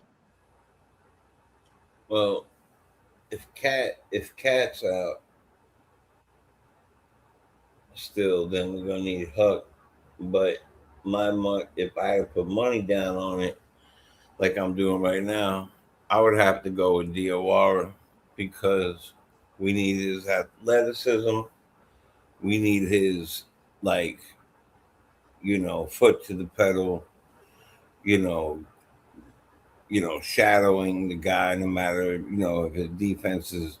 if his defense or he's shadowing, he's just chasing it, rebounding. I want to see him. I believe that with the way his pure natural athletic skills, I think that he is going to be a great rebounder eventually and a great slasher to the basket. So I'm gonna go with Diawara tomorrow for the young player. Okay. Well, what you think, D-Rex? I know who you want to say. Yeah, I'm going to be a little spicy as normal, be the contrarian. I'd like to see Pacome Daddy get a chance. Everyone can walk and grab their pearls and say we shouldn't. But at this point, I think first of all, he survived the trade deadline. He's here. He's part of the roster. Second of all, we need a bench scorer, and we need somebody that's 6'8" and can play defense. And it's not fair to Diawara to, let's just understand, the reason why I say this, not just because I want to be different. We're asking Diawara to go out. I mean, also to my point, is even look at OG. Look, what is OG's role on the team? Let's think even a bigger picture.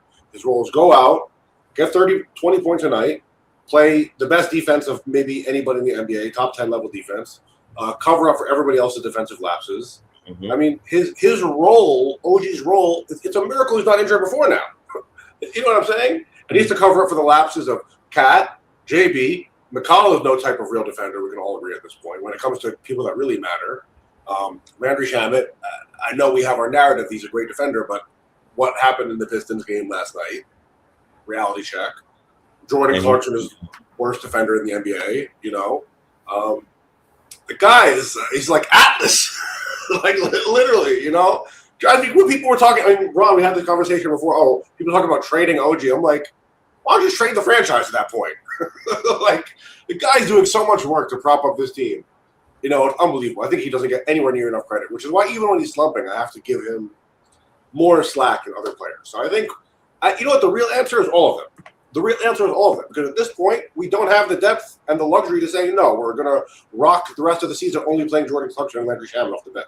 We did that last night and in the first minute, and it didn't work out. So at this point, we're already, you know, the toothpaste is out of the tube. It can't go back into the tube. We're already playing young players. Look at Tyler Kolek, for example, just from the beginning of this, from last year to this year, from the beginning of the season to where he is now.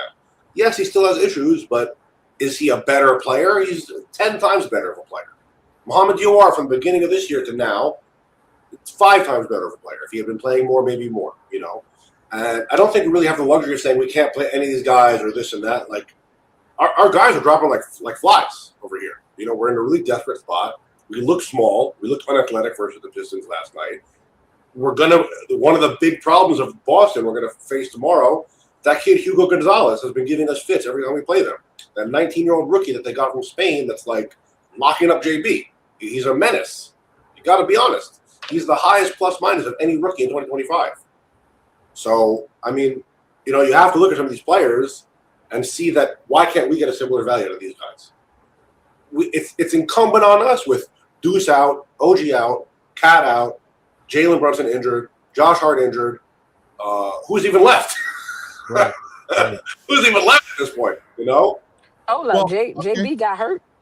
He's not hurt, but he's exhausted, bro. I mean, look at him. I was like, I cut the game off at a point. Like, oh, yeah, no. like, did I miss something? I don't need that. I hear you. I was just about to make a bad joke. What did Shamet do wrong defensively? He let the Pistons destroy him, and Jamal Murray dropped 40 points on him. So that's what he did wrong defensively. I mean, when you want to look at things in that way, D-Rex. No, but I was told he was an elite point of attack defender, so I'm waiting for the evidence on that one because I have a narrative. But when I ask for the evidence of Shamet's elite point of attack defense, I hear crickets. So I think if you want to know about them kids, boy, or how bad he feel about Landry Shamet, you just dial D-Rex right up. He got the kids and he got Shamet. You know?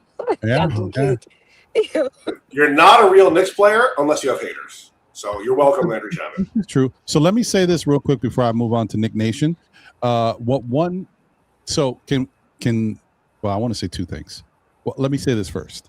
First off, shout out to D-Rex. I know it's been around, but D-Rex is one that's been championing and bringing it. Hey, you were right. Hey, Dylan Terry. Huh? But now I was right for 12 hours. We'll see. I mean, Jose has yet to pass the physical, so we'll see. Right, and also Terry got released, so we might get him back. Who knows? So, yeah, you never know. So we'll see. But the other thing I want to tell you is knowing that, okay, the young guys all got about 20 minutes last night. Now it's all about them, correct? Okay, that's it. You know, because it's not on the coach anymore. Once again, look, if they come up and have a bad game, I will never say, oh, they actually had a good game. Like Kolek was launching buckets like crazy versus the Nuggets, and he was bricking. Like, if they're bad, I'm going to tell you they're bad. No, I knew you would. I just wanted to put that out there. All right, so let me do this. Let me ask Nick Nation and Latoria B real quick, but then I got my guy Lord Scientist backstage. Hopefully everything works out on we can hear him. So let me ask Nick Nation first. Who do you think needs to step up for tomorrow? Let's see here. Well, just to let Latoria B know that I did watch the full game of that. I watched that bloody murder Melania movie. It basically looked like terrible. Yeah. It wasn't that bad. Hold on, it wasn't that bad. You know what I mean? It was bad. It was bad, my friend. But I'm gonna go Canepas and Sofrito. You know what I mean? Let's put my record on, Ron. You know what I mean? So you know what I mean? I'm gonna go Jose Alvarez. You know what I'm saying? I mean, he's not a young guy, but he might be. You saying he's the game changer tomorrow? Like he's the guy who yes. I got it. That's fair. To me, I think maybe his, that new blood coming in, Mm-hmm. you know what I mean? Maybe he can do a few things to inspire these guys, Hey, when you're down, you know what I mean, in the mud, you're scrapping for whatever you can find. And whatever we got to do, however we got to scrap, that's what you have to do in order to win, especially when you got players that are hurt and down and whatever it may be. You got to get the best as you can. You got to come in with that mentality is that I am going to do whatever I can, be in the right place, scrap for the ball, bring that physicality, put my head down, grind through it. That one time where a guy checks you and he stops you, this is the NBA. What do you do the next time down? You lower your shoulder even more and you emphasize that, hey, this is what I'm doing and this is where I'm going. We need these officials. Besides Brunson, I've discussed this to nauseum. You need more than one guy who can get downhill. And if you can't have one guy athletically get downhill, you better have a system that gets that and allows that. And I'll keep harping on that point is that right now, the system is inept with these type of players to get them moving and going downhill in ways. And we need that. We need that, especially when you're going against tougher defenses. You know what I mean? These other defenses that may not be too great or, a little bit offset, you're going to get by and we can look great, But when things tighten up, you need that strong physicality, the mental makeup to say, hey, I'm not here to let this team stop me. You know what I mean? The only person I can stop is when that whistle blows and play through that whistle. And just the league right now, and I'm a little disparaged on the league too, is because, we try some of those same physicality points, and I don't know if we don't do it as well or do it fully as a team. But what Detroit was doing yesterday, I'm not making excuses, but in other games, those are fouls. Yeah. But somehow, you know what I mean? Where certain games or certain things happen, all of a sudden it's not a foul. Those are points and questions that make me a little, up and down, up and down, up and down. So that's the part where we get a little, as fans, we get a little discouraged. Yeah. And we've noticed, Nick Nation, bro, Detroit, Phoenix. I can't speak too much. We're going to see it, though. I don't know about OKC and Houston this year yet. But they allow Detroit and Phoenix to play that physical style of basketball, and they're not getting a lot of calls on them. They're allowing them to use – it's almost like the league is saying, whatever you do well, if that's what you do, we're going to allow you to do it. And so, yeah, that's what's happening. And they're not allowing the Knicks to do it when they try to do it back at them. But I also want to say, in fairness, the Knicks have to be a little bit more skillful in how they do it. And Detroit has been doing it and getting away with it. Knicks, like, we can't do it to ourselves. And a lot of that is self-inflicted, offensive fouls by Cat, bad positioning, going in, sticking your hands up like this, but going in with your body. Like, what are we doing? Like, it's just nuts. We got but just perfect examples. Like even last night's game, where it was one foul call where they called on what's their point guard name? I'm forgetting his name right now. Sorry, I need to eat. Oh, Cunningham. Cunningham. Nobody touched him. It showed obvious that, you know what, the official's sitting here waiting, anticipating that call, and wasn't there. Then there was another call where I can't remember one of our players. They got fouled out of bounds, but the official who made the call was the back official, which was what's the guy? He's the longest running official, I think. Oh, I know who you're talking about. The problem is he showed his own official up by making that call. And I had to notice that and looked at it like, wow, he made that call from there. But the guy who's sitting there on the baseline out of bounds kept his mouth shut, said nothing. And he saw it as such an egregious foul that he said, yeah, let me make this call. And I think it was on Diawara. It was the foul that was on Diawara going out on the baseline, going out of bounds. I mean, to be fair to your point, the officiating has been bad for us. But if you're watching NBA basketball at all, it's been horrendous all over the league. Like, it's the up and I feel down like the which we worry officials about. want to be the stars of the show. Yeah. Like it's been ridiculously bad throughout the league. It's not. I mean, we're Knicks fans, so of course we're keyed in on what's going on with our team. But I've seen some doozies watching basketball. Like, wow, it ain't just us. Like Yeah. the officiating is just bad all around. I wanted to say And that. I don't know what the NBA really needs to clean that up. Like they need to have a team meeting because I agree, what they 100%. doing is it's they're taking away from the fan experience. I don't want to feel like I was cheated every time I sit down and watch a basketball game. Right. Right. And and that's I mean, as a Knicks fan, of course I'm gonna see everything that they do to my guy. Like, oh, they missed that, they missed this. But as a fan of basketball, when I sit down and watch, I'm like, dang, like they doing this to everybody. Yo, Yeah. You know, it's something really real bad. quick, Rex, and I'll let you go because I threw my computer before. Sorry, something happened over here. I should never throw my computer. That's bad. I watched the games, and I'll even say for something for us, like, damn, we just got away with that. Like, that's how bad the refs are. It's like we get a lot of it, but the difference is we don't get calls. So when we do it and we get away with one, I kind of laugh a little bit because I'm like, oh, well, that's kind of like Kismet a little bit, like because we never ever get the call. It seems like there is a definite vendetta of some sort. You know what I'm saying? And and something I need to say, I gotta get this off my chest because this morning was so bananas. I've never been part of a show on any show, especially here, where it was so bugged out like that. But you know what? I'm really, really, really proud of our Knicks that fought through a 2-9 thing. Then the sky was falling for us, and then we said they had a player only meeting, and they went out and they won 8 straight, and they should be applauded for that. And then we played a hard team, the number 1 team in the East, and we were down basically our core, almost our entire core, and no Alvarado and no extra this and Mitch not having a good game and JB having a horrible game. So I'm gonna chalk that up to,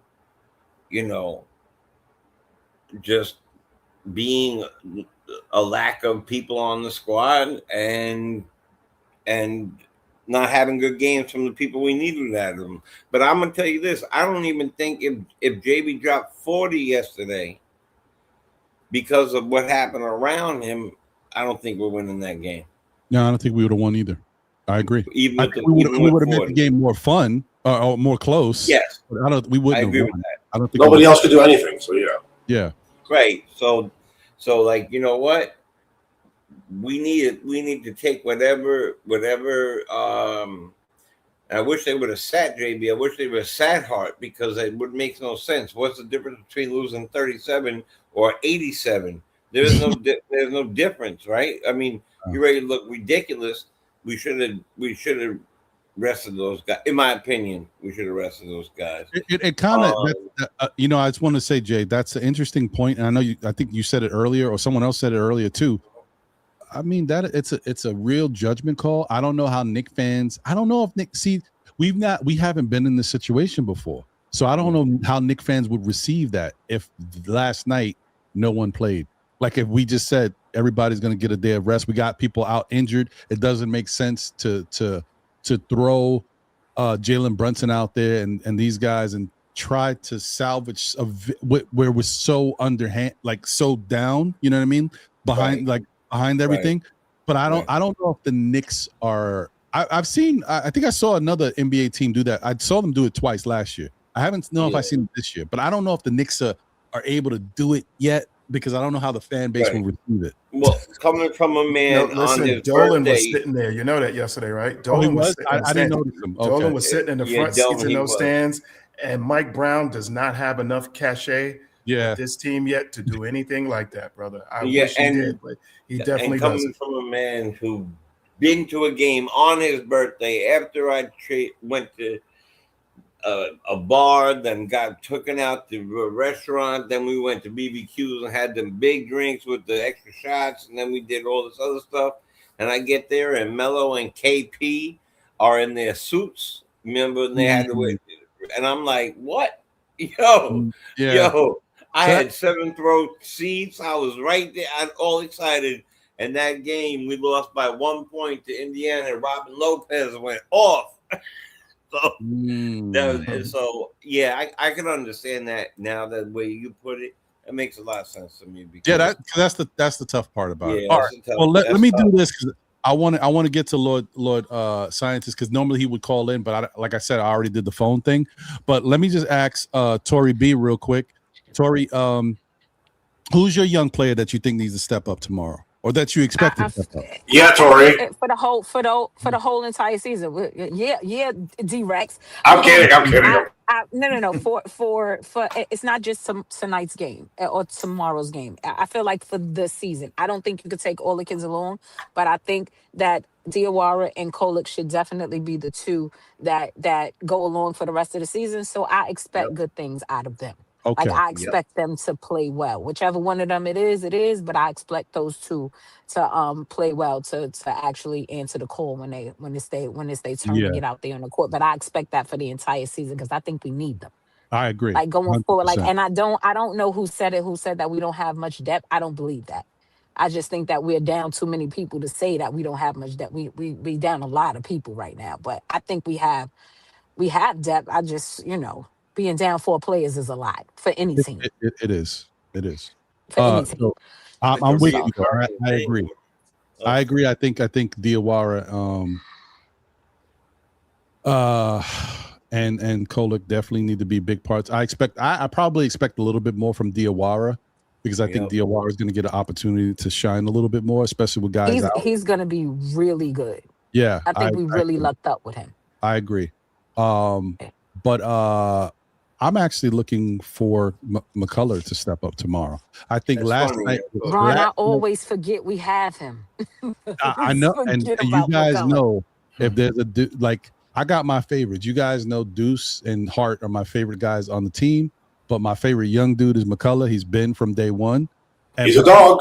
I think last night was a tough one. The dude hasn't really been playing, and to throw him into the fire against Detroit was a little bit, that's rough for him. Like he ain't even got like the rust off. Like at least Diawara's been sprinkled in here and there. Kolek's been like McCullough's been like, you got to crack the dust off him. So I think tomorrow, if he gets a chance to play, which I think he will. Also, his assignment is like, go guard the best player. It's going to be tough. But I think he'll be better tomorrow. Now that he got the rust off a little bit last night, I think tomorrow he'll be better and he'll be used more because Josh won't be there most likely.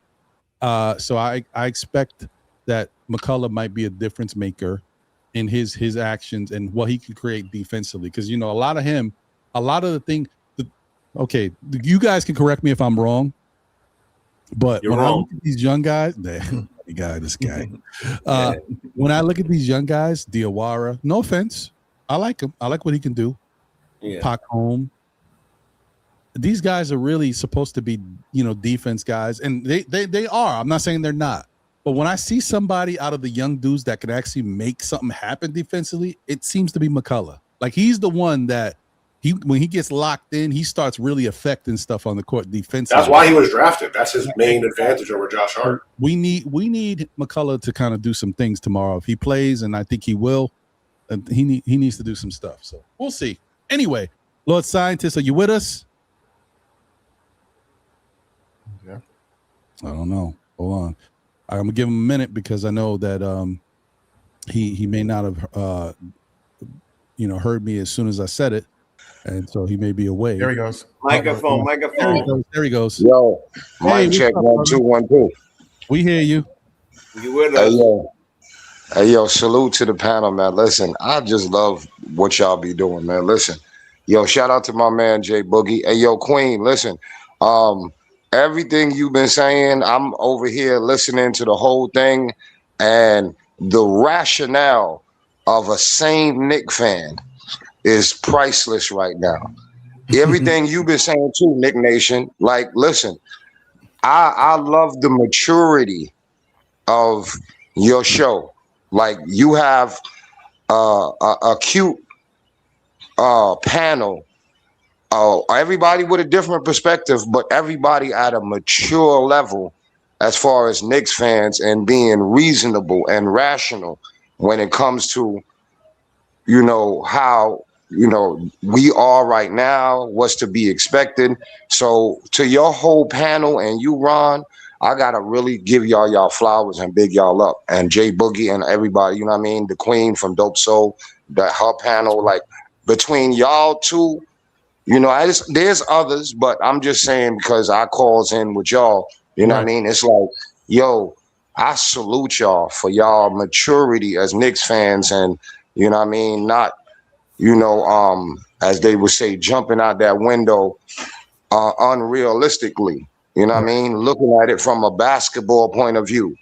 Like, everybody sound like they've played this game, and you know, it's like, anyway, salute to all of y'all. That's first and foremost. Appreciate you, my brother. Appreciate you, brother. Appreciate you. Thank you. Thank you so much. Now, as far as the rookies and whatnot, y'all are naming the two dudes that I expect, especially this dude that we just got, Alvarado. He from Brooklyn. He know our beef with Boston. So I'm expecting him to have some of that that we lost with Randall and my man DiVincenzo. That fire that Devo had, the Ragu, I expect that from my man, because he putting on our jersey, and we as New Yorkers know the weight of that jersey. And any kid that played ball and is in the playground right now shooting free throws imagines to put on the New York Knicks jersey. So I believe he's going to have that spark that you said, Ron. And I believe Diawara and the one that you like, Ron, McCullough. He's Josh Point 2.0. He's just a young, unpolished version. And if those three come in tomorrow with that, man, we coming in here to show Boston that we ready for them when we come to the playoffs, to make a statement. Like, listen, the Knicks made a statement game with the Nuggets. Let's not forget that. You know what I mean? That double overtime only happened because of a simple error with Bridges. Other than that, it was only one overtime, and we did what we needed to do. So we had to beat them twice. Shout out to Stephanie, like she said on Dope. So we had to beat them twice, and we did. So you're not going to sit here, we're missing Cat, potentially OG, 4, you're right. That kind of makes us a little bit more fragile, if you could say it like that, for lack of a better word. But I'm expecting them young dudes and our new acquisition to try and pick up that slack with some New York grit and intensity, because we know how we feel about Boston. I don't care if it's the Red Sox or the Celtics. You know what I mean? So that New York rivalry is centuries old.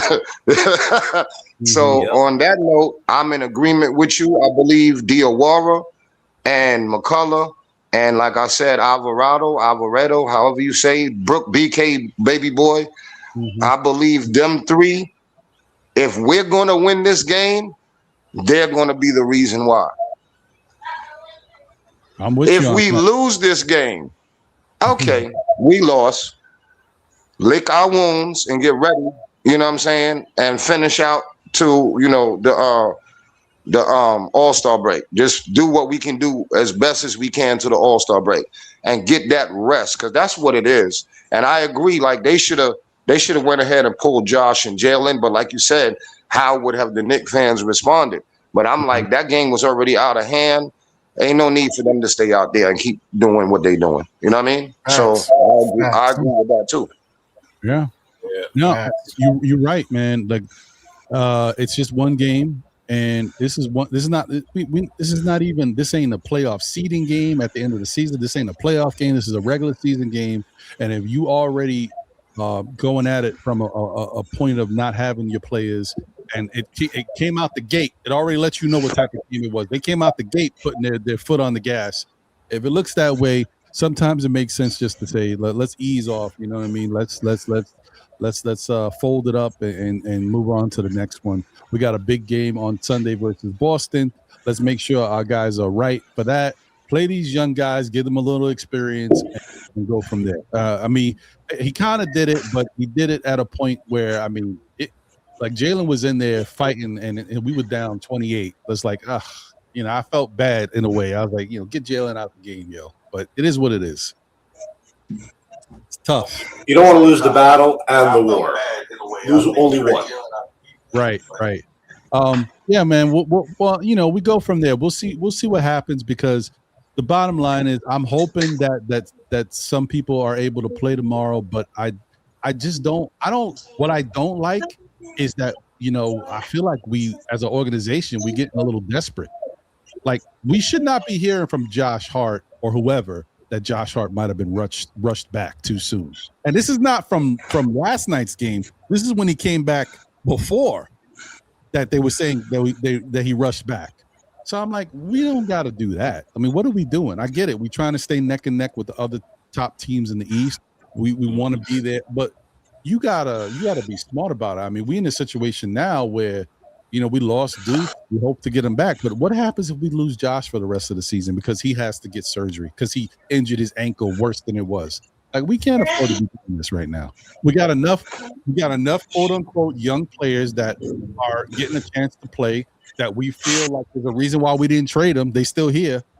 We might as well, and come on. At what point do you say Pacom Dadier needs to play, and let's let for once and for all, let's get this kid out there and see what he can do, or get him off the damn team? Like, I don't understand what we do. Exactly. Why is he there? And drops 42, but he can't play on the NBA floor. Like, what are we doing? I don't know what's happening here. I'm confused. Whatever. I'm confused. So we'll see. But outside of what I just said. He also outscored half the team in like 5 minutes last night. So, well, I mean, he had 5 points. So that's, the bar was low, but he did do it. Thank you. That ball was super low, bro. Somebody's got a lot of feedback, or that background noise. I got it. I little scientist. I got you. Yeah, it's probably me. Listen, you can mute my mic, and then if you want me to stay, I'll stay, and then let me know, and I'll unmute the mic and talk. Yeah, I got you, brother. I'm all over it. All right. So I got just 2 more questions before we get out of here, because I know, and I'm sorry, guys, we're so used to rocking. I know it seems a little weird. The panel gets cut short because of the way I did it today.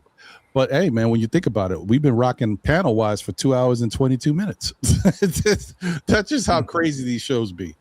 I gotta ask. Yeah, I know, it's crazy. I gotta ask you guys this, man. Do you think it's fair that?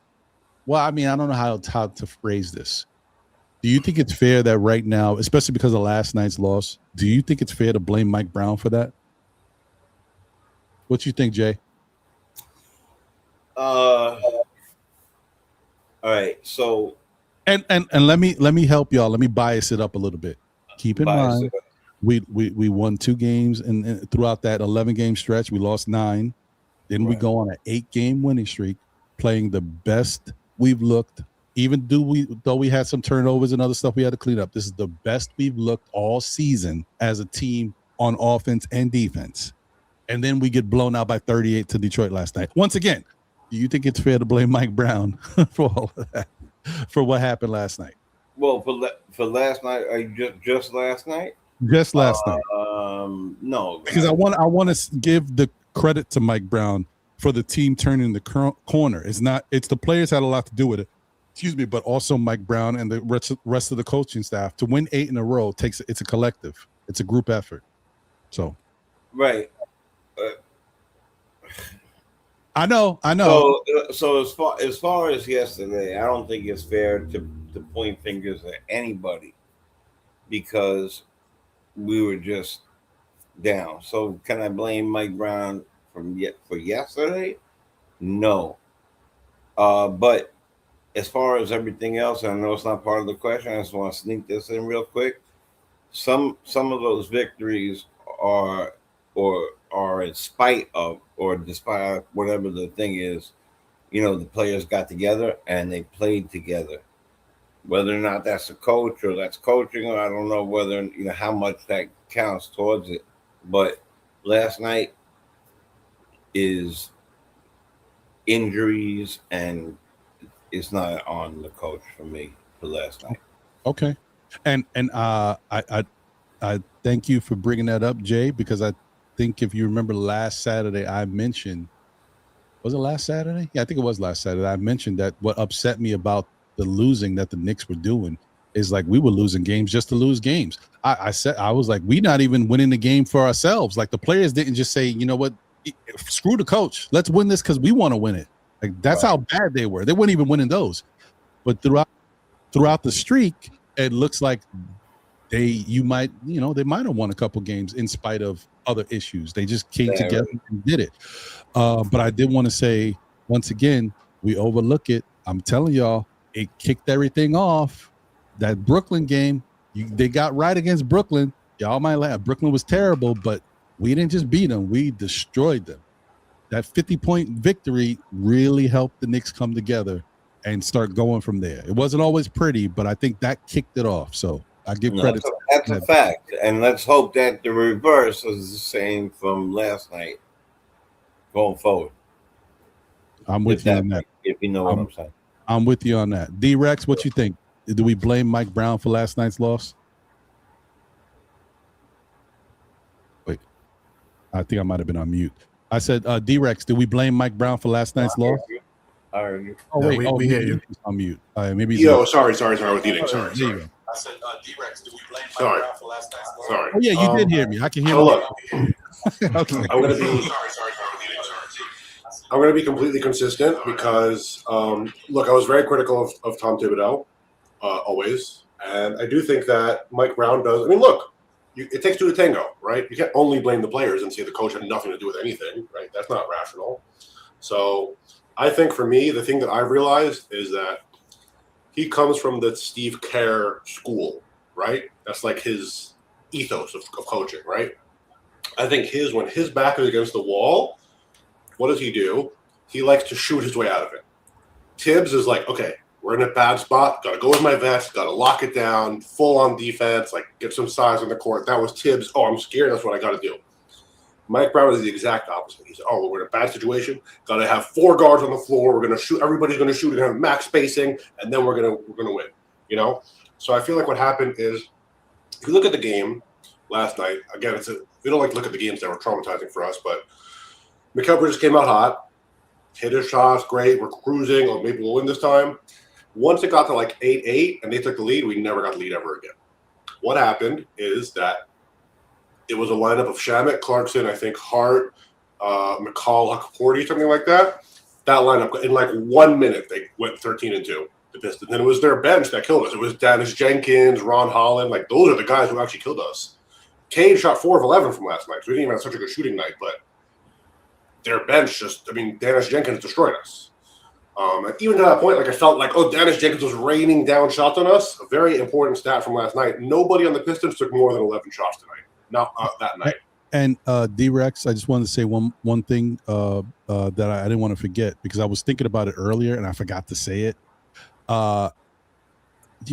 You can really tell that these young Pistons really want to beat the Knicks and they care a lot about these matchups because I don't know if you guys notice every time we play Detroit, do you see how they talk to each other on the court and on the bench? You see when they make moves, when they make plays, how they're talking to their guys, telling them like, yeah, they like telling them that they can do this. Like they ain't got nothing for us. Like they are so in high belief of their accomplishments and what they can do. This stuff means so much more to them. I'm not downplaying it or taking it away, but I'm just saying they got a little bit of fire in their belly and we see it every game.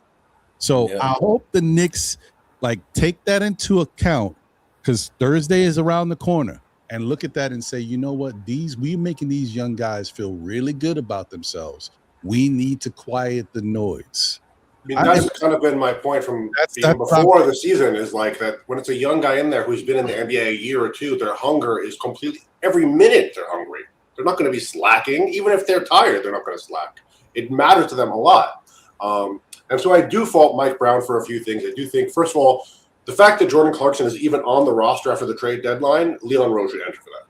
We all, like, even as bad as his stats are and they're bad, I think last night was actually the perfect example. I think I have it right here, I think. Yeah, so first of all, we only hit 80 points, which is an embarrassment. But Jordan Clarkson, what's the big knock against him? Oh, he's a trucker. He's inefficient. He actually was efficient last night. But he just is so bad on defense, it doesn't even matter. His stat lines are incredible to me sometimes. In 19 minutes, he had 11 points, and he was still a minus 23. So he was still losing, even though he was shooting 3 of 6 from the field, 1 of 1 from 3, 4 of 4 from the line. He didn't even have that many turnovers. He only had 2 by the box score. But he was still losing more than a point a minute with him out there. So, I mean, like, if you're not playing Jordan Clarkson with 4 defenders around him, which we can't afford to do, then just don't play him. He's a huge defensive liability. It's not me being mean. Oh, are you being mean to Jordan Clarkson? He is ranked as the 10th worst defender in the NBA. That's a luxury. I think that if Mike Brown had it his way, he would not have even played Jordan Clarkson yesterday. But because of people being out and needing some type of spark and some type of, not even just spark, but also NBA know-how, like a guy who's been out there and knows how to play against a tough team, you know what? I have to play him. But we've also seen me come up on here, Ron, and give Jordan Clarkson his flowers when he's played well. My thing is that if you play him with, granted we didn't have the horses around him, if you play him with 3 other defenders, fine. If you play him with 3 guards that are all bench players coming in simultaneously, that's not a good lineup against the number 1 defense, most physical team in the East. It could be that Jordan Clark, and I don't want to speak for him. I don't know. I'm not going to shrink him. That's not what I do for a living. But it could be. I'm just saying that possibly his confidence is affected a little bit. He's coming from a team that had no expectations and they're used to losing. Look, I'm not going to knock him, but I think that, like I said, the coach, because he loves the small ball, the spacing. I love the spacing. Like you can't only love spacing. And we had the same criticism of Tibbs, because Tibbs would do like a Precious Achiuwa, Mitchell Robinson, Josh Hart lineup, and then we'd be like, why can't we score? Well, you can't score because you have nobody who could shoot. But he's so only defense, Tibbs, and Mike Brown is the opposite extreme. So I do blame him for that, because you have to know that when the Pistons see 2 6'4" guards and Tyler Kolek on the floor, that now we're terrified to drive to the rim. They're seeing food, you know. So I do think that that's a failing of his, a bias of his. He needs to, you know. I mean, but the only thing I would say as a little bit of pushback for that is like, who is he going to play? Like, I mean, he could have played Diawara more. Diawara played 20 minutes, 22 minutes. He could have played Pacome Dadier more. He could have played. He could have played Pacome more. But I guess last night he was a little. Okay, here. Even beyond that, fine.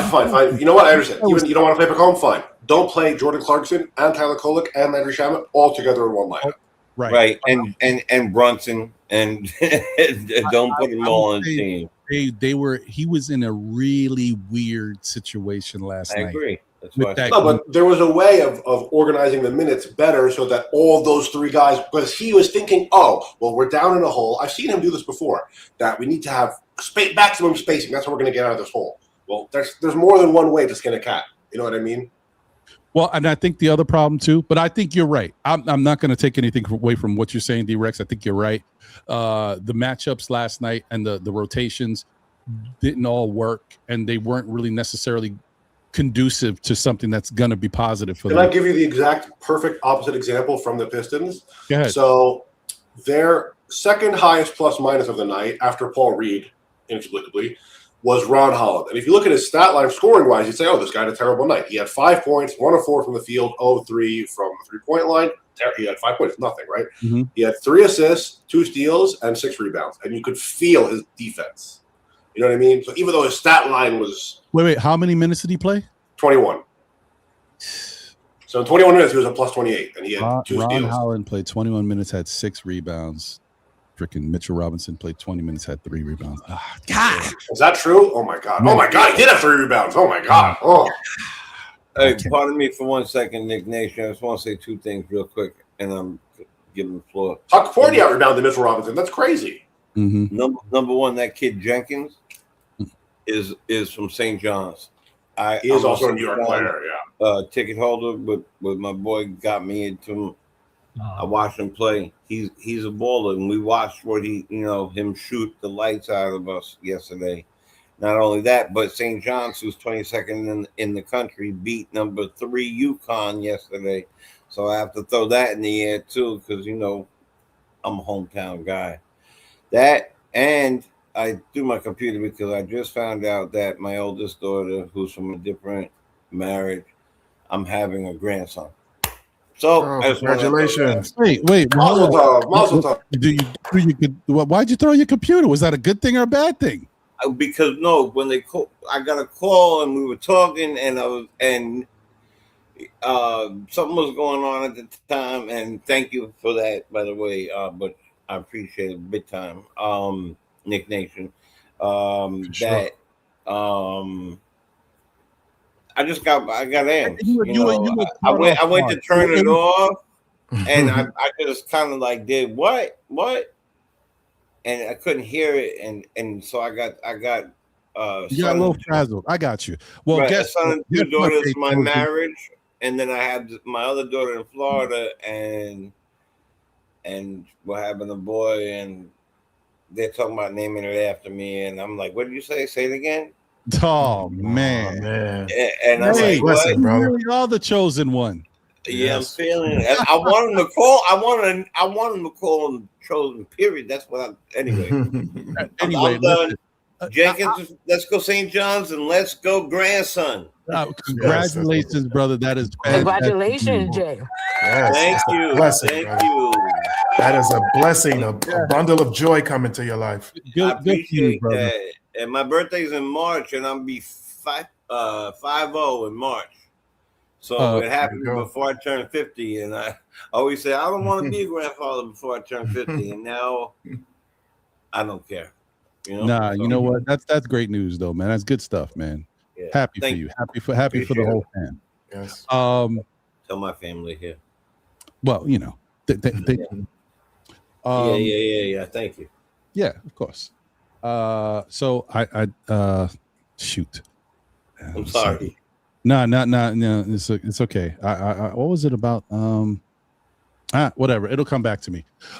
So where was I? Nick Nation? Did I already get your take on it? No, not yet. Okay.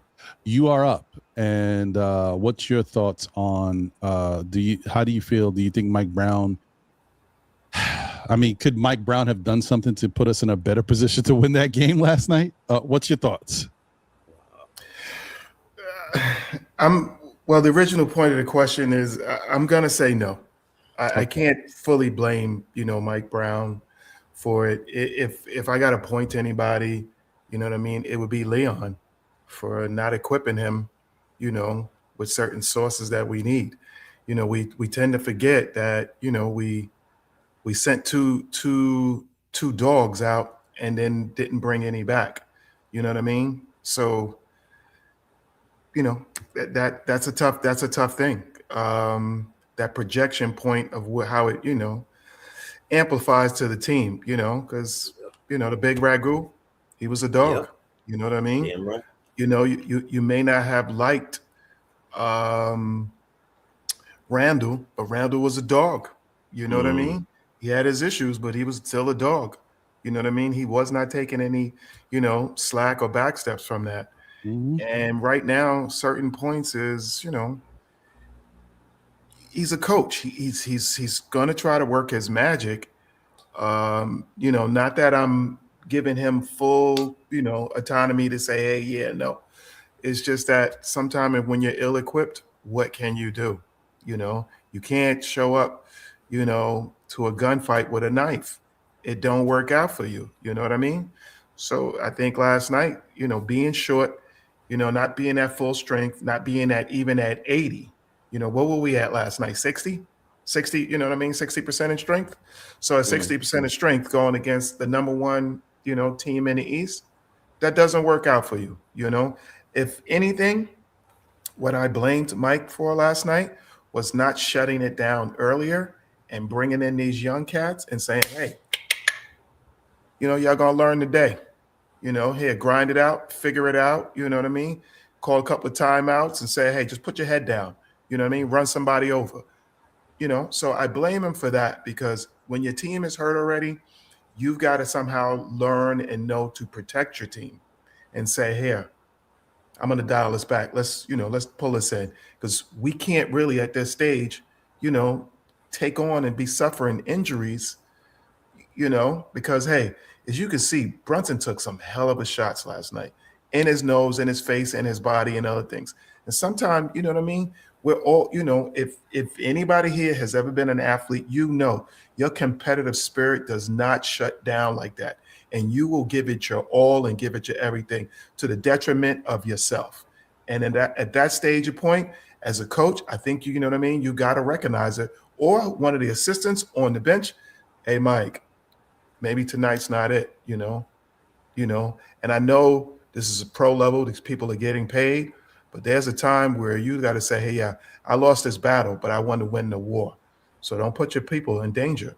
So I'm not going to blame Brown as far as for the loss, but I am going to, give him some culpability of it for not, for not doing, what a coach needs to do.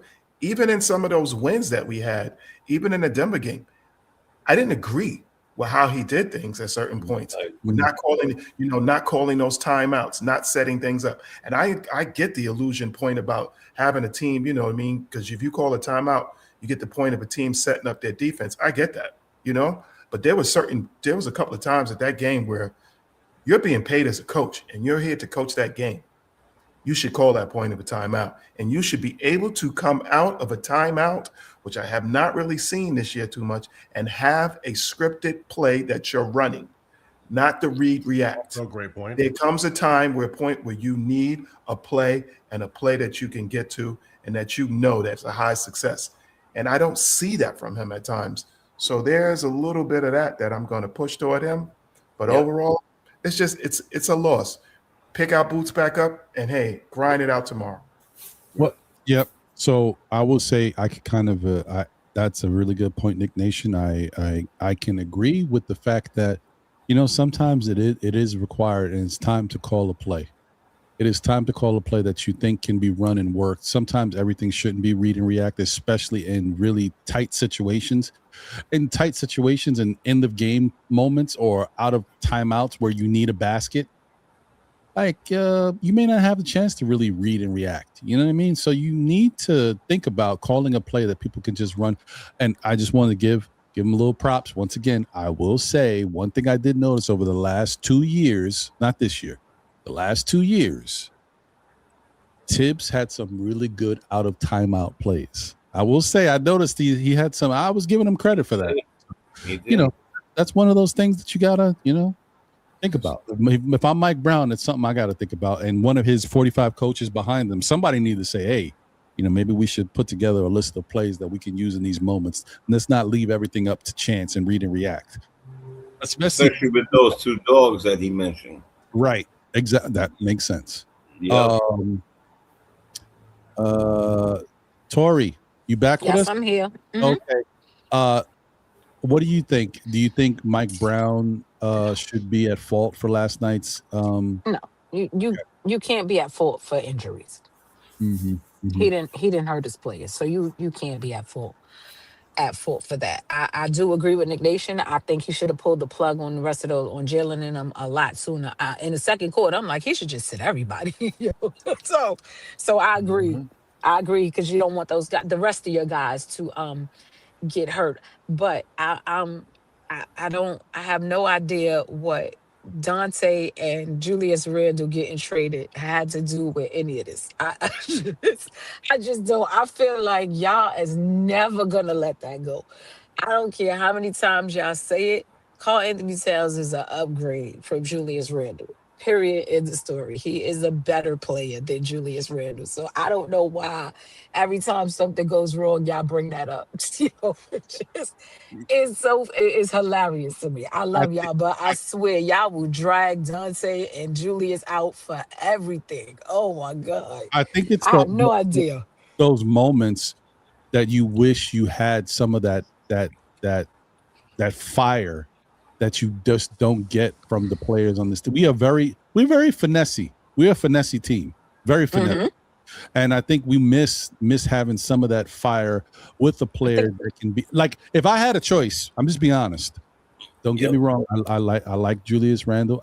It took me a little while, but I really started to really give him a credit and became pro Julius the last 2 years that he was with the Knicks. I ain't gonna lie to you. Before, when he was doing all his stupid stuff and the antics, I was not a fan.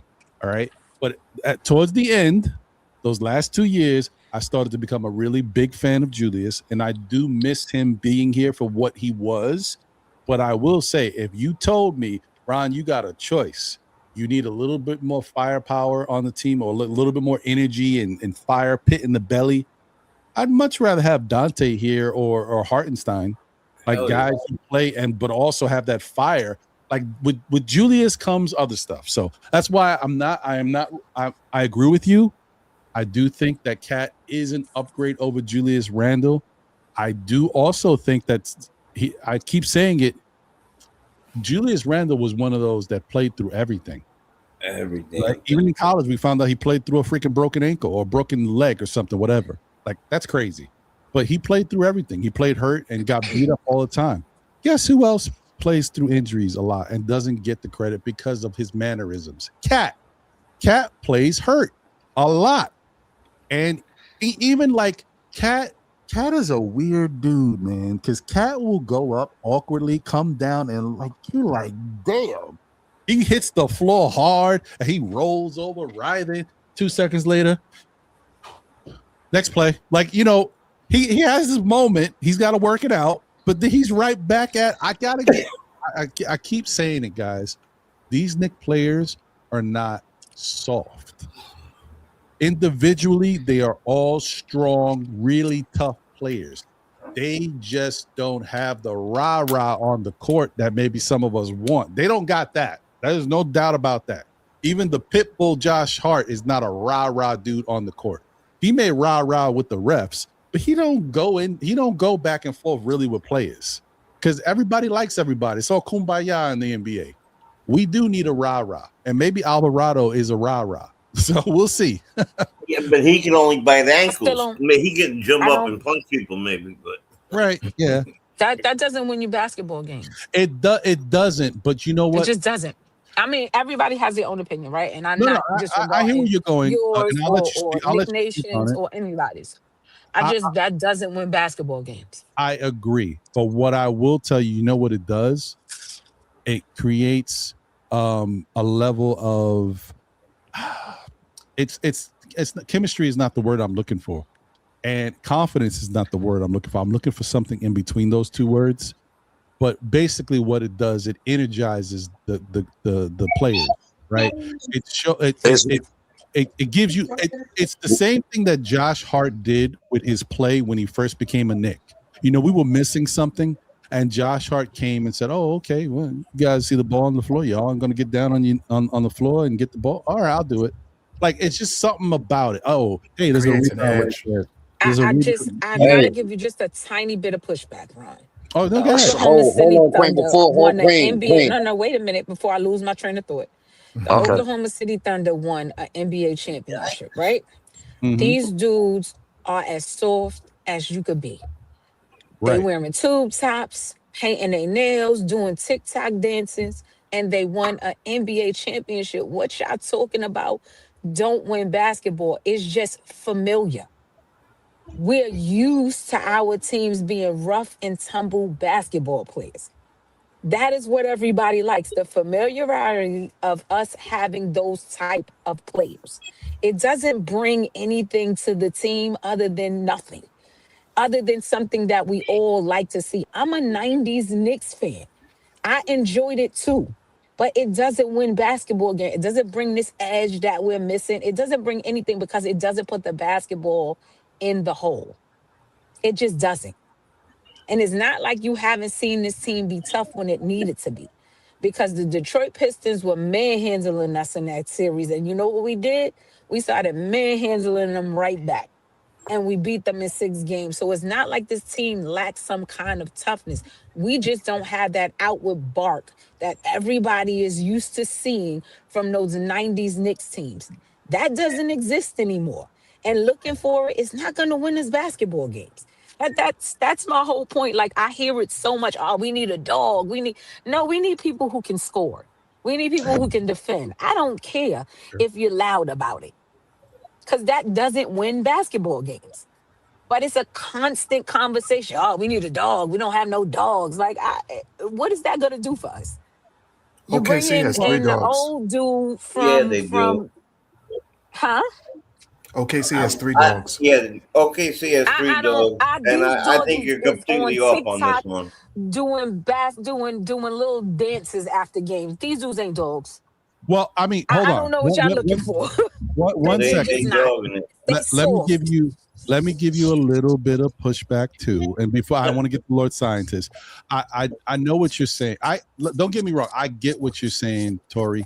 I know, like, that's not the underlying answer for everything. That's not going to necessarily win you games. And I'm not asking for the Knicks to have somebody here that's going to be a dog and an enforcer, and that's going to be the difference maker in the team. No, I don't believe that. What I believe is you need to have somebody who has a dog mentality but can play basketball, right? Because when the Knicks were looking for somebody last year, they were talking about who did we wind up with? What's his name?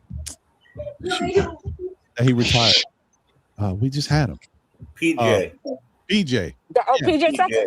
PJ Tucker. Yeah. I didn't want PJ Tucker. You know why? Because PJ Tucker can't play no more. Like, I don't just want somebody who has the mentality but can't really do nothing.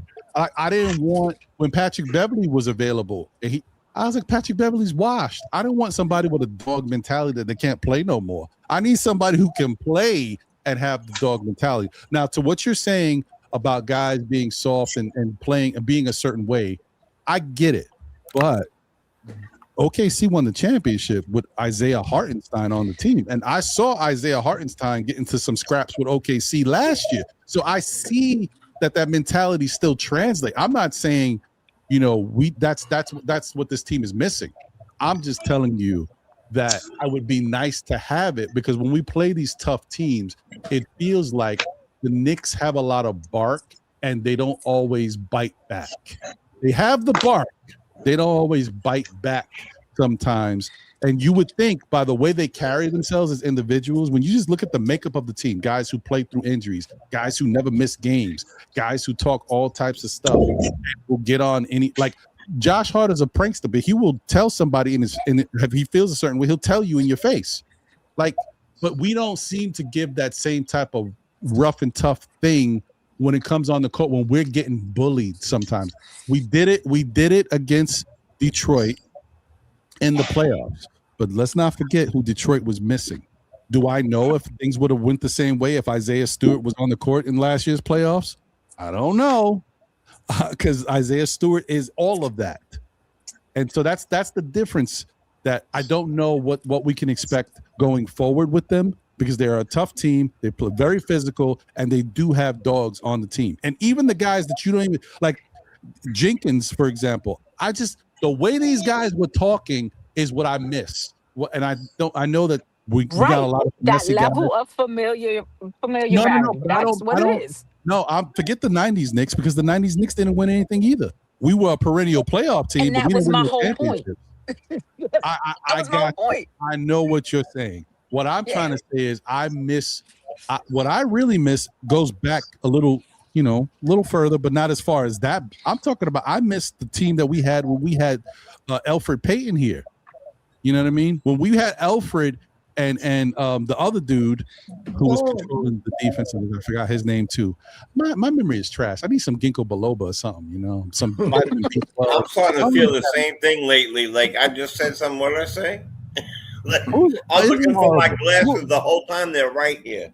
Guys, who's the guy that we had on the team during the Alfred Payton days who was basically controlling the defense? He's a small forward. He went to Dallas. Oh, he with played with the dreads.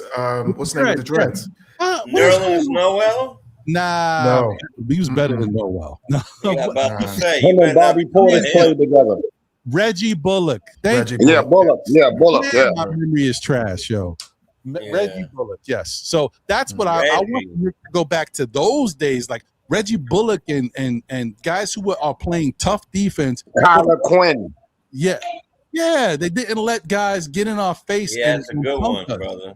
One of the Morris twins. That was a little bit much, but during that time, Morris, he was balling out for us. He had some games where he was dropping 30. Like I want it on both ends of the court. I want the aggressiveness. I want you to be able to add something to the team.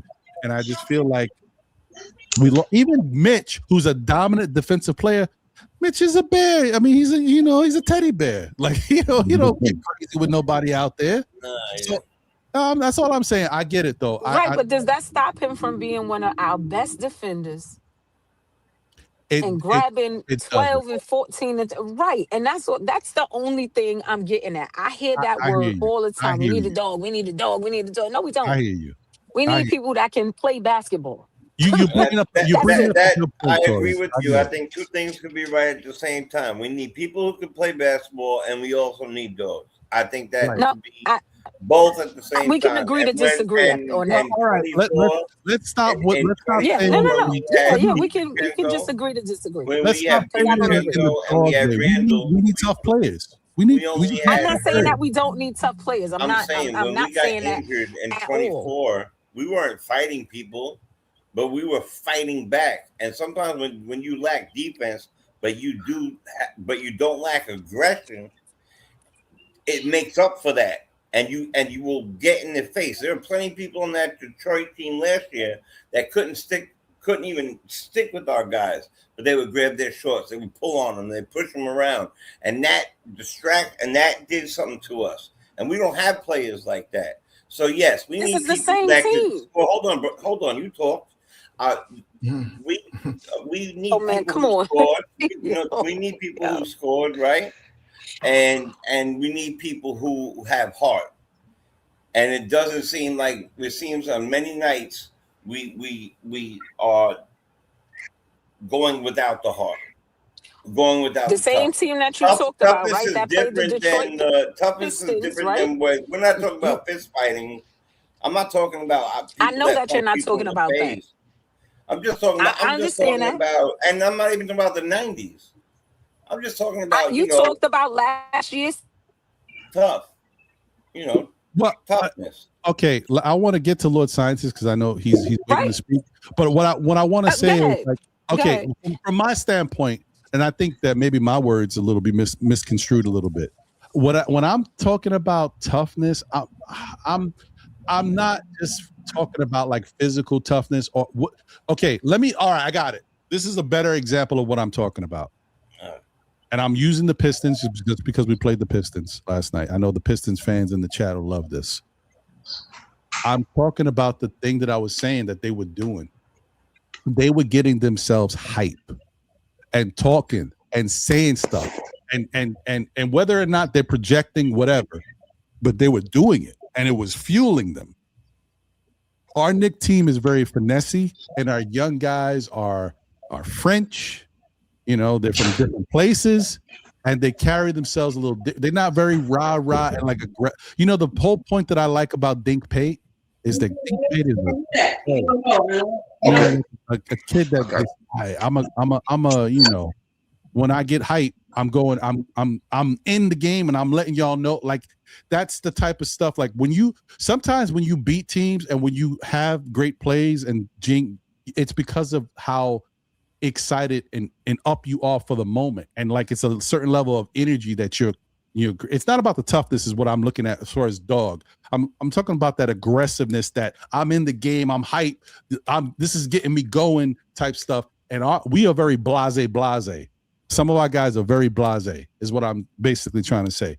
That's what I'm trying to get to. We don't got the fire like that I see other teams. I'm not even talking about just Detroit. Like I watch around the league when guys are playing. I'm watching highlights. I'm watching how they be talking to each other, how they be getting themselves up. And I don't really see that with our Knicks, is what I'm saying. Like, especially the young players, because that's where I need it. I don't need the professionals, the veterans. Their play is their rah-rah. They're good enough that I don't need to see all that from them. I'm talking about the young guys, because we're looking for some of these young guys to step up and do something different that gets them noticed in Mike Brown's eyes, but also allows them to affect stuff on the court. And that's what I'm yearning for. I want to see that aggression, that fire, not necessarily toughness. Okay, I hope I explained that, what I was really trying to get at. I apologize if I confused anybody. And before I get over to Lord Scientist, I got 2 super chats I got to read. And I also got to say, I don't know if y'all put out the bat signal, but Detroit is flooded in this chat. Yo, y'all coming in here deep. We getting jumped, y'all? What's going on? Like, what's happening? It's great for the algorithm. I guess so. Interesting. Shout out to APAP. Thank you for the generous super chat. Said this has to make it on here. Friday All-Star Weekend. Objective Knicks fans 24-hour marathon. He's going for it. Boston and Detroit don't have that. Oh, AP, you crazy, bro. Shout out to Paris Duggar. And once again, I will be a part of that 24-hour marathon in some capacity, but I don't know what yet. I'll be on there at some point, but I will not be on no overnight nothing. I'm not doing it. So shout out to Paris Duggar. Said Julius in the Miami playoffs was comatose game 6. Yeah, man, you know, that was a tough one, man, because that Miami playoffs, Julius was hurt. He came back to play. I like to shoot him a little bail. That was a tough one, man. But I hear you. All right. Lord Scientist, you can take yourself off mute, my guy. Oh, wait, I could do it. I did it. There you go. My brother, hey, we hear you. What's your thoughts on Mike Brown and, his stuff going into last night's game? Do you think he has something to do with it? But other than that, outside of that, how do you feel about the team necessarily winning in spite of his coaching? What's your thoughts? Okay, first, our loss to Detroit, no, it's not on Mike Brown. Could he have done certain things? Yeah, but that's not really just on him. So, no, our loss to Detroit was because, like the Queen said, Miss Tory, that we were down, the players we were down, you know what I mean? And nobody else stepped up. So I'm going to use that to piggyback on what we're talking about. Okay. And I pray when I say this, Queen, you understand what we're saying, because this is more so like, the separation with dudes and females. And I hate to use that example, but what we're telling you, and it's not that you don't really understand, you do understand, but you're saying it doesn't really matter whether we got that dog or not. What matters is that ball going in that bucket. And you're right. But from a male perspective, when we're looking at our Knicks right now, everybody, even though they got their talent, their skill, whatever, they're passive. And as a New Yorker, you know what I mean by passive. As they say, once you tag lame, then everybody's, on you. You know what I mean? Oh, you's a sucker. You can fight, but you scared to fight. I could punch you in your mouth and you ain't gonna fight me back. That kind of thing. So that passiveness is what we're really, really like. The way you explained it, Ron, was perfect. So I'm adding to what you're saying. There's a passiveness with our players that is not making other dudes respect them. They like, yeah, you could play. Yeah, you can mess around and do this or whatever, but you ain't that dude. That's like you said with the young dudes with Detroit. They amping themselves up. Man, these Knicks can't see us. Man, we can't wait to get to the playoffs. They amping themselves up. When they get ready to play us, them young dudes is amped like, yo, we gonna play harder than them. That's that grit that we're talking about as men. Like men, we know and recognize this. You know what I mean? So the thing with Devo, listen, I ain't even gonna use Devo. Let's go back to last year against Indiana. Obi Toppin, one of my favorite players, Shamet sunned him in that game. And Obi had to sit on the bench, and Shamet was still talking to him. Like, yeah, son, I stopped you. Did Obi come back in the next game and blow up? Yes. Because Obi had that chip on his shoulder after Shamet punked him, you know, if we could say that, in the other game. Mm-hmm. So Obi came back with a chip on his shoulder. It's that grit that we're talking about. That it's a man thing. You know, I hate to say it again like that, because I see it in the WNBA too with certain females. You know what I mean? Like Cheryl Swoops had that dog in her. She knew she could do what she gonna do, and she gonna do it.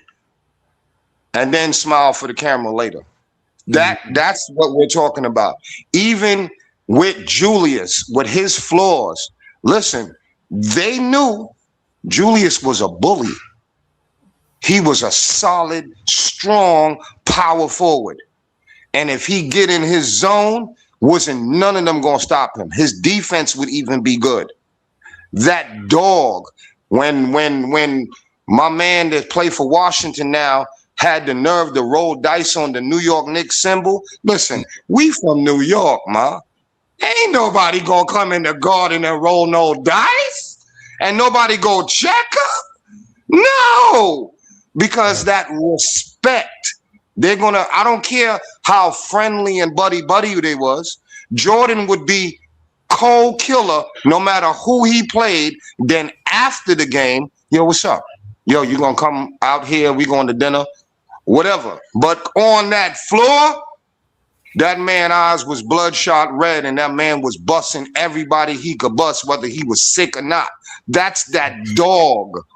That's what we're talking about that's missing. Mm-hmm. And we do need that. We need that. Why? Because that's who we are as New York Knicks fans and New Yorkers. You got that dog in you, Queen, because I hear you when you be talking on the show. You got it in you because you from NY, regardless to whatever borough. So try to understand when we're saying what we're saying, we're not saying it in like how Ron said and how Jay Chosen said, well, we want to fight you. Nah, we want that level of respect that, you know, when you come in and we in these four, this rectangle and these two octagons and everything, and it's left, right, me against you, we putting it out on the floor. We'll be friends later, but right now, I'm trying to take your head off. And that grit, we need that. And like you said, I hope my man from Brooklyn, Alvarado, brings that, because that's what Devo, Jalen Brunson got hurt, like hit hard by Embiid.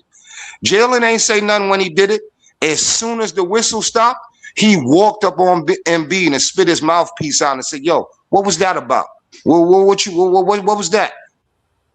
And he started going off. That dog, Jalen got it. You know what I mean? He got it. That's why he's our captain. That's why he leads us. Minus the fact that he's short and all of that. Yo, that man be taking charges from dudes that's 6'7", 6'8", 6'9", outweighing him 60 to 70 pounds. They're running him over. And that man gets up and jumps back and pushes the ball down the court. That's that dog. That's what we're talking about. That's what's missing. Can we got like Mikal. Mikal is an Iron Man, but I don't see no dog in him. Mikal should be going, and once he go down in that thing and dunking on them dudes, not fading away. That's missing. Mikal got all the skills and talents, but he ain't got that dog. When you see that dog, maybe on defense, when he go and snatch a loose ball or pickpocket somebody and take a pass. That's when you kind of see that dog. You see that dog with OG on defense. You see that. Mitch, yeah, Mitch is passive. I love Mitchell Robinson because ain't nobody in the NBA do what he do. But he don't really have that dog until you see him doing what he doing on defense. He don't talk it. He show it to you. That's what's missing. We're too passive. There's too much of a kind of smoothness, friendliness thing that's going on. And like you said, you know, we from the 90s, we from the 70s with that grit.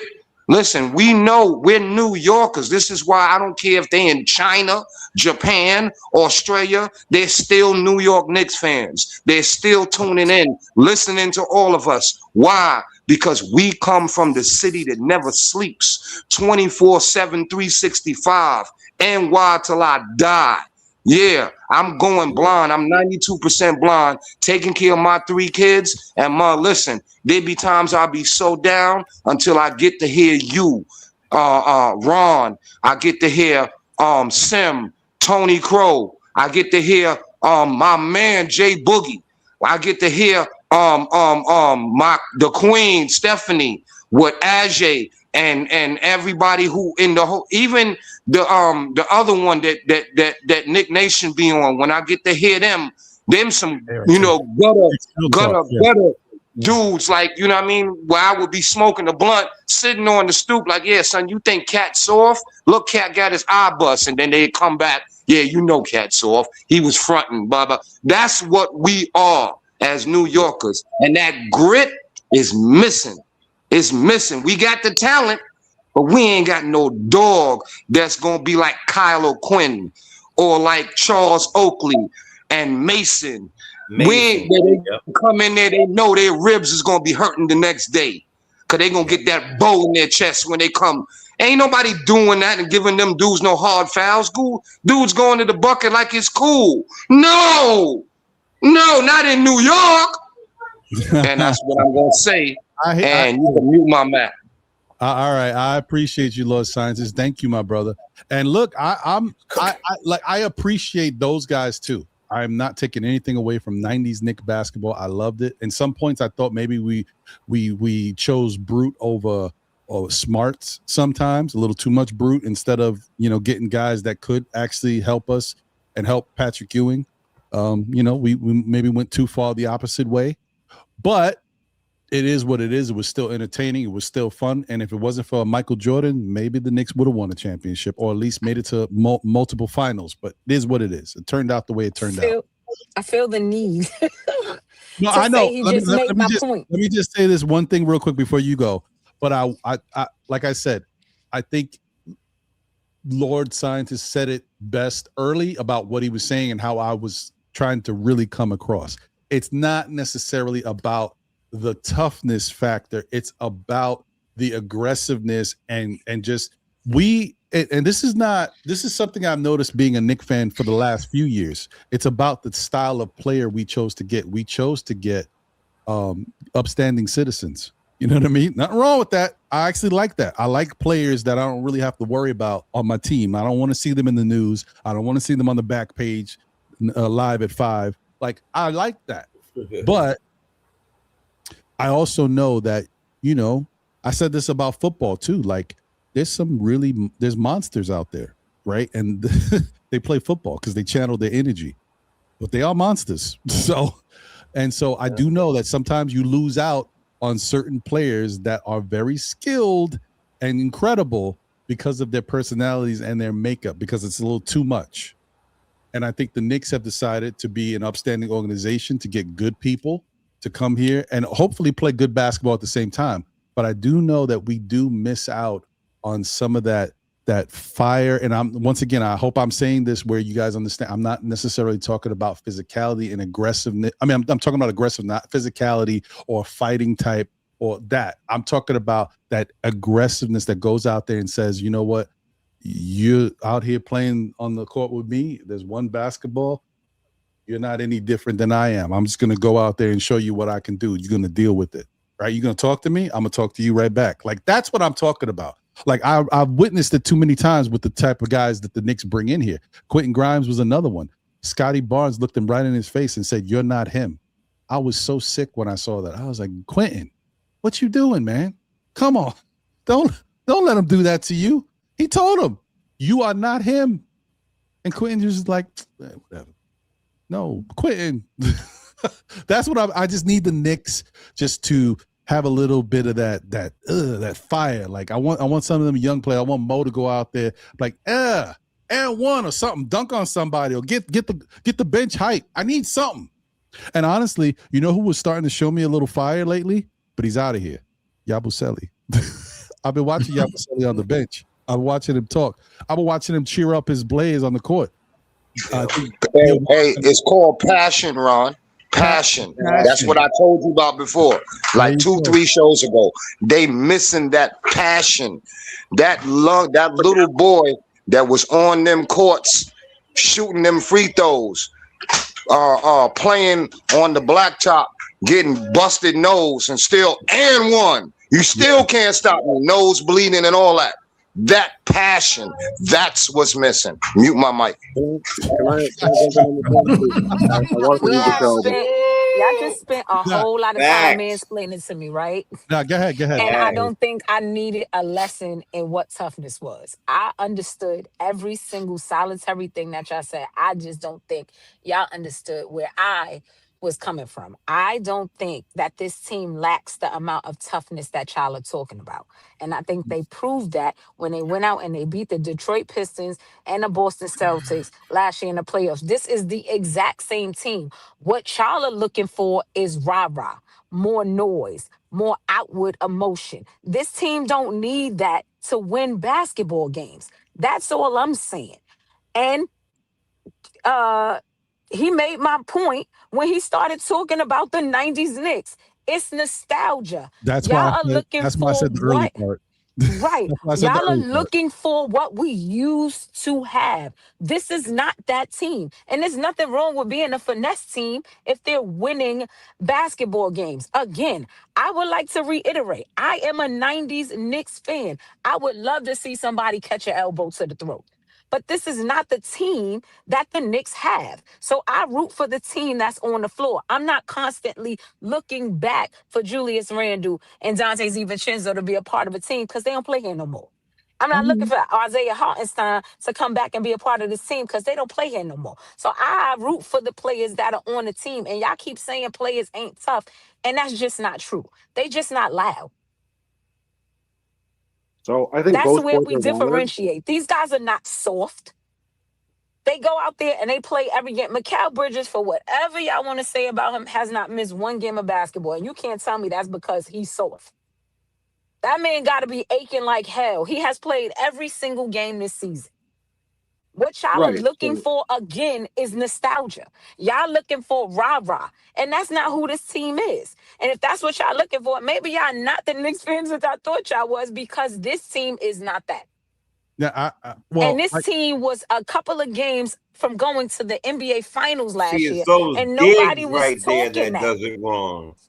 Well, and like, so why we can't be Knicks fans because we don't agree You with could be...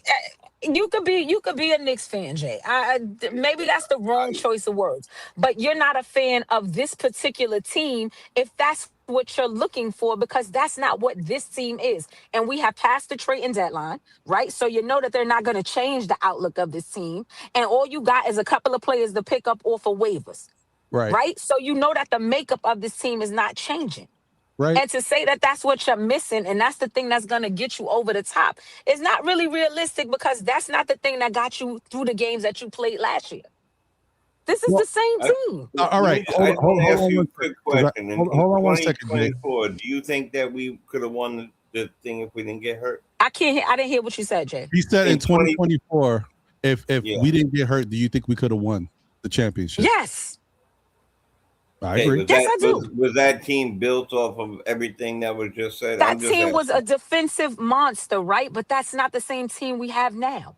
Right. So when we just talk about it, all I'm doing is talk. I know he's not coming back. I'm not, you know me enough to know I know that I'm not like lucid or crazy or something like that.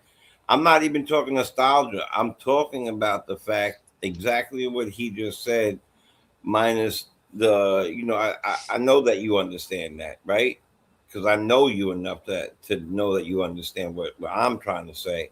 I'm just saying that teams look, we are very skilled, and yes, this league perhaps got softer than a lot of us liked, or became a more 3-point shooting type of league than we Right. I'm those liked people. or whatever. Right, I'm those exactly. people. Right. The fact of the matter is, though, we had both of those things, which is why it made us great, even with the amount of injuries we had in 24. So I as much as I disagree with a lot of things, I also agree with you as far as the change and the shooting, the buckets, all that.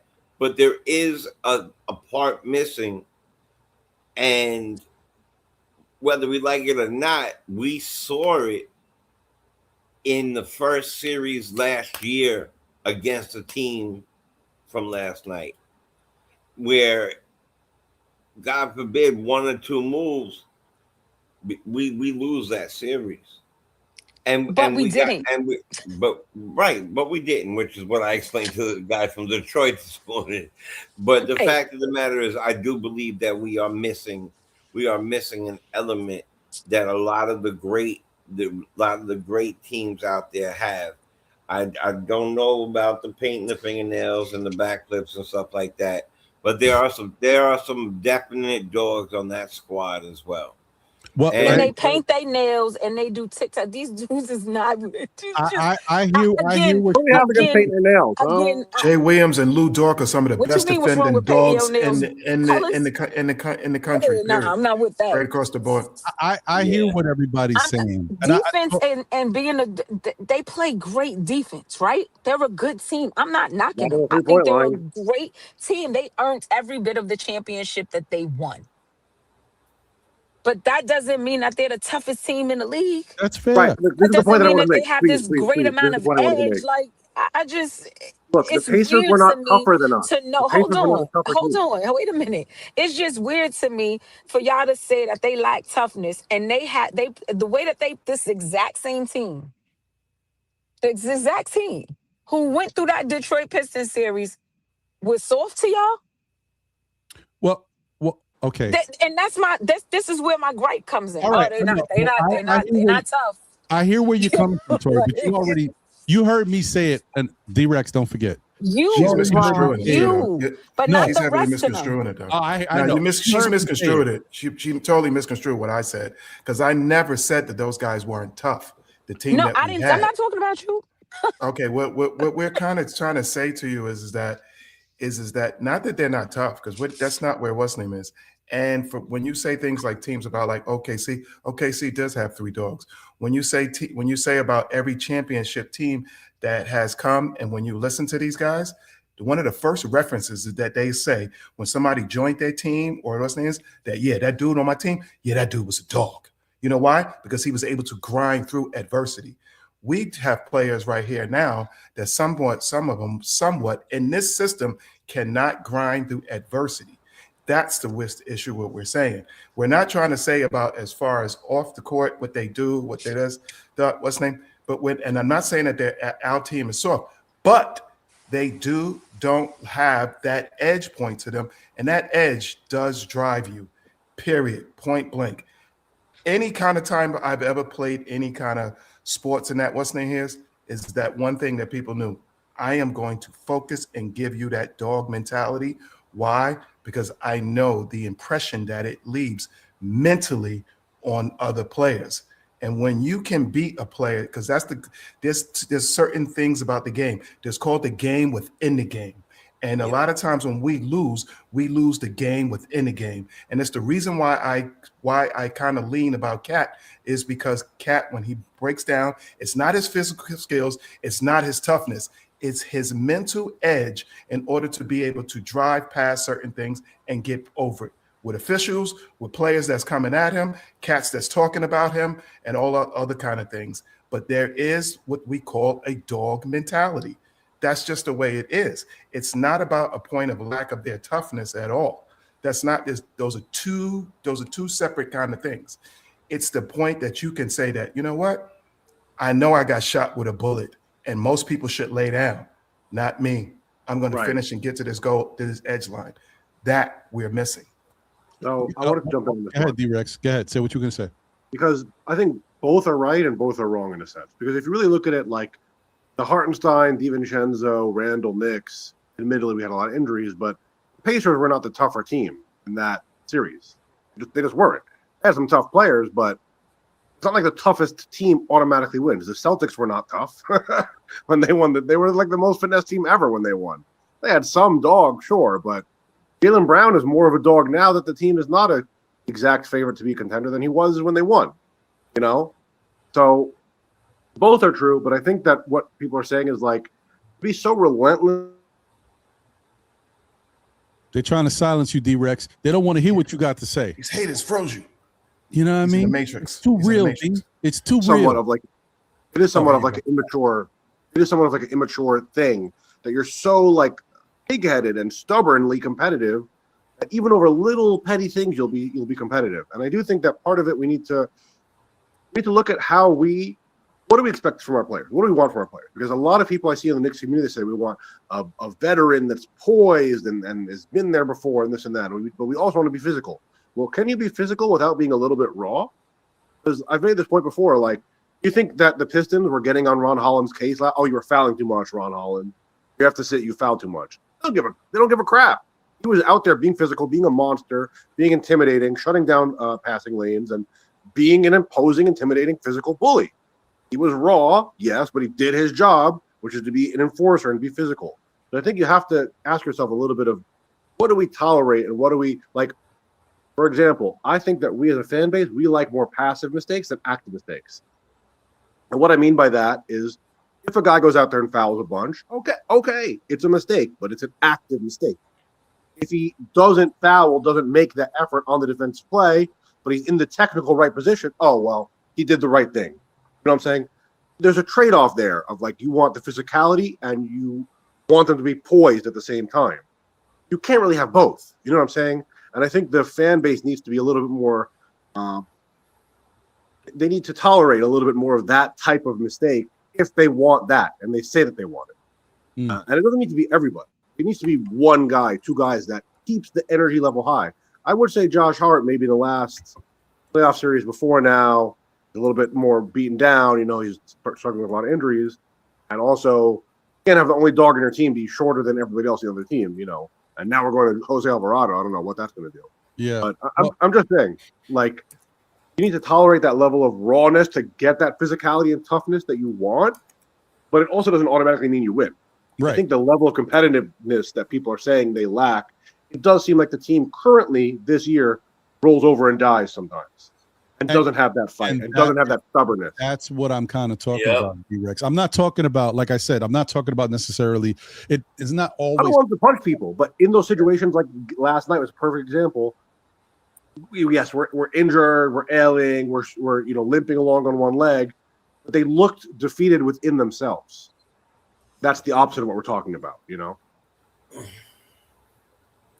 I think that, that's what I'm trying to stop too. Like my whole thing is like, I don't want us to look at it like it's all about physicality. It's just about aggression and necessarily pride and just being, like inner thing to say, this is what I want to do. And this is how I'm going to go through. I'm going to go through you no matter what to get it done. Like, and I feel like sometimes Michael Jordan, Dennis Rodman, these are perfect examples. Lack some of that. Like Jalen Brunson, you don't need to be, and this is what I mean. Like, it doesn't have to be rah either. Like I said, I may have said it wrong and kind of got us off on the wrong track. It's actions, right? It's how you play will dictate what I'm saying. You don't have to say a word. Jalen Brunson shows me he's tough all the time. He doesn't have to be physical. Watching Jalen Brunson go back and forth when he's in the playoffs. It was the great example of watching him go back and forth with different players with McConnell. When McConnell will play tough defense, and then you see Brunson come right back down the court the next time and bump McConnell offensively. Like, I don't care. I'm going right through you. That's what I'm talking about. I need to see that especially from these young players, because I think that's when I say this, understand, guys, I am not saying our guys are not good. I appreciate our guys, and I think they'll be, better with more experience. But there is a difference between some of our young players and some young players we see on other teams where we like. Hold on, I think that's the catch-22 because we don't let them play like that. We don't let them go and be that's a exactly wild, what I was getting ready player. to say. What do you mean? Like, I don't know. Like, you can't stop a player's aggression if he's playing within the confines. If he's not on the court, if you take him off the court because he made one foul in the first quarter and now go sit down and study the playbook, right? He's not going to be the type of guy that you're saying, Right, but that's not what I'm talking. Guarantee you for the Pistons. Oh, Ron Holland, you fouled twice in the first quarter. Sit down. You can't play defense anymore. They don't do that. I agree, but I feel like a lot of that was under Tibbs. I don't see Mike Brown doing that with our young players. That was the initial point. Yeah, and that's another thing. We're not playing in that type of system. With Tibbs, we played tough defense. Mm-hmm. You saw it a little bit more. That's not a Mike Brown thing. Right. I'm not a fan of this guy because I think he got this team looking worse off than what they actually are. I'm not that big of a fan. Like, I thought I liked Mike Brown in the beginning of the season. I'm just not. I'm side-eyeing this man. And I think a lot of this talk comes from the fact that we saw how good our defense could be under Tibbs, and now it's gone. Mm-hmm. They played good in the 8-game stretch, but they haven't done it throughout the season. When we started the season last year with Tibbs, we started off rough. We had a lot of big offensive games, and when he realized that wasn't going to sustain, it was strictly defense. Yeah. And under Mike Brown, that's not the same thing. He's still trying to spray, shoot the three. So it makes it seem like these same exact players that we had last year are lacking some kind of edge. That's where I'm coming from. These are the same players playing in two completely different systems. And I feel like when I hear people say that they're looking at these guys like they aren't the same guys that you were rooting for and didn't have an issue with last year. Right. That's why I get to mine. I'm like, what do you mean we need that? We don't need that. We need to play better. Agreed. This is the same team. And I agree. And I think that when I'm saying this, I'm I am saying a little bit about the star players, but I'm really kind of looking at the young guys because I want the young guys to break through. And I need the young, because the Knicks, look, say what you will. I don't know how you guys feel about it. I don't think the Knicks are going to win a championship if they don't get something from one or two of these young guys. Like, somebody's got to give them something in order for us to win a championship. The core 8 ain't going to do it by themselves because we're going to get tested. We're going to run through some adversity. We know the feeling of this group already. We know the feeling. Yeah, we need something from somebody that's young on this team that hasn't really got that moment yet. Every team you look at that has won a championship, they got something from some unknown person on the bench that gave them some valuable minutes or something that has helped them. It's unsung heroes. Every team that has won a championship gets that. Denver had it with that Braun and some other dude, I forgot his name. Look at Braun had basically played himself into money, and he don't really do nothing. No offense to Braun, but I watch his game, and he's not like that was his best year by far. Yeah. So it is what it is. But he stepped up, and that was a moment that allowed them to win that championship because of his contributions outside of everything they were getting from all the other guys. So that's what I'm just looking for. I think that look, if it's McCullough, great, but I really do think the guy is going to be Mo. I think Mo is in the best possible position to help this team with his length, his versatility, and I think we haven't even tapped into everything he could do. It's his confidence level is going to help us grow, and the more he feels good about his game, it's going to translate to the Knicks doing some special things out there and being a matchup problem. Because once teams get into that thing where Mo starts getting comfortable and they realize, hey, he's tough to deal with. He's got some speed. He's long. He gets rebounds, and he's a good passer. Like, these are things we can benefit from. So we just got to keep taking advantage of all that. Now, that being said, guys, I've been ripping and rocking and rolling. It's 5 o'clock, so brother getting hungry. So I just want to jump back on that one. Yeah, I know, guys. I'm sorry. I appreciate y'all being here and rocking with me. I know, y'all listen. We got this Nick fandom is real, man. The level that we go, and then I hope all you Detroit people out there in the chat, you realize this Nick show's been on since 11:40. We've been rocking and rolling this whole time. Everybody's been tuned in, locked into everything that's going on, because that's how we feel about it. This is how we give it up, and that's why the passion is there. So when you come in talking that stuff, you know this fan base, we're gonna give it right back to you. And another thing, I also want you guys to understand, I'm not taking anything away from them, but I want y'all Detroit fans in here to understand this is the fan base, right? When you see things happening, Knicks winning games in the Garden and stuff happening, you see some wild dudes doing stupid stuff in the streets, that ain't us. That ain't this. That's them young boys that just happy to be involved in something. They're Knick fans, but just look at them a little differently. We look at them a little differently, believe me. So I don't get it twisted. That ain't us. They're a little different. But anyway, let me get to everybody with their final words so we can get out of here. Jay Chosen, I'm gonna start with you first. I don't normally do that. What? Yeah, you don't. That's crazy. I know. and I apologize. Shout out to the chat, everybody who's jumped in. I appreciate all y'all. Thank y'all for being here and rocking. Even the Detroit people, appreciate y'all coming in, supporting the show, and giving y'all respectful takes about the teams. Those that came in to troll, you know what I mean? Y'all don't need to be here. Y'all gonna do it no matter what. But it is what it is. But Jay, your final words, my brother. Yeah. And let's go Knicks tomorrow versus Boston. Absolutely. I'm gonna start off. I'll start that way. Let's go Knicks. No matter what, over everything. Period. Especially versus Boston. Because that's like the dude we talking about physicality, talking about the guy that might have sneak punch you back in the head, ran home, and then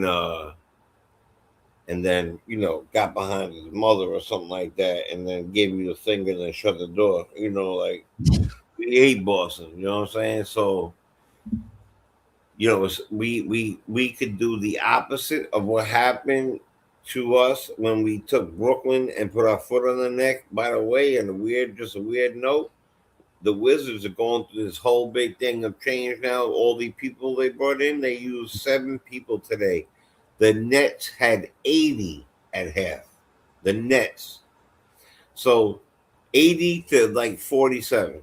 Wow. So yeah. So I was sorry. I was betting on this new thing. But what I was gonna say to you, what I want to say is this, man. I think that just like there's 4 types of, like, I have a lot of pet peeves, of different pet peeves, right? And they're not all the same. They come from different categories. My first pet peeve is ignorance, right? And hatred of any kind, whether it's racism or just trying to punk somebody for fun in front of your friends and make them laugh. Like, that's corny to me, you know what I mean? And so when I talk about being, tough or being a man, stuff like that, I don't think anything like that is tough. But I also have different pet peeves, like hair in my food. I hate that. You know what I'm saying? So like it pisses me off. You know what I mean? Like, what the hell? Even if it's my hair, I get mad at myself. So, I want to say that. It ain't pubics. Right, but if it is, I don't know what the hell I'm doing. I don't know how I'm eating, bro. I'm in one handstand anyway. I don't really get the whole thing. I know later on you'll be texting me like, "Yo, damn it, bro, I can't unsee this." Exactly. So yeah. So look, I feel like I was like misconstrued, and then it was explained incredibly well. by Lord Scientists and also by Nick Nation and by yourself. And I hope that our good sister, who I consider a friend of mine, didn't take it as no one was trying to bash. I know that for a fact. That was just like a feelings coming out of what we are missing and what we feel what this team is missing, and what I felt that 24 team had, which was doing both the things. And I always love to say that two things can be right at the same time.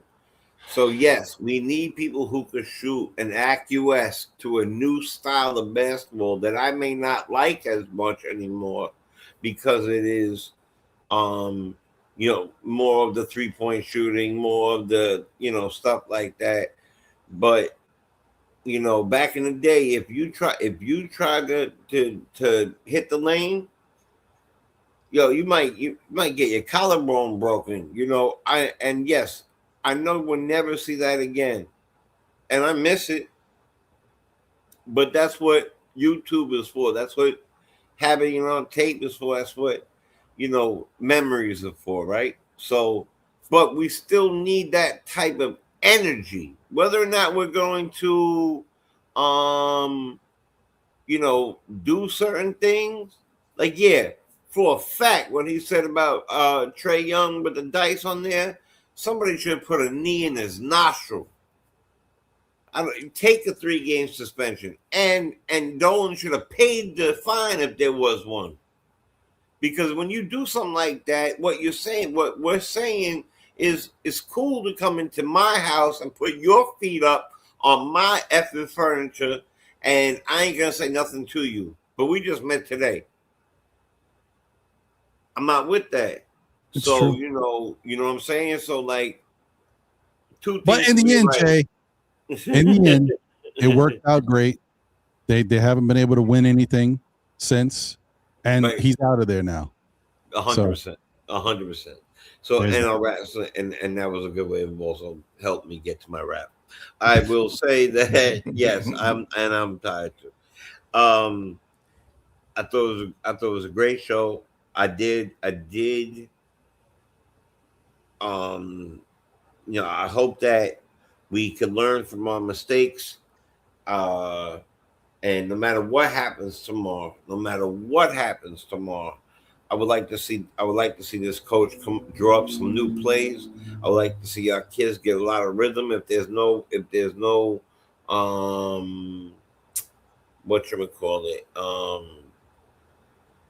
major need for a starter, then you know what?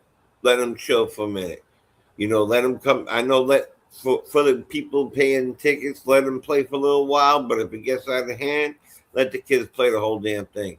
If we have some of our players back, which I'm hoping, Cat comes back and certain people come back, then yeah, I hope.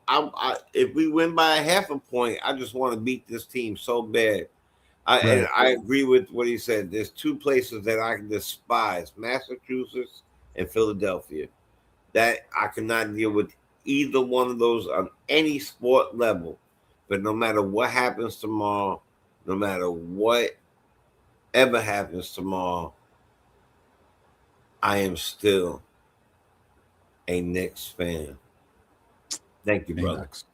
Couldn't have said that better myself. That's good stuff, Jay. I appreciate it. Way to knock that out. You locked in. You locked in. Appreciate you. And I wanted to say real quick before I get over to Nick Nation and then Lord Scientist that shout out to my brother. Shout out to my brother Andios, who let me know about the current Nick injury report. Alvarado is scheduled to play tomorrow. Okay. Cat is questionable. OG is questionable. Josh Hart is also questionable. So, hey, you know what that means.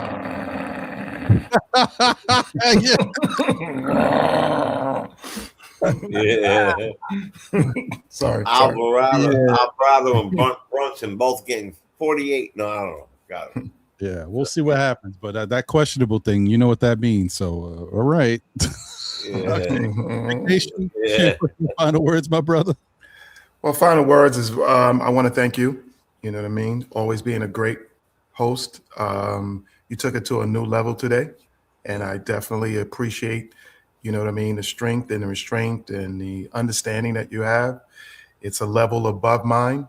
I inspire to get there one day, to, you know what I mean, to actually have, you know, somebody actually come on the panel from another team and, you know, and troll somewhat, you know what I mean, and give their takes. You're better than me. And I appreciate that, because if anything else, that's a learning moment for me to understand, you know, to actually run a show and to, you know, say, hey, whoever's out there, because if anything else, like these guys in the chat, I got to love it, because that algorithm actually begins to reach and spread out. And we know we got New Yorkers all over the world. So, you know, that algorithm that they're doing right now coming in here, it actually branches out and feeds, you know, into their neighborhood. And I'm sure we got, like you say, I could be in Timbuktu and say, yo, is Brooklyn in the house? Yo, what up? You know what I mean? So that's, you know, so I appreciate that. And thank you guys. And come on back any other time. You know what I mean? You know, but as far as the game tomorrow is, hey, you know, next man up mentality, you know, let's get back to it. Let's grind. And at no time, let's also, you know what I mean? I also want to implement that, hey, Latoria, I can see you in the chat. And, you know, I appreciate her takes. You know, I've been listening to her for a while. I definitely sometimes see them late at night, you know, and, you know, like 1:30 in the morning, Jay and them, you know, they going at it. And, you know, and believe me, I love it. I love her, you know what I mean? She is a sound Knicks fan, you know what I mean? And she keeps it, you know, she's not like us in certain ways. She doesn't have certain radical points to it, you know what I mean? And I can separate myself too as a panelist and somebody's talking about the game as opposed to when I'm watching the game, because believe me, I am a certified nut and at yelling at the TV and, you know, certain little things about yelling about players like, I got them, blah, blah, blah. You know, these things, these, you know what I mean? These are just emotions that I have to allow to let out, because, you know, if you don't, hey, I'm not trying to hold on to that pressure. That pressure needs to get out. You know what I'm saying? So pressure bust pipes. So, and I definitely didn't want her to feel like we were, you know, ganging up on her in a set like that. And I just think it was a, you know what I mean? After, you know, between me and her, it kind of seemed like a, you know, eyes and, you know, slaughter toward her. And that is definitely not what our what's name at all. I respect everything that she said. And believe me, I love that pull, you know, push and pull kind of thing. You know what I mean? And with takes like that, you know, we're all not going to be the same. And that's what makes us unique and great as people. So with that being said is, hey, saw off from the Bronx right there on, that would be 95. Just start sawing right there at Connecticut. And push the whole thing out into the water. You know what I'm saying?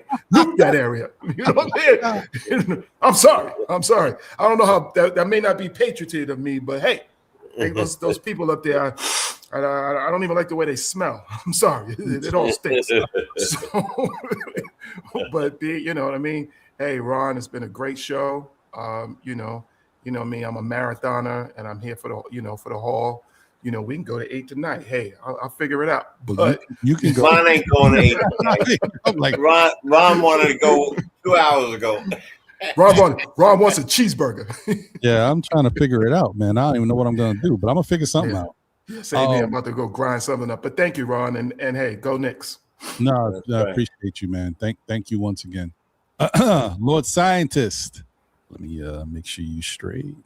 Yeah, unmute him. Your final words, my brother. Microphone check 1 2 1 2. Hey. Where are you? We're with you.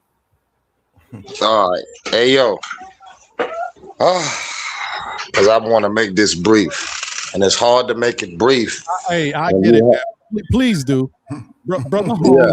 All right, first and foremost, and I'm not trying to holler at her, but I'm giving her due. Salute to the queen. Yo, Miss Tori. Hey, yo, listen.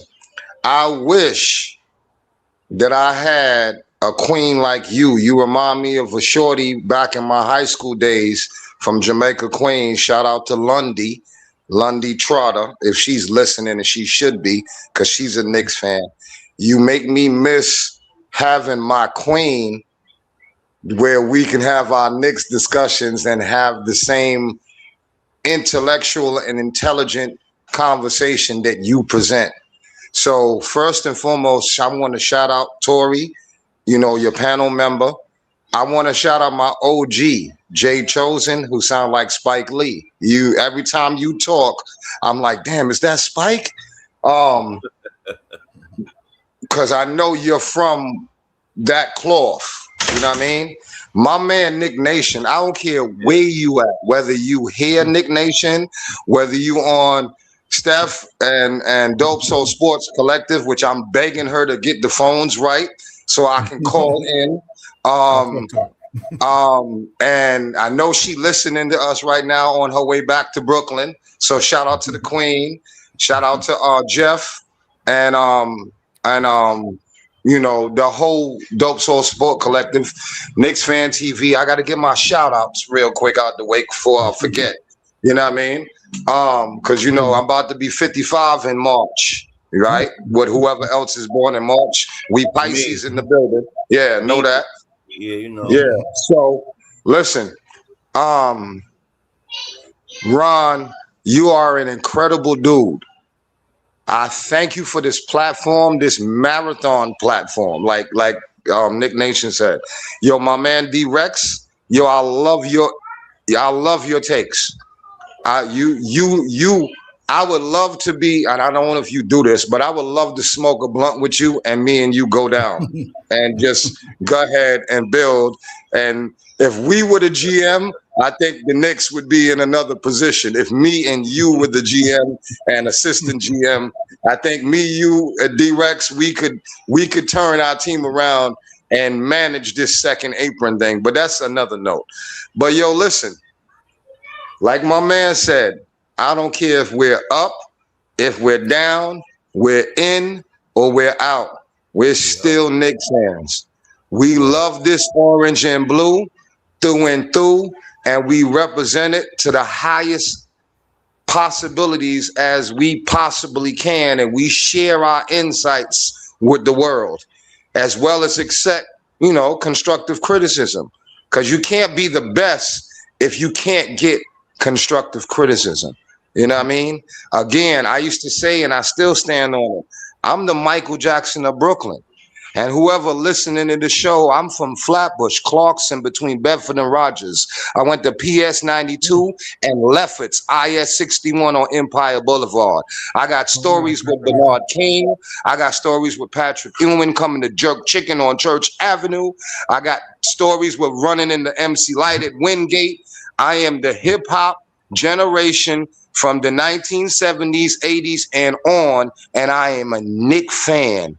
Love this team. There is no other New York team for me except maybe the Giants and the Yankees. But the Knicks, basketball, shout out to Stephen Marbury, Coney Island's finest. Listen, I love what you're doing. I love our team. Even when we doing bad, I still see the good. It's the passion that we have. That's why people don't understand New Yorkers, because we have a passion for our city, for our teams, and for everybody who's in our circle. We ride together. I can't say the other word because it'll probably flag, but we ride together. We bomb together. And that's how we are. We can go all the way back to dudes that's born in the 60s and their passion for this team who we love, all the way to these young YNs that's been born in the 2000s. They don't know nothing other than after we did what we did at the AC in 99, 2001. After that, they ain't seen no glimmer of hope until Melo and Stoudemire and them came. So understand that they don't know what we know.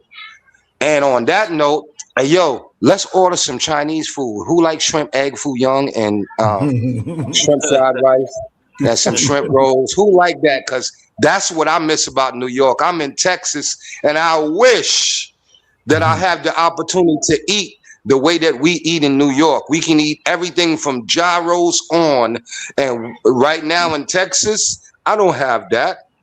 I can't go out and go get me a Hebrew National Frank. I can't go get me some White Castle right now. We from that city that never sleeps. Let's go. New York Knicks. I salute you. I salute you, and I love all of you. And again, shout out to the Queen, Dope Soul Sport. Stephanie, get that phone right. And Ron, you didn't call me last week. And I'm gonna tell you again, give me a call. Hey, my bad, brother. My bad. I appreciate you. My fault. Hey, Lord, I get a little caught up myself. I got to do Ron better. got your number? I do. You Hey, do? Ron, give Jay Chosen my number because I want to talk with the old head. My old head, me and him. Yeah. Give him my number. Will do, brother. Will do. Because I'll give you my number right now. I don't care who hears it because I got. Nah, you no, trust me. He can go into the. Yeah, if he goes up to the private chat, does he see the private chat? No. I'll send it. I'll get it from Ron. Okay. Don't worry about it. I'll get it from Ron. I'll shoot you. I'll give you a call. I promise. No problem. yeah, don't call me because remember, y'all, I'm 92% blind. I can't see texts, emails, none of that.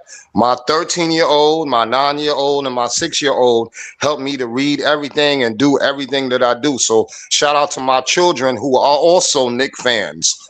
Right. You're a single father? Single, bro. My ex left me. She abandoned us. Okay, I'm a single father. I'm gonna call you real soon. So if I call you, you could get the call. Yes? When you call, my children gonna say, Daddy, that's a 718. Daddy, that's a 6 for. They're gonna tell me it's New York. 516. Yes, it's gonna still say New York, but yeah. Listen, when Ron called me, my children said, Yo, Daddy, this is such and such. I said, that's Ron. Answer the phone. Right, you know what I mean? Right, you got it, brother. I'm gonna send you some New York food. All right, man. Hey, man, listen, I just want to say thank you to everybody today. Shout out to the algorithm for whatever the algorithm did. Today was wild. The algorithm was real. Like, this was interesting. This would be great if this happens after every show. Like, hey, we play Boston, bunch of Boston dudes jump in. I mean, hey, whatever. All right. Anyway, I just want to say thank y'all to everybody. First off, shout out to all my diehard Knicks fans. Shout out to the chat. Y'all held it down. I thank y'all. I know it got a little dicey, but for the most part, y'all were respectful. Y'all held it down. Let it be known, but y'all didn't get too crazy. It started to seem like it was going to get a little crazy towards the end there, but I thank y'all for reeling it back. Shout out to the newcomers, our visitors. Appreciate y'all. It's always welcome. It's always love. As long as y'all respectful, y'all can talk your talk. We got people that will talk our talk as well. As long as y'all have a respect level, we good. And you're always welcome. Because like I said, this is still Knicks fans, baby. It's for everybody. I mean, we the Knicks fans, but y'all always welcome to come talk your thing. I want to shout out to the panel today I had. Well, first of all, let me shout out all the callers. The callers were great. We had some first-time callers that called in. Fantastic people. Thank you for calling in. And I want to shout out the panel. Thank you to the panel, Jay Chosen, Nick Nation, Los Scientist, Tori B, D-Rex, Jay Boogie. It was crazy today, man. We had a lot going on, man. It was did I miss anybody? I hope I got everybody that joined the panel, man. Oh, and the Detroit Detroit. And my grandson. Yeah, he ain't in the building yet. He's on the way. Yes, congratulations, Grandpa. Yeah, I appreciate it, man. All jokes aside, I couldn't believe it. That's why I was like, "What the?" Listen, don't be doing that no more, man. You throw stuff when you're upset, not when you're happy. Like, yeah, no, right. No, trust me, it wasn't on purpose. I'm not the type to kick his TV when the guy missed the field goal. Believe me, it's my TV. Why would I do that? It's stupid. Also, I want to give a quick shout out to HRM the Great. Thank you. I see you, my brother. Shout out to Eddie Presti in the building. What up, Eddie? I see you, man. Appreciate you. Good to see you, my guy. Hope you're doing good. There's a bunch of people that joined the show that were in the chat. Should I say that I can't say hello to, but y'all know it's all love, man. I'm I couldn't get to all of y'all, but I do want to get to real quick. Shout out to brother BKL Sports Entertainment Show. Thank you for being a member. You are part of SKF Army, so thank you for the support. Appreciate that. And yeah, man, let's keep it going. I want to shout out to everybody out there on X. Appreciate all y'all. Give me your. So thank y'all for all the love and support.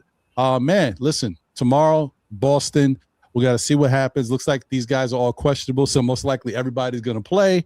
I also think that they realize that it's a Boston game. It's an important game, especially coming off of that loss versus Detroit. So they don't want to miss that. They want to be out there to help us win. We'll see what happens, y'all. But thank y'all once again. As I always say, tell a friend who tells a friend who tells another friend. Still, Knicks fans, we'll be back again, whether it be on Saturdays at 11:30-ish for Know the Ledge with my fantastic panel of people. You see how we put it down. Thank y'all so much once again. Or on Monday nights at 9 p.m. for SKF Weekly with myself, my brother John, brother Jose on the ones and twos holding us down. Thank you guys for always showing love and supporting with everything we got going on and everything we do. And Jay said it, and Lord Scientist said it, and I know Nick Nation was thinking it. The bottom line is, no matter what happens, the good, the bad, the losing to Detroit by 38, no matter what happens, y'all, we are still Knicks fans. We here. We've been through it all. We're gonna go through it all, and hopefully in the end we'll be able to celebrate it all. So keep rocking with your team, keep supporting, keep showing that love, and don't forget what I always say, be good, and if you can't be good at it. So take care, y'all. I am about to eat this cookie on my way out. You can't stop me. I won't be stopped. All right. And by the way, guys, listen, look, if y'all gonna get those old butter cookies, make sure you'll get the Royal Dance. This is what we grew up on. Yo. Oh, these are the dance. You got the dance? What That's do you know right, about the dance, Ron? Ron, there was a really bad report about those cookies. No. Not those. Is that ones? This is why I'm telling y'all. If y'all, I said that for a reason. If you're gonna get the cookies, get the Royal Dance. These ones are made in Germany. Made in Denmark. All right. Okay. Don't get those other ones that people be making with their feet and stuff. That part. Don't get those.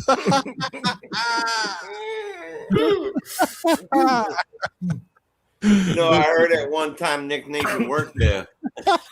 Anyway, stay away from those cookies. Make sure y'all get the Royal Dance. That's all I got to tell y'all. Be good, y'all. Anyway, take care. I'll catch y'all on the next one. Look out for me on Monday's show, but hopefully we're talking about a victory from against these Boston Celtics. Anyway, let's get out of here. Say what up to my boy John there. Say what up to my boy John. I'll let John know. Yes, sir. Yes, sir. Got it, bro. All right, y'all. Take care. Have a great night. We out. Peace. Let's go. Hey, before you go, Ron, don't forget to call me, and don't forget to give Jay Chosen my number. Hey, yo, listen. If I could come home right now, what's the first thing I would do coming back home to NY? I would go straight to Coney Island and get me an official from 1886, 84, whatever it is, Nathan's of course. Word. Okay. And know that with some Cham Clouder. You gotta get you one of those. I might even get the little the clams and stuff, because Nathan's in Coney Island is the only one that does that. But anyway, official. You know what I get? I get the official one, and then I get the stuffed knish next to it. Yo, yeah. I'm hungry now. Now I'm hungry. All right, get out of here, yo. Anyway, yo, call me. I got you, brother. I'll make sure I give Jay the number too. All right. Later, y'all. I'm gonna talk to you soon. Peace.